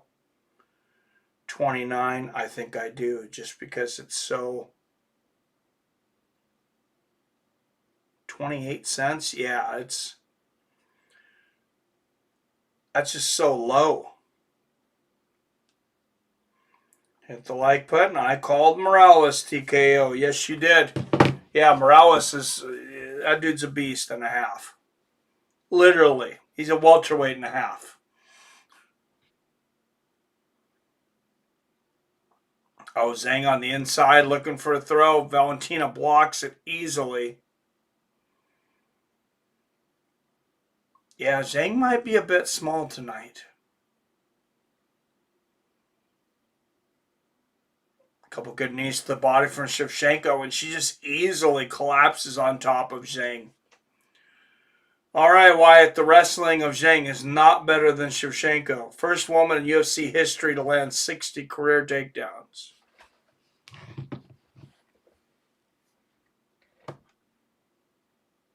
Looking good for my girl. Yes, sir. Chaos. Well, you called it, dude.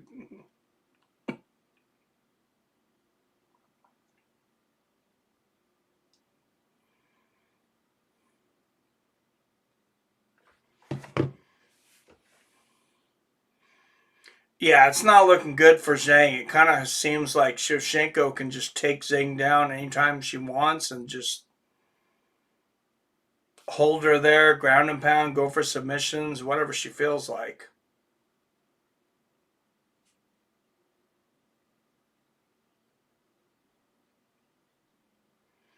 Now, is there going to be a size, is there going to be a similar size and weight difference between JDM and Makhachev? Yeah, it's right on the wrestling, hey, right? Appears one of them shipped their bridges. Spoiler. Oh, God. I hope not, because that's a disqualification.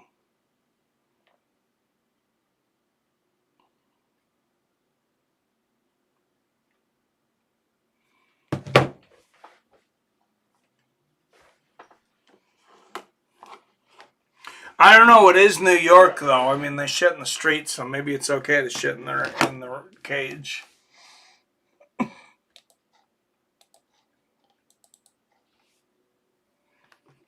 Force her so much. Keep pushing her back with your hard steps and your level changes, okay? Keep touching the hand. You'll find her with that cross. Here's your water. Be careful with the spinning. Keep touching the hand. Find the hand on the jab. You'll find your range, but I need more feint and hard steps on the way. Oh, listen to the crowd when they seen Islam Makhachev getting his tape cut here.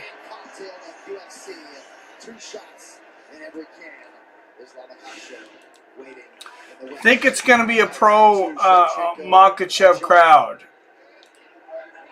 And I think that Weili's going to have to go through so many. This crowd is pro Makhachev. Hell yeah. Good body kick there for Zhang. Can Zhang stay upright, though? I don't know that she can. Didn't they say they were only like an inch apart, too? Valentina looks a lot taller. Maybe it's just where she's standing in the cage. Good body kick there from Zhang. Oh, left hand down the pipe from the bullet.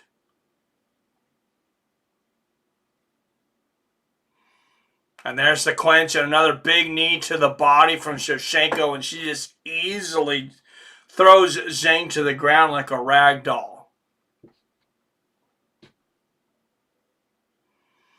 Great Ogoshi from Val. JDM by sub, says Billy. Well, it's been kind of a night of the size advantages. What, you had Morales way bigger than Brady. You got Val bigger than Zhang, and she's seemingly easily bullying her. It's a couple of big elbows from Val. Are we going to see the same with Jack and Islam?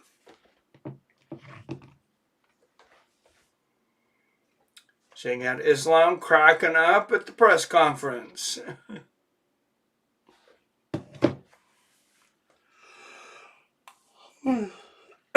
That's pretty impressive to get emotions out of that man. I mean, he's not quite Fedor or anything, but Valentina's style is a bad matchup for Zhang. Yeah, and we're seeing that now. No doubt about it. I mean, Val's really just bullying her.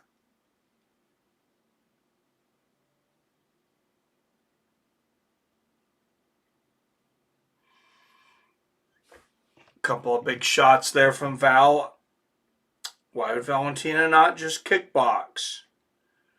Val may get the sub. Well, I mean, I see what you're saying, but like if her size is helping her dominate wrestling so much, like why take the chance? But yeah, it seems like she's better than Zhang everywhere. I'm not sure why I didn't see that before the fight, but I did not call it. I thought it was going to be a lot more competitive.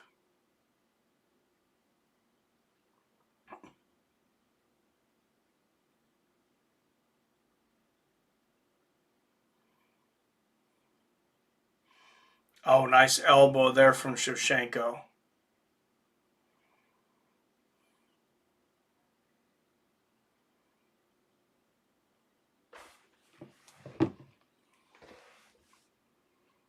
Frank's, remember when homegirl tapped her out at the end? Anything is possible. Yeah, I think she got a little cocky against Grasso, though. I don't really see that happening tonight.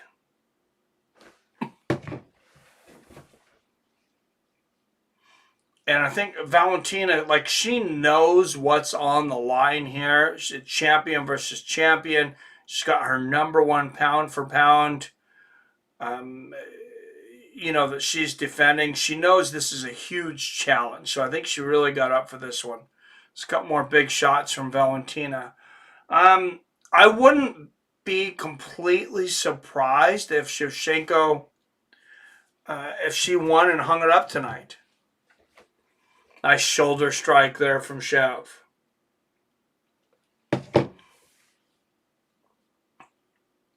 I don't have I didn't hear her say anything to make me think that she would. Good right hand there from Shevchenko, but at almost 38, I kind of hope she would. I like to see really good fighters leave when they're still in their prime, but it rarely happens. Couple more big right hands from Val.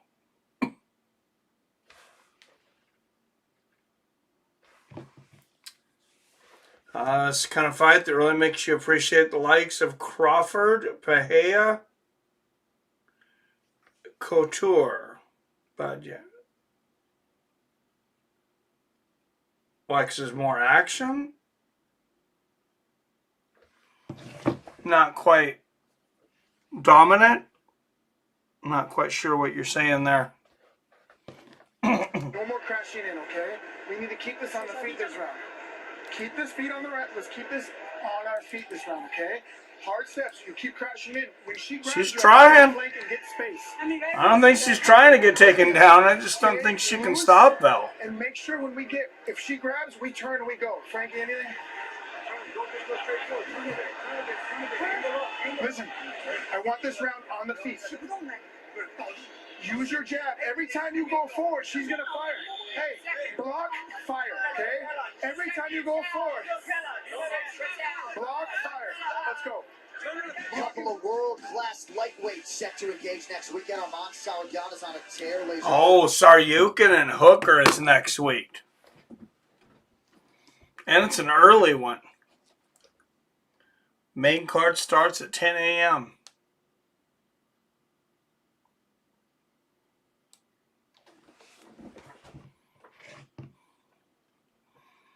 Knox, they all went up weight classes and dominated. I hear you. BJ went up in weight and won 2. Good everywhere. I see what you're saying now. Yeah, good right hand there from Zhang. Yeah, it's tough. It's very, very tough.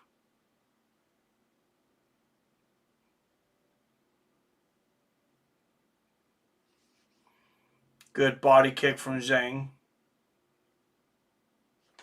And the inside leg kick from Weili. 4:20 left in the third. Oh, I thought we were on a fast pace, but we're going to end right about 10 o'clock Pacific like we usually do. Oh, good right hand from Val. If not a little later.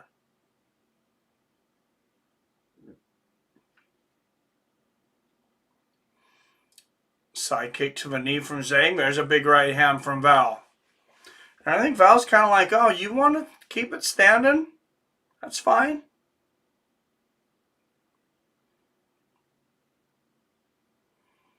I had a 3.5-inch reach advantage on your little T-Rex arms. Nice spin kick to the body from Val. And this is vintage Shevchenko tonight. 3.5 minutes left in the third.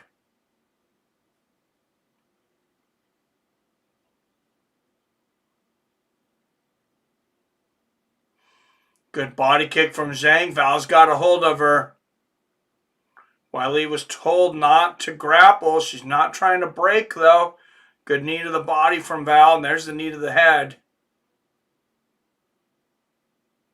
Val's got the underhook on Weili's left hand. Oh, nice elbow on the break from Zhang. Oh, Val looks pissed. After she ate that elbow, look at her. She's like, I'm going to kick your fucking head off.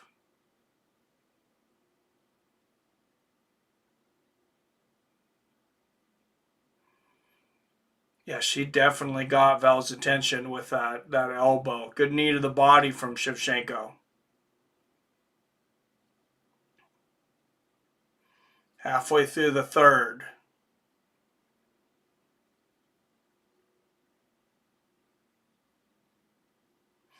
Good inside leg kick from Zhang. Zhang seems tentative now.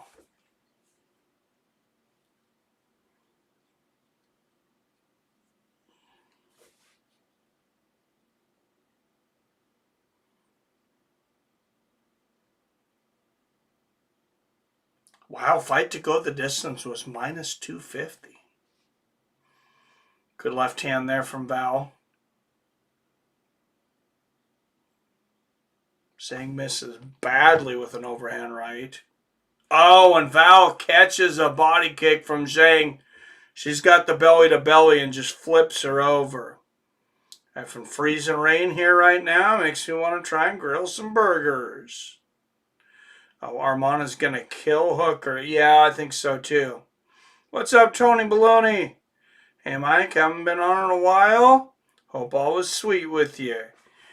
Yeah, it's just been hard with work to get up for the fight night cards, but I still want to do all the pay-per-views. And on Graveyard, next week's an easy one. I'll definitely do next week because the main card starts at 10 a.m. I usually work from 10 p.m. to about 6:30, 7:30 in the morning. 50 seconds left in the third.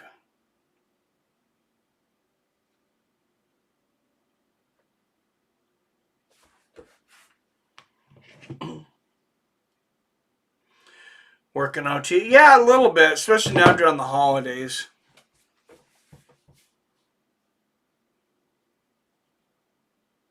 I'll have some 6-7 days a week, 6-7 day weeks, and then after Christmas and New Year's, it'll really slow down. Oh, big shots from the top from Shevchenko. And just another completely dominant round for the Bullet.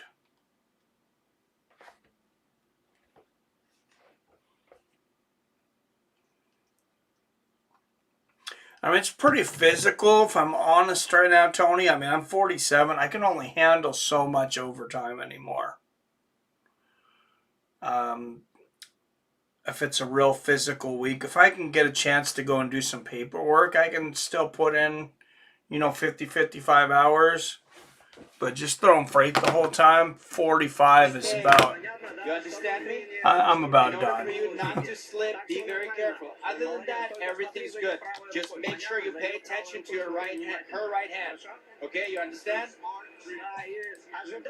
Just wait that she can. Right here, you see that counter right hand. That was a straight counter.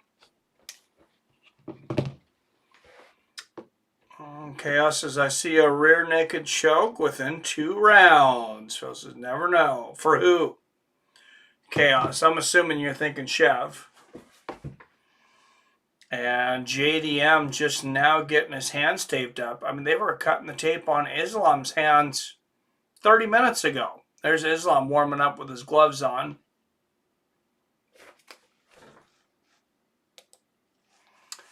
You gotta hope JDM is warmed up in time. Oh, good right hand there from Val. Right on the chin. Weili she just can't get close enough to hit her. Big body kick from Val. That might have hurt Weili. Had to make a Folgers instant core mug of coffee, boy. Boys, talking about Armin and a hooker. Phil says, yeah.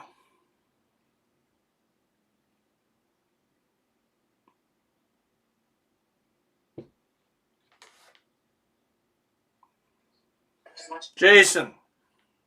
Mikey, I got a question. Yeah. What smart-ass question do you have for me now? What do you think the odds? What do you think the odds are right now that Putin is on the phone with Xi Jinping talking shit while this fight's going on? Oh, dude, I sure as fuck would be if I'm Putin. Oh, or Kim Il-sung, the son of Kim Jong-il, or whatever the fuck his name is. Yeah. North Korea. I mean, yeah, China, you big and bad now, huh? Little white girl beat you. Oh, God. Like, that has to be going on right now. That has to be going on. Putin's lost 1.5 million dudes in the fight in Ukraine. This is going to be his only win of the month right here. Right. Seriously, the Kremlin released their fucking KIA numbers, man. A couple Oh, really? weeks ago. 1.5 million motherfuckers in 3 years. Damn. Yeah. You don't win fights by taking punches in the face. Do you, Mikey? No, or that push kick to the body from Val there a minute ago. Yeah, this is just... I did not see this being so dominant for Val. Are we seeing a resurgence of Val, or are we seeing a resurgence of Chael Sonnen's favorite physicians and doctors in the UFC? I don't know. Val doesn't look like super juicy or anything. She's definitely been more ripped in the past. Don't need to be juicy to be dense, man. Look at fucking Dan Henderson, bro. They said that motherfucker felt like he was made of wood. Yeah. He wasn't big. Good right hand there from Val. Yeah. I can't believe how dominant Shevchenko is. It makes me question how good Zhang ever was. I wouldn't go saying that. I would go saying that. She fucking beat that fucking Brazilian chick. What's her name? The one with the big chin. Andrade? The one Weili fight in her last fight. Fucked her all up. Tall Brazilian chick. Oh, yeah. I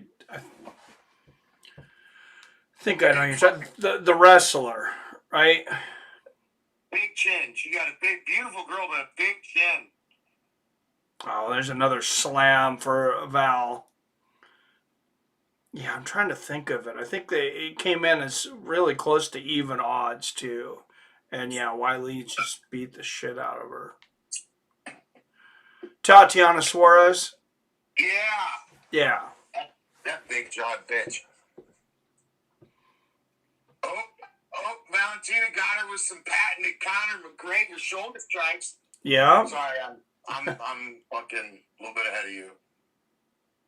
This looks like my 16-year-old sister fighting her 6-year-old little sister. Yeah. Oh, yeah. I'm at 35 seconds left on the fourth. Yeah. I got 5 seconds left. Nobody's getting knocked out this round. Okay. Weili is definitely tasting Valentina's fucking deodorant. Yeah. Did you know that there is like a significant difference in when you're seeing things streaming on the West Coast to the East Coast? Yes, because all of my streams are coming from England. Yeah, I thought it would be like 1 or 2 seconds. Well, mine is too.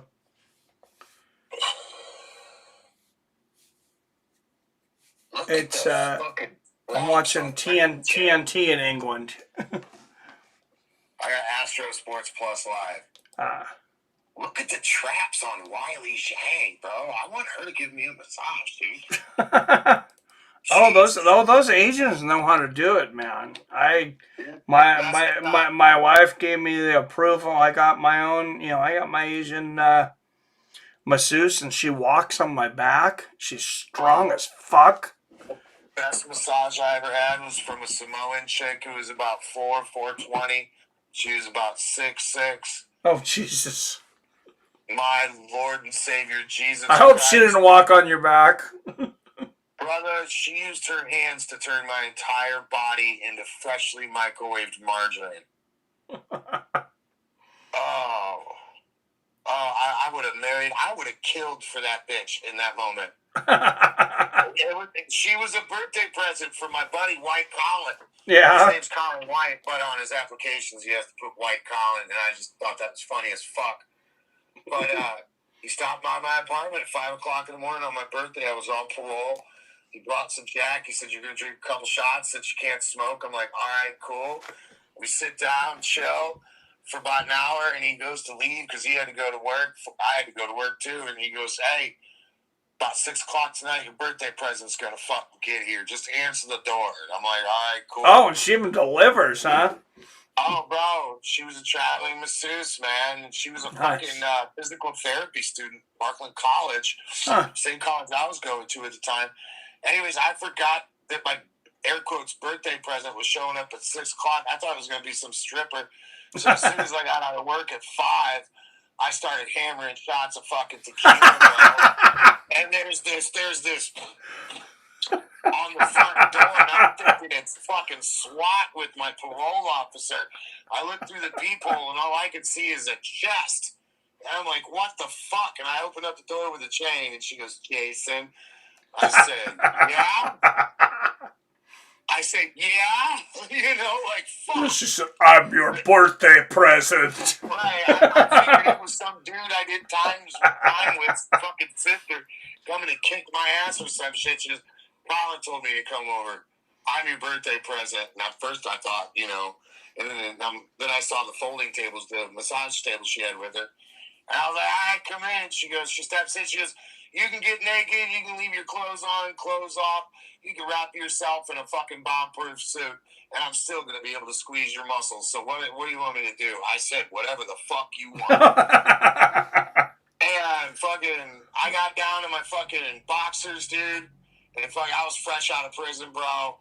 And fucking, she just grabbed a hold of me and just liquefied every fucking gram of muscle tissue in my body, bro. Sounds like a great time. Sounds like what Valentina Shevchenko is doing to Weili Zhang right now.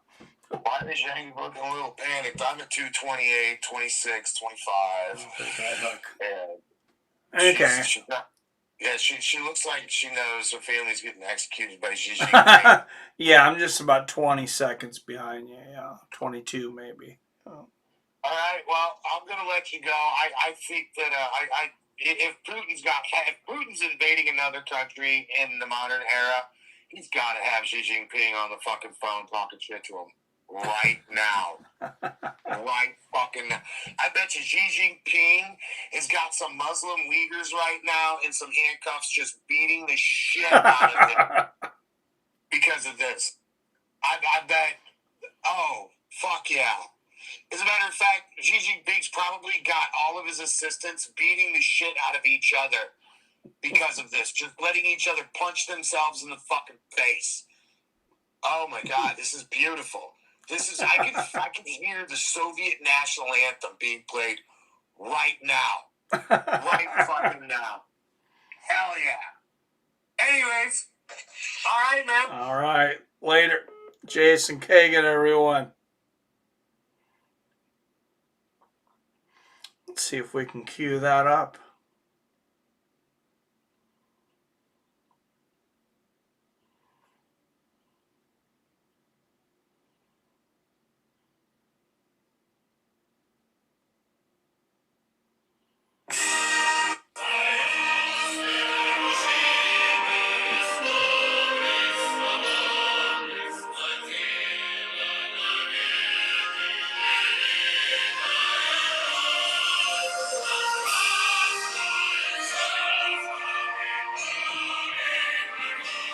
What a beating. As I beat your ass to death. Damn, geez, even those elbows. Look at those 12-6 elbows to the body. Zhang's almost crying.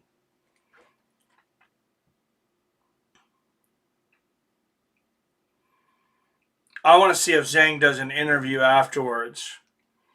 She might just run straight to the back crying.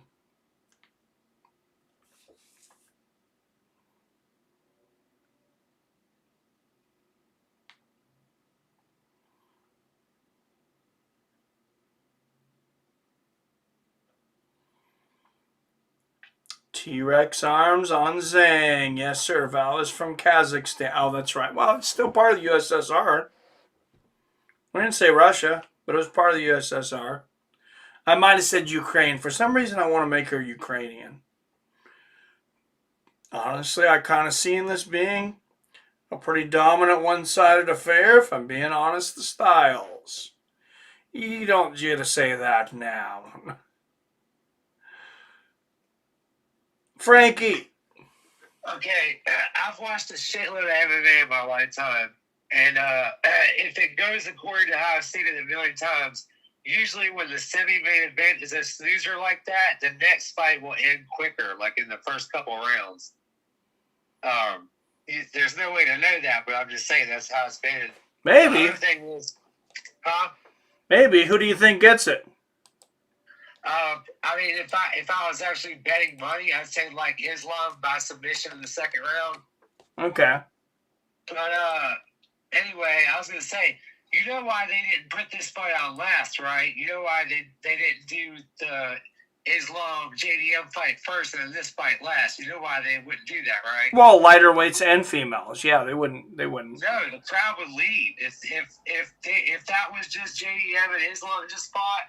And maybe the women's fight was last. Like 3/4 of that crowd would say, "Fuck it, I'm tired. I'm going home." Maybe. Oh, anyway. All right. Yeah, I don't know. You might be right. Yeah. That's all I wanted to say, Mikey. I'll talk to you later. All right. Thanks, Frankie. Uh-huh. Frankie Trezo, everybody. Now, I think you've spelled that pretty damn close, Phil. She will have some excuse, mark my words. Astro Sport is a TV channel from Malaysia. Oh, okay. I was thinking like the Houston Astros. All finishes bet failed. Ah, shoot. So the greatest female MMA fighter of all time, Shevchenko or Nunez? So from the sounds of it, sounds like it's going to be a unanimous decision for Val. Oh, absolutely. And it's hard to not say it's Val. What a choir. Did this stream just get magical? Valentina's been here, straight gangster, and still doing her thing at an elite level. Jim, Ingrid played the USSR national anthem. I'm sorry, Jim. That's the bullet. It's all fun and games, brother. I was preparing for this fight. It's the hardest challenge in my life. I knew that I cannot rush with Weili because she has super punch power knockout. That's why it's impossible with her to go to interchange. That's why I was working very smart to use the distance and my Thought wrestling Jack is a power. slightly unique, off-key, unorthodox style that can catch anybody. We needed Agreed. someone to come up that looked like they had the opportunity or had a possibility of beating you. You just shut all that down tonight. This is I call the art of martial arts. When there is opponents like super hard in their weight class and against another opponents, but when they are here in front of me, they cannot do anything. This is the art of martial arts. It is the art of martial arts, and you are the best at it. You're one of the most dominant champions in the history of the sport. You are now in this position where there's not a clear contender for you after this. Where does that leave you? How do you feel about your future? So I have a couple options in flyweight division. For example, in my previous title defense, Natalia Silva was very successful in her fight. This event, Erin Blanchard did an amazing job. And also I heard 1 year, Kayla Harrison is calling me out. So I have a lot of options to think about. She's a little small for Kayla Harrison, I think. Dominating or still enjoying being champion? Yep, course, the bullet.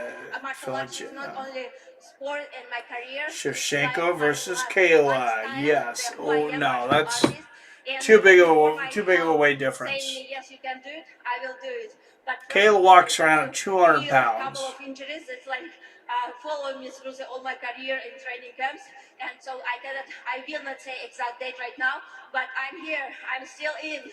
Well, it has been a pleasure watching you compete. It's been an honor calling your fights. Congratulations on once again defending your flyweight title. I just wanted to say thank you very much to my team, to my coach Pavel Fedotov, to Armando, to Jason, to Richie, to everyone who was involved in this very strong training camp. And I want to dedicate this belt to my coach, Pavel Fedotov, because he is the man behind all my success. This belt belongs to my coach, to Pavel Fedotov. 32 years I trained under his leadership. That's why he is amazing. He's an amazing coach. He's an amazing person. Congratulations to you, sir. And congratulations to you, Valentina. Ladies Damn, very respectful. champion of the world, Valentina Shevchenko. How can you not love Valentina Shevchenko? Respect to the sport, respect to martial arts. One of the greatest to ever compete in the sport, and one of the greatest Only sharp. of all time. She wants that one with Nunez back. She loves Joe. 15 pounds. That's the fight. Val versus Amanda at the White House card instead of Kayla versus Nunez. I like that. 所以你现在什么打算？你觉得你接下来会想回到草量级吗？首先，我想恭喜Valentina，我已经尽了我的所有我的力量，但是没有赢得比赛，非常抱歉。然后我知道现场有很多。I'm honestly a little surprised she's staying out there for the interview. 比赛的，非常抱歉，谢谢大家。但是我已经尽了力了， Dedicated Tank 今天没有赢得比赛，我还是会继续加油努力，然后来。 First, I wanted to congratulations to Valentina Shevchenko. She did a great job. Also tonight, I really did my best. I lost. I feel sorry to all the fans who supported me. Thank you guys for coming to the New York see me fight, especially the fans coming from China. Thank you. I will not stop trying. I will not gonna take it tired. I will continue to marching forward. 我还想跟在电视机前看直播的朋友们说。 别担心我，我很好，我没事儿。Also, to all the fans right now watching from the TV, don't worry about me. I'm okay. I feel great. 然后我想感谢我的教练团队，他们为我付出了非常非常多。然后感谢我的家人，感谢我的朋友，感谢所有支持我的粉丝。Also, wanted to say thank you to my team, my coaches. They have done a lot for me. Thanks to my family, my friends, everyone has supported me. Will you continue at 115 pounds, or will you try to stay at 125? 你觉得你会继续在草量？ Hello, Tony. I'm good. How are you, brother? 我觉得到后面的时候看情况。Yeah, probably gonna take a break and just rest and think about it. 我还想感谢最后一个人，就是张伟丽。The last person I wanted to thank for is myself. 因为我觉得伟丽是一个跌倒了再可以站起来的人，伟丽是一个没有放弃的人。我非常感谢我自己的努力。Because Zhang Weili is someone who falls and she gets up and she never gives up. Well, it was a valiant effort tonight. You are one of the greatest. 32 times 0.32. Like those post-fight interviews were brought to you by Trip, the official water. All right, so we're in the black, or we're in the red. Wyatt. What did you think about that? Just dominant. Right? Yeah. Definitely more lopsided than I thought. But, I mean, after Billy brought it up and I started thinking about it, it's like, yeah, you know, I think stylistically there's really no way for Weili to take advantage of anything, right? Her advantage was speed. She just couldn't get inside, yeah. Exactly. And then wrestling, I kind of knew it beforehand. So it was kind of cool to finally see Valentina's coach get some credit, because as she said, he's been her coach for 32 years now. Yeah. Yeah, so no, and I found it very impressive, of course, from, you know, the wrestling, but also from the judo stance. Like the sambo and the judo throws that she would do, it's like they were very orthodox. She wasn't really disguising them or anything. It's just like, I want to do this right now, and I'm going to do it. There's nothing you can do to stop me. And she just made it look so easy. The other thing, like, you see the 3.5-inch reach advantage, but there's probably a bigger advantage in leg reach, because Weili has very short legs for her height. Hey, well, and didn't it say they're only like 1 inch apart in height? Yeah. I don't know. Valentina, like I said, maybe it was the angles of the cage of when I was looking, but it just seemed like she was taller than Weili by a couple inches. As the height guy, I think that is actually accurate. If you look at the weigh-ins and stuff, they're like almost the same height. Yeah, I think 1 inch difference is right. Okay. Like, it looks weird though, because Weili is kind of built like a dwarf. Just on the ring. Yeah. She's got a long torso, little tiny short legs, little tiny short arms. So. Yeah. So, do you think it's fair to say that Valentina is the greatest 125-pound fighter ever? Oh, 125 for him? Oh, yeah, absolutely. Dude, you forget fucking Demetrius Johnson? That's a disgrace, man. What the hell is wrong with you, man? Put the bottle down. Oh, you're talking about men, too? I'm talking about everybody. Oh, well, then no. She's not above Demetrius Johnson. Yeah, there we go. But she's probably above everyone else. It's going to be interesting to see if this fight is going to be something similar. Is the size going to be too much? I think one of the differences with this one, though, is that Islam has had, like 9 or 10 months to prepare for this? Like, he's been putting on weight for a long time. Well, yeah, and he was practically on death's door to make 155. That's also true. But I think about guys like Robert Whittaker that, like, took a full year to put on weight to go up. Like, I think it's pretty different than just kind of, you know, you have 5 months and you're going to go up in weight. I think that's way more difficult. Yeah.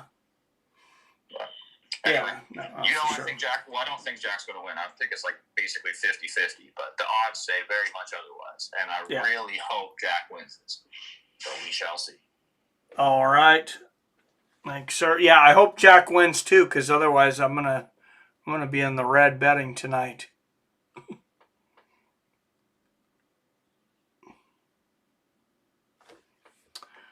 All right, what was it?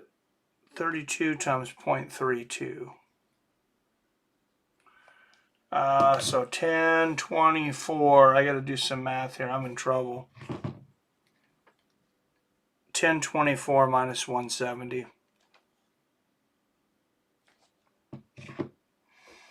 We are 854 in the negative for betting profit. So Jack's got to pull this out, or it'll be negative for the night. What did I say? 44, I think.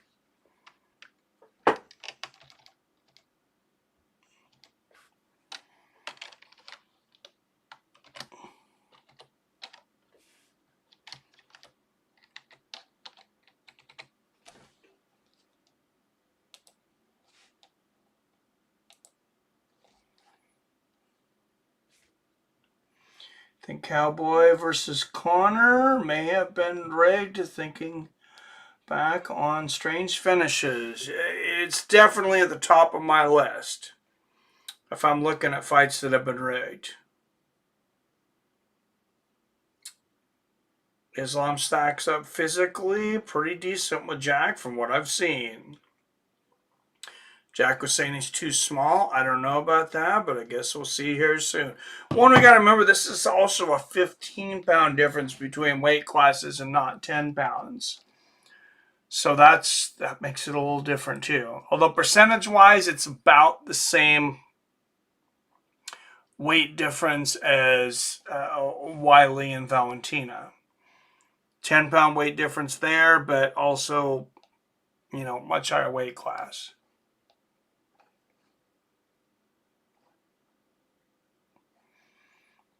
Oh, we got another pick right.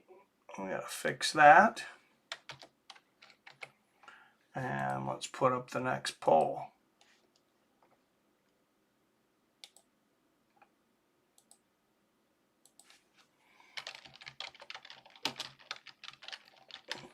The last poll.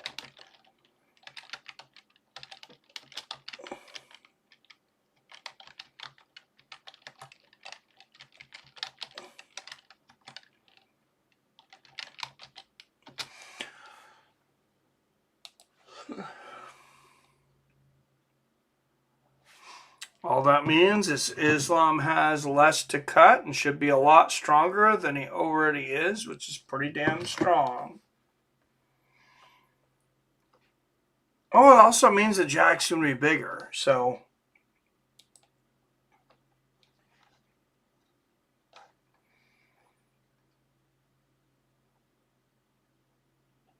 we'll see.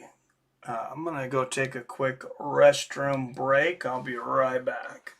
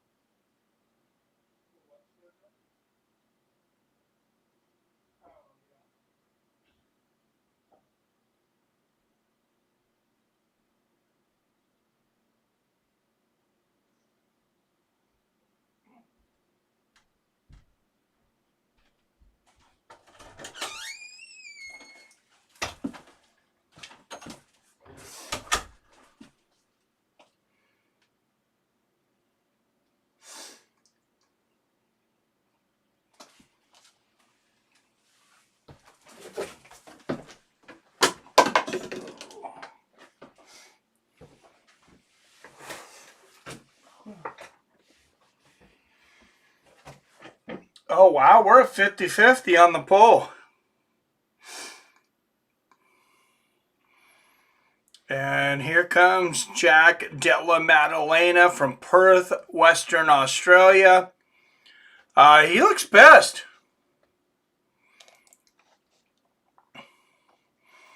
I don't know if that's a good thing. I don't know if that's so much focus. I mean, definitely looks like he has a chip on his shoulder.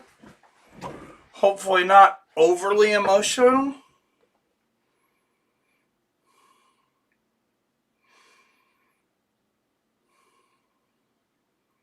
Also think Islam's striking has improved. Yeah, his striking's good now.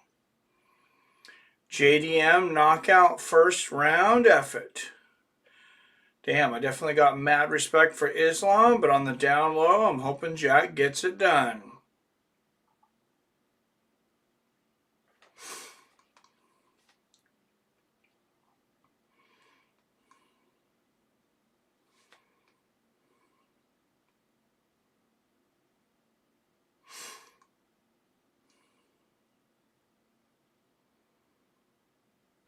All right, Jack Della Maddelena, UFC Welterweight Champion, 18-fight win streak, has not lost in 10-plus years. He also has not lost in the UFC. For those who don't know the story, he lost his first 2 professional fights, has won all 18 since then. Props to watch. Maddelena by knockout, plus 450. Makhachev by submission, plus 175. Fight will not go the distance, minus 160. That's an interesting one. I don't know that I would bet on this fight to go the distance or not. I don't really have a good read on that. Did Billy just ask about Cowboy taking a dive? Maddelena does not have areolas.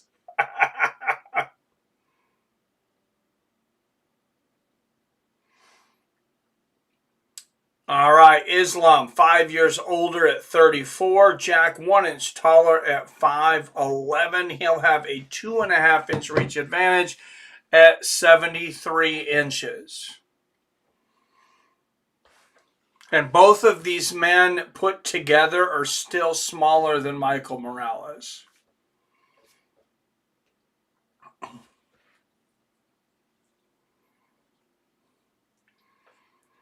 All right, Fights with Friends family. It is time for the main event of the evening.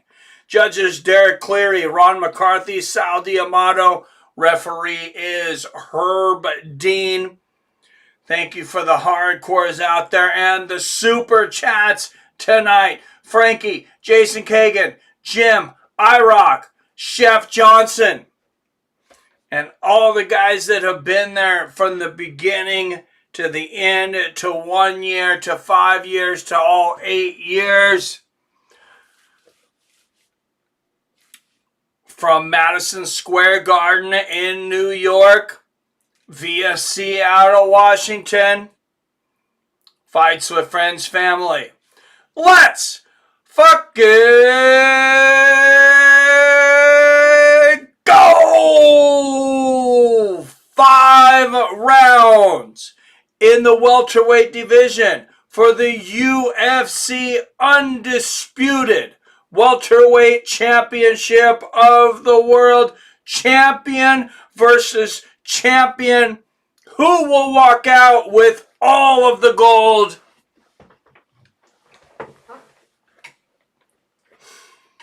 Islam is calm. JDM is amped up. Let's fucking go. Jason, yes. And out of the blue corner, a minus 305 favorite out of Makhachev, Russia. 27 wins. Against just 1 defeat. Presenting the welterweight #1 contender.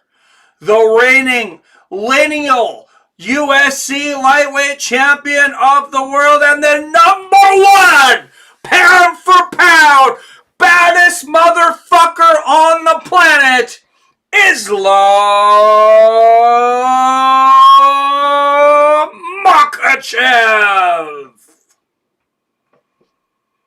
And out of the red corner, a plus 245 underdog representing Perth, Western Australia. 18 wins against just 2 losses with an 18-fight win streak. He is undefeated in the Ultimate Fighting Championship, presenting the reigning, defending welterweight champion of the world, Jack Della Maddelena. It's fitting for this fight to be taking place in New York. I agree, you're a chaos.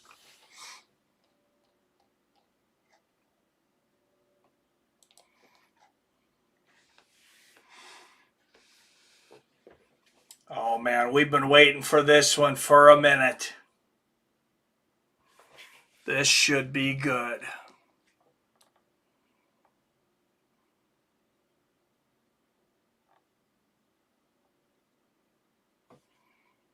Three, two, one, go! Low leg kick for Islam lands. First strike of the fight. My mom's name is Della. Nice. Oh, big left hand on the chin from Jack. Jack chasing Makhachev a little bit. Jack feels like Islam is too small for him. Good outside leg kick from Makhachev.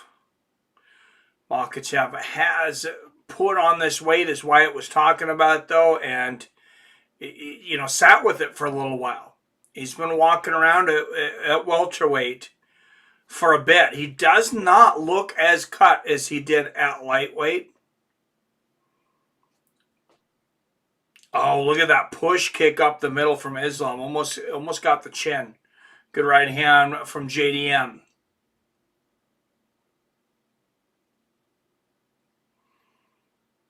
Oh, good left hand there from Maddelena.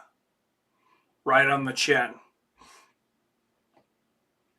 And Islam shoots for the takedown, and he gets it. And this is going to tell a lot about how this fight's going to go. Can Jack get back up? Islam immediately looking for a submission there, it looks like. Maybe a neck crank or a head and arm triangle. This is going to tell a big part of the story. Is Jack's size advantage that big of an advantage when he's on his back? Or can Islam hold him like he was able to hold lightweight fighters?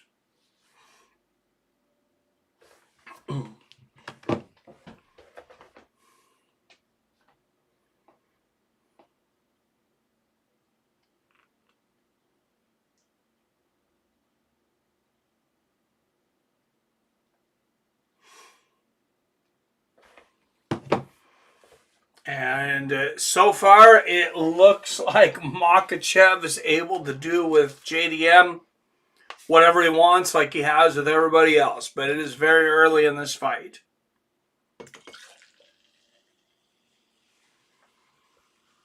If you're looking to make some money, possibly Wyatt some more, look at the live betting odds. Makhachev's about a 10-1 now.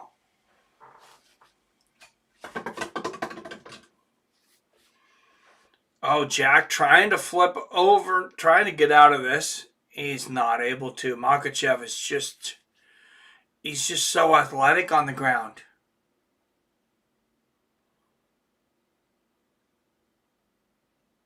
He's just on you like super glue. Or like Gorilla Glue, right?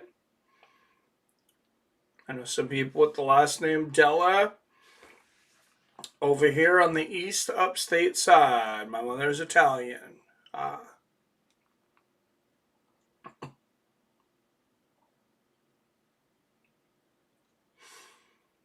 it's tempting to put a little bit more on Jack at like 10-1, Wyatt. I tell you, just even though Makhachev's winning right now, those are such crazy odds. It's not quite 10-1. It's 13 cents to the dollar on Jack. if you were to bet Jack.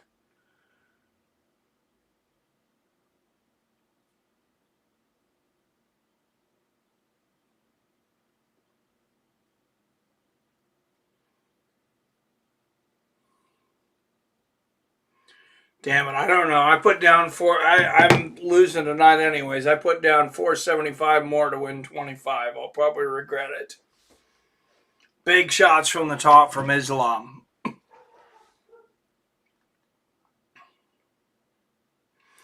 Unfortunately, or Jack catches him with something lucky. Yeah, like I said, 475 to 125. It's like, meh.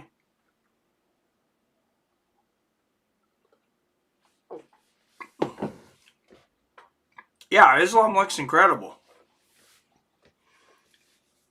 And this is kind of what I was worried about. And this is what I said in the breakdown video, that I said that I thought Jack would not be able to get up. But then, you know, I kind of started talking to people and started second guessing that a little bit.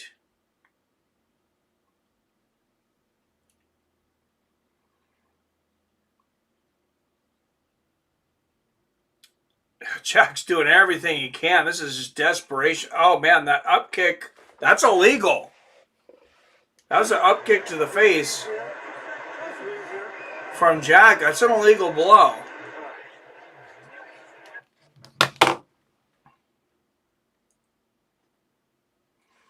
Jason. Mikey, did you see the psychopathic look on Islam Makhachev's face as he was walking to his corner after Maddelena hit him with that illegal? Oh, he is pissed. He looked at him like he just grabbed his mom's ass in front of him and said, "Fuck Stalin." Holy shit. All right, I'm out.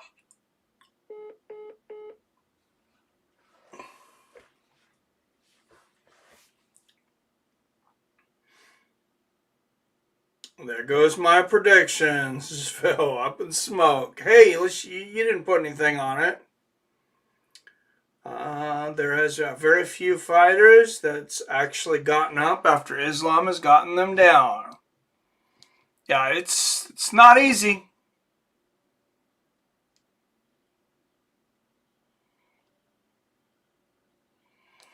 And, I mean, Jack definitely still looks bigger than Islam.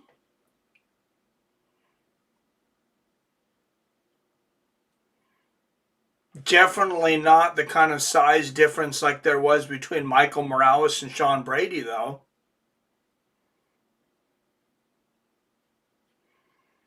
Oh, good left hand on the right hook there from Islam. Islam's going to stand with Jack for a minute. He's going to give him a little bit of a shot. I'm sure Islam would like to outstrike Jack as well to prove that point. Can Jack catch him being cocky? Good little leg kick there from Islam. Oh, Islam going up for the head kick, misses. There's a right hook from Jack. Islam's got his arms around him. This round's as good as over.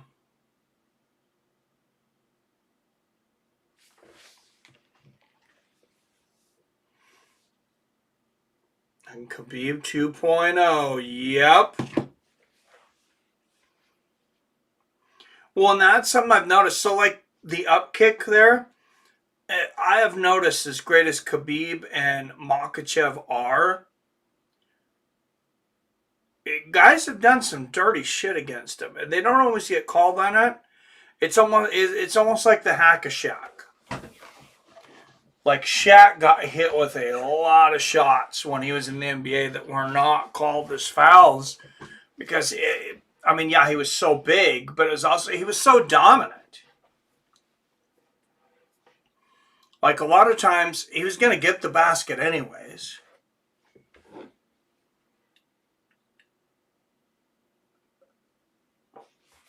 Yeah, Maddelena just looks helpless down there. Looks like he has no idea what to do right now. And you got a welterweight champion that you know has a wealth of experience in wrestling, who the hell's going to beat Islam? Like, if he's dominating the welterweight champion like this,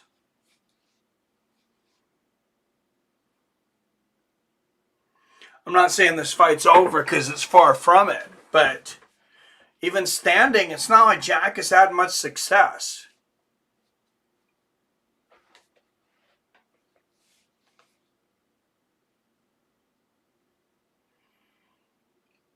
I think these guys from Dagestan, they've gotten so many hours of work and been in so many different positions by the time they actually get to a fight that, like, they've seen everything. Islam and Ilya, it's the only fight to make. I do really want to see that one. Oh, it says Morales. Yeah. Honestly, I wouldn't mind seeing Ilya get beat up a little bit too. That guy's really cocky. He's really good too. There's a Shavkat as well. As I personally want to see Paddy and Ilya. That fight will be fun for the hype.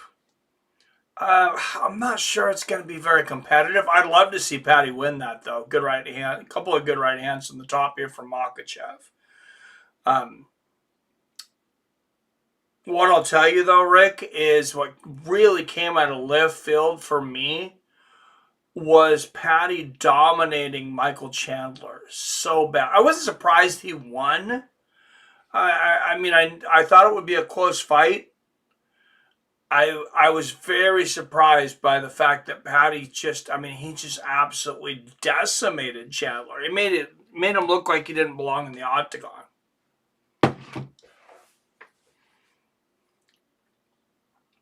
And yeah, almost 4 minutes of control time last round. Looking like it's going to be about 3.5 minutes this round for Islam. And here's some elbows from Makhachev. At this point, he's just got to work on his finishing. It's another good elbow from Islam, and Jack is able to get back up for once, but it's too late in the round. Good knee to the body from Islam, and Islam immediately drops down again. And there's the end of the round, and Jack's just frustrated. Paddy wins that easily, in my opinion. I think Paddy beats everyone, really. What happened to Shavkat? Isn't he the one he missed weight once, and then he never got back in the good graces of the UFC? Was that him or Soryukin I'm thinking of? I thought he retired. No, Shavkat didn't retire. Oh, let's You gave me go 2 to the corners here. championship rounds. I want to see 3 more if we need to, okay? Amazing rounds. Just breathe in. Really good breathe. Breathe. And here's the thing, too, with the Islams and Khabibs and these Dagestan guys. They make it look effortless against some of the greatest fighters in the world. Oh, look at that. UFC 323. Merab versus Jan 2. Pantoja versus Van. Oh, double championships again. And that's for the last pay-per-view. The last pay-per-view on the ESPN platform, and at least the last pay-per-view that we'll have for a very long time. Oh, good left hand there from Makhachev. As we're told, in the Paramount era, they'll be listed as premium events, but available with the Paramount subscription. Good little leg kick from JDM. But he's done very little to stay in this fight. Shavkat is #1 contender. Oh, injured. Knee surgery, I think.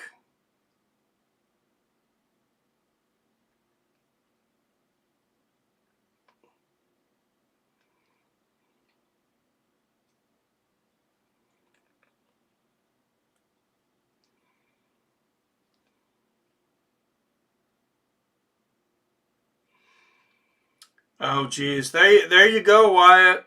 If you think that Maddelena can still win, you're going to get them for 5 cents on the dollar, 20 to 1. Jesus. I'm not even going to take that. Mike's commentary is telling me one thing. This fight isn't very exciting. It's not competitive at all. Yeah. Oh, good right hook upstairs and a left hook to the body from Jack. There's a knee to the body from Islam. And you want to talk about rigged fights, assuming the UFC has been involved in any of them. Good right hand from Makhachev. Anybody that fights and trains with Khabib, they'd be about the last people I would expect to go along with a rigged fight. And Islam just tackles Jack.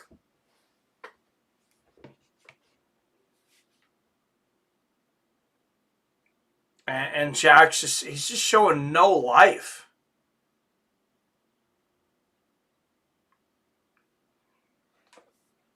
Just no life tonight. It's like, you're the champion, dude. Like, what's happening to you?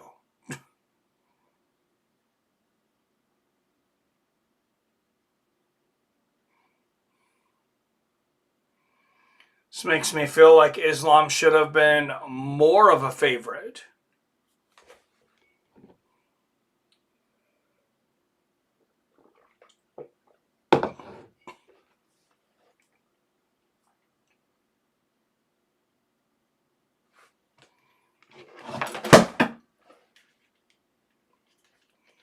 Oh, shoot. Just dropped my box.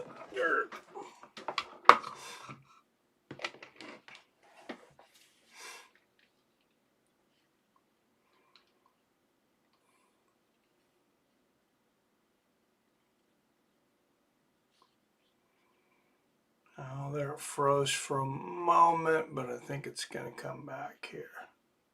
There we go. Well, when it's at 2:36, I'm a minute behind where I was, but let me try one of the other channels here.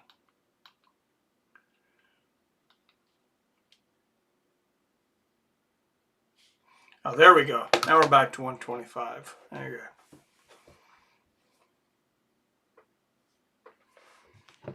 JDM is like John Ruiz when he fought Jones Jr. Just didn't show up. That's not a bad comparison.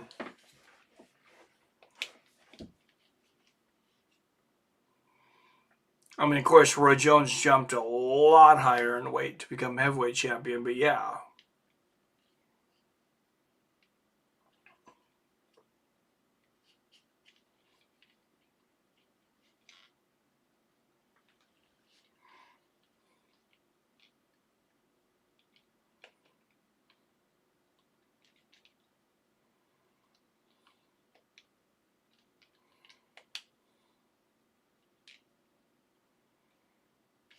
All right, 30 seconds left. Islam just continuing to be dominant. Here's some elbows and hammer fists. And yeah, Jack's he's just completely gone in turtle mode now.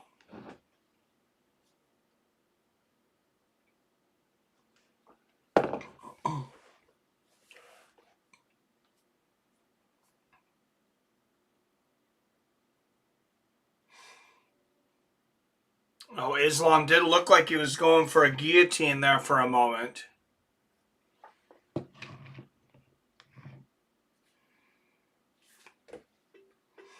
And Jack was able to throw him off. So there's something.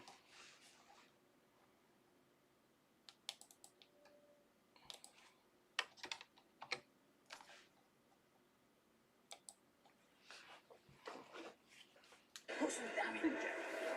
Got to put hands on his move your feet, yeah? Remember the game, remember all camp, remember the changing room. Let's just go. Don't be overawed by this guy. Put some damage on him, let's start hurting. 10 minutes to finish this hunt, Jack. 2 rounds. Come on, Jack, you got this. Yep. You only need one Two more, right? 2 more. It's just not giving him much technical advice at all. I would tell him, first of all, get out of the southpaw position because your right leg is destroyed. Fight orthodox.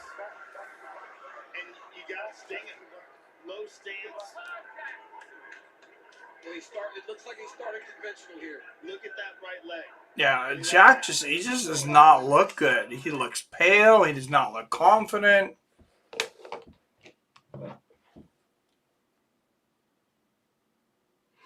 What's up, OG Raider Nation? Oh, head kick from Jack. Think Jack has a broken rib, wincing in weird positions on the ground. Could be. Good left hand there from Makhachev. Oh, what a body kick from Islam.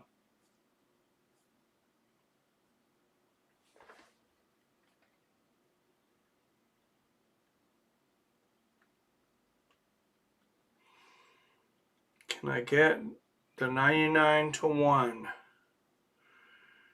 Oh, I got 3 cents to the dollar. It's almost tempting to bet Jack for a Hail Mary.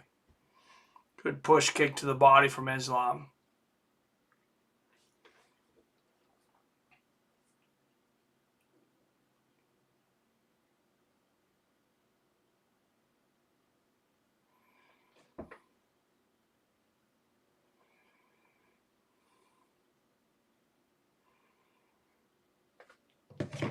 And Jack just pawing that jab out there. Islam not going for a takedown yet in this round. He's letting Jack stand with him some. Good right uppercut from Islam, and Jack checks that low leg kick. Oh, right uppercut there from Makhachev, and now he dives, and Jack just kind of laid down. It looked like he was diving down with him almost. I'm sure he was trying to back up to stop the takedown, but like there's nothing there. He's like a carcass. He's uke. For those that don't know, in Japan, that means dummy. So when you're practicing, like say you're practicing judo throws, and this is new techniques and things, the uke, it's like a doll. When you play with them, they don't give any resistance. You're being allowed to practice the technique against, it's like a video game on practice mode where, you know, your opponent doesn't fight back. Oh, geez, I thought Jack was going to reverse there, and now Makhachev's got the back with hooks in. Yeah, this is a problem.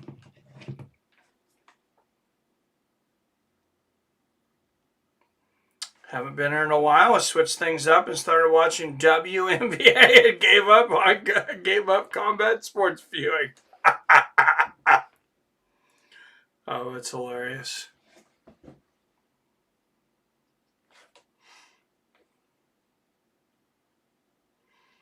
I almost believed you for a minute when you're going through it, but then I had to think, WNBA, nah.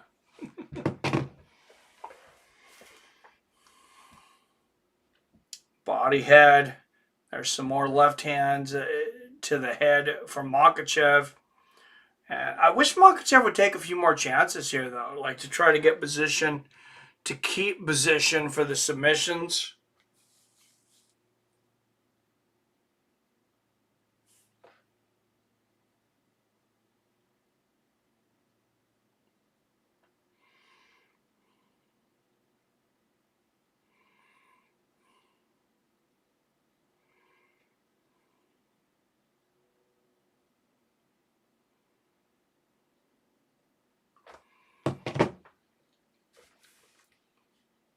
And yeah, Makhachev just kind of straddling this half mount position. You got to be careful. He almost raked Maddelena's eyes there.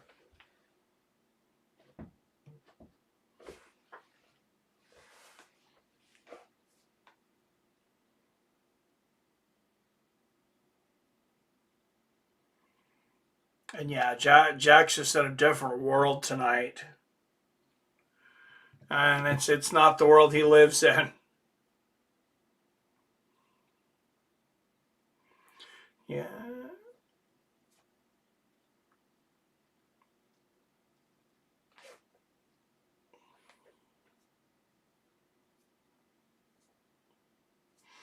Yeah, something weird going on with Jack. Dude's got to have some kind of body injury to be constantly wincing on the ground. Yeah, it definitely seems like it. He might have had a rib pop out of the cartilage or something. Trying to look when he's walking. He does seem like he's wincing just walking. You've got 5 minutes. It takes you one shot. So he's pain in the corner. Gotta be a rib. One shot to finish the fight. Hit him in the body. Jack should go play WNBA. He could be a real contender. On the ground, take a risk. No half guard. Jack, 5 minutes.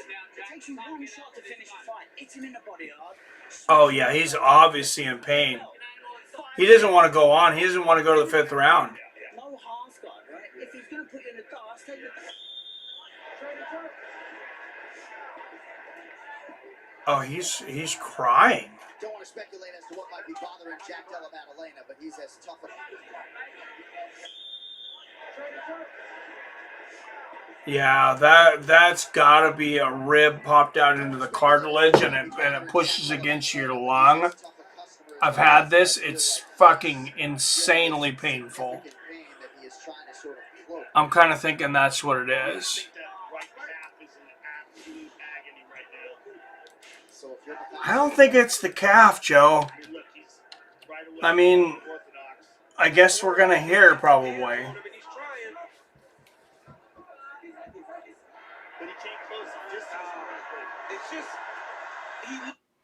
And there's the takedown for Islam.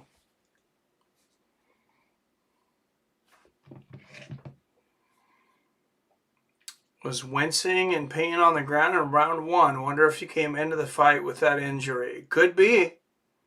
Is Leon Edwards woke up yet or not? Dude, yeah, he got knocked out bad.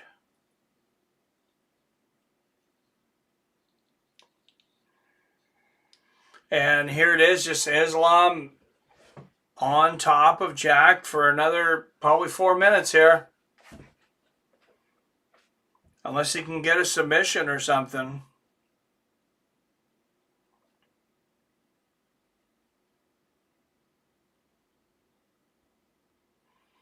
Yeah, Jack just seems like he's in hell right now. You could tell he did not want to come out for this 5th round.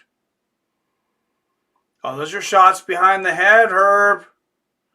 Those first, 4 shots were all behind the head. Are we going to start calling the rules or not? Clear smoke, it's not the catch, right? What are you smoking, Joe? Are you smoking DMT in the freaking commentator's booth? Come on, Jack. Bite a chunk out of his arm. No, not really. And now Islam in side control.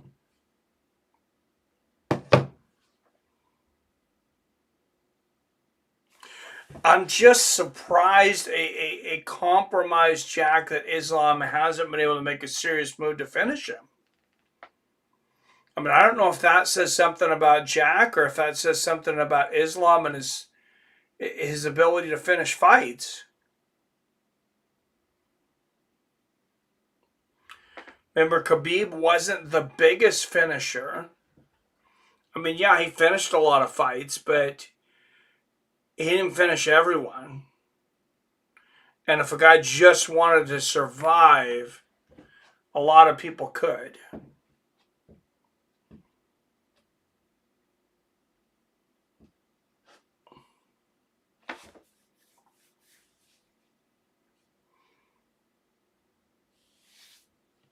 Yeah, this is just Jack. Jack just doesn't have a clue here.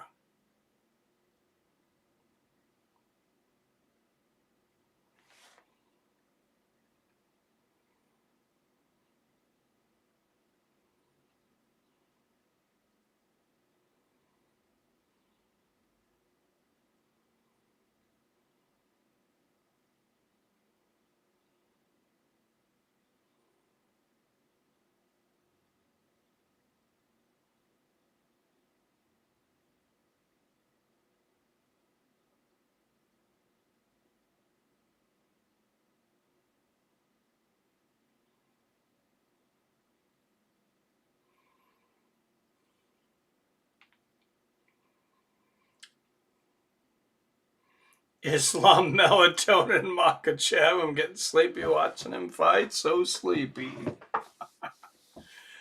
Well, we're still going to end right about 10 o'clock Pacific, though. About right where we generally do. Thanks to a couple of early finishes.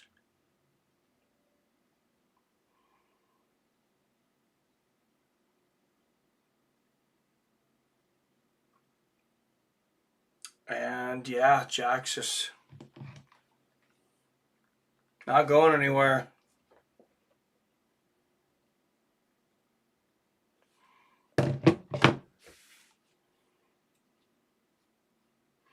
Doesn't get much more dominant than that.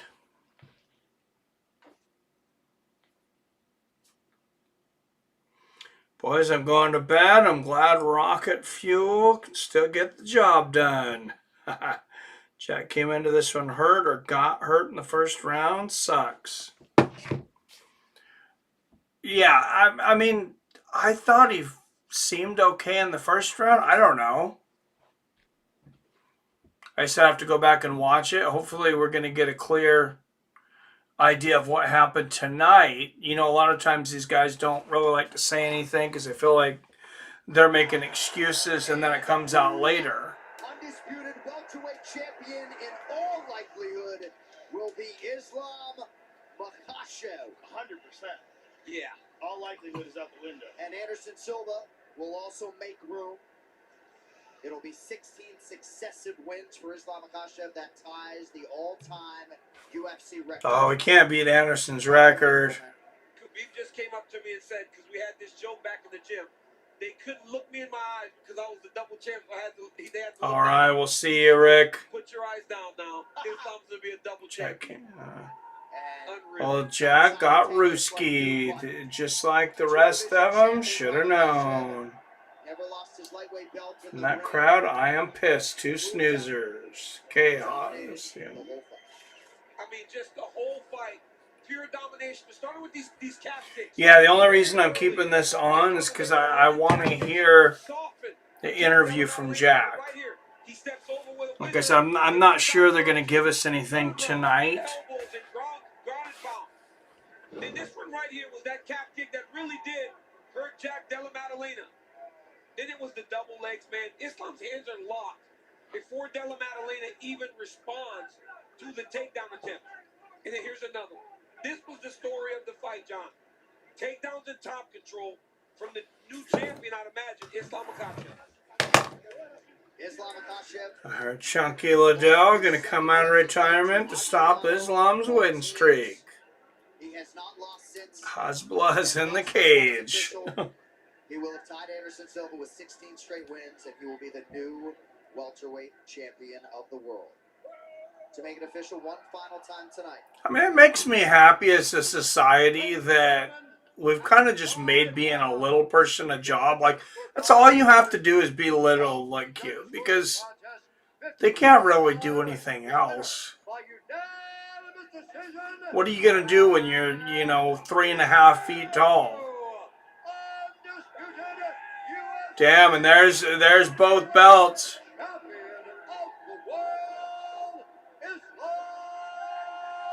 There we go, the double champ, two champs on the same night. Valentina Shevchenko, Islam Makhachev. And it was 50-50 on fighters moving up. Weili tried to move up. Val was too big. Islam moves up and was not just successful. He was just as dominant as Shevchenko, if not more so.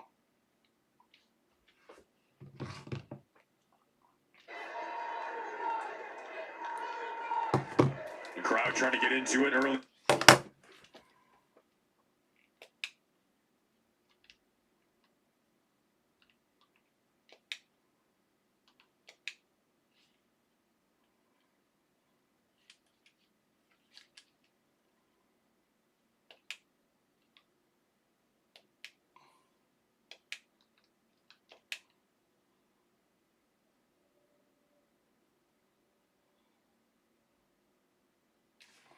There we go. I thought maybe I lost my stream when it was over, but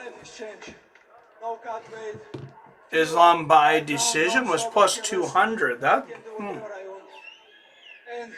wish I'd looked at that. I don't know. Maybe JDM did leave the cage. Performance. What was the game plan going in here, and did it follow? And there's Khabib. This is my plan. It's not secret. All my opponents know this, and nobody can stop. Thank you. Well, again, you have moved into a very elite group of people, the double champs. There's no shortage. I hate Madison Square Garden. I'm out. When would you like to defend All right, the see you, World Jason. title again? Woo! Donald Trump, let's go open the White House. I'm coming. Oh, Islam just called for the White House card. It was an honor to call your fight. A pleasure to watch. Congratulations. Thank you. Islam Makhachev, ladies and gentlemen. Masterfully handled on the microphone as well. Perhaps his first welterweight title defense will come on the White House card. And for That's all interesting. these other welterweight contenders, right? For Carlos Prates and Michael Morales. All right, thank you, everybody. It was a fun night. A lot of good fights, a lot of competitive fights until, of course, our co-main event, not so much dominant. Congratulations, Valentina Shevchenko and Islam Makhachev for 2 dominant performances. There is Kamaru Usman. Not so sure he really wants to fight Islam now. For those that don't know, Kamaru Usman is likely to be next. And I will probably explain that in a video coming up soon. Yes, till next time. As always, I love you. I respect you. And I'll see your fine asses next time.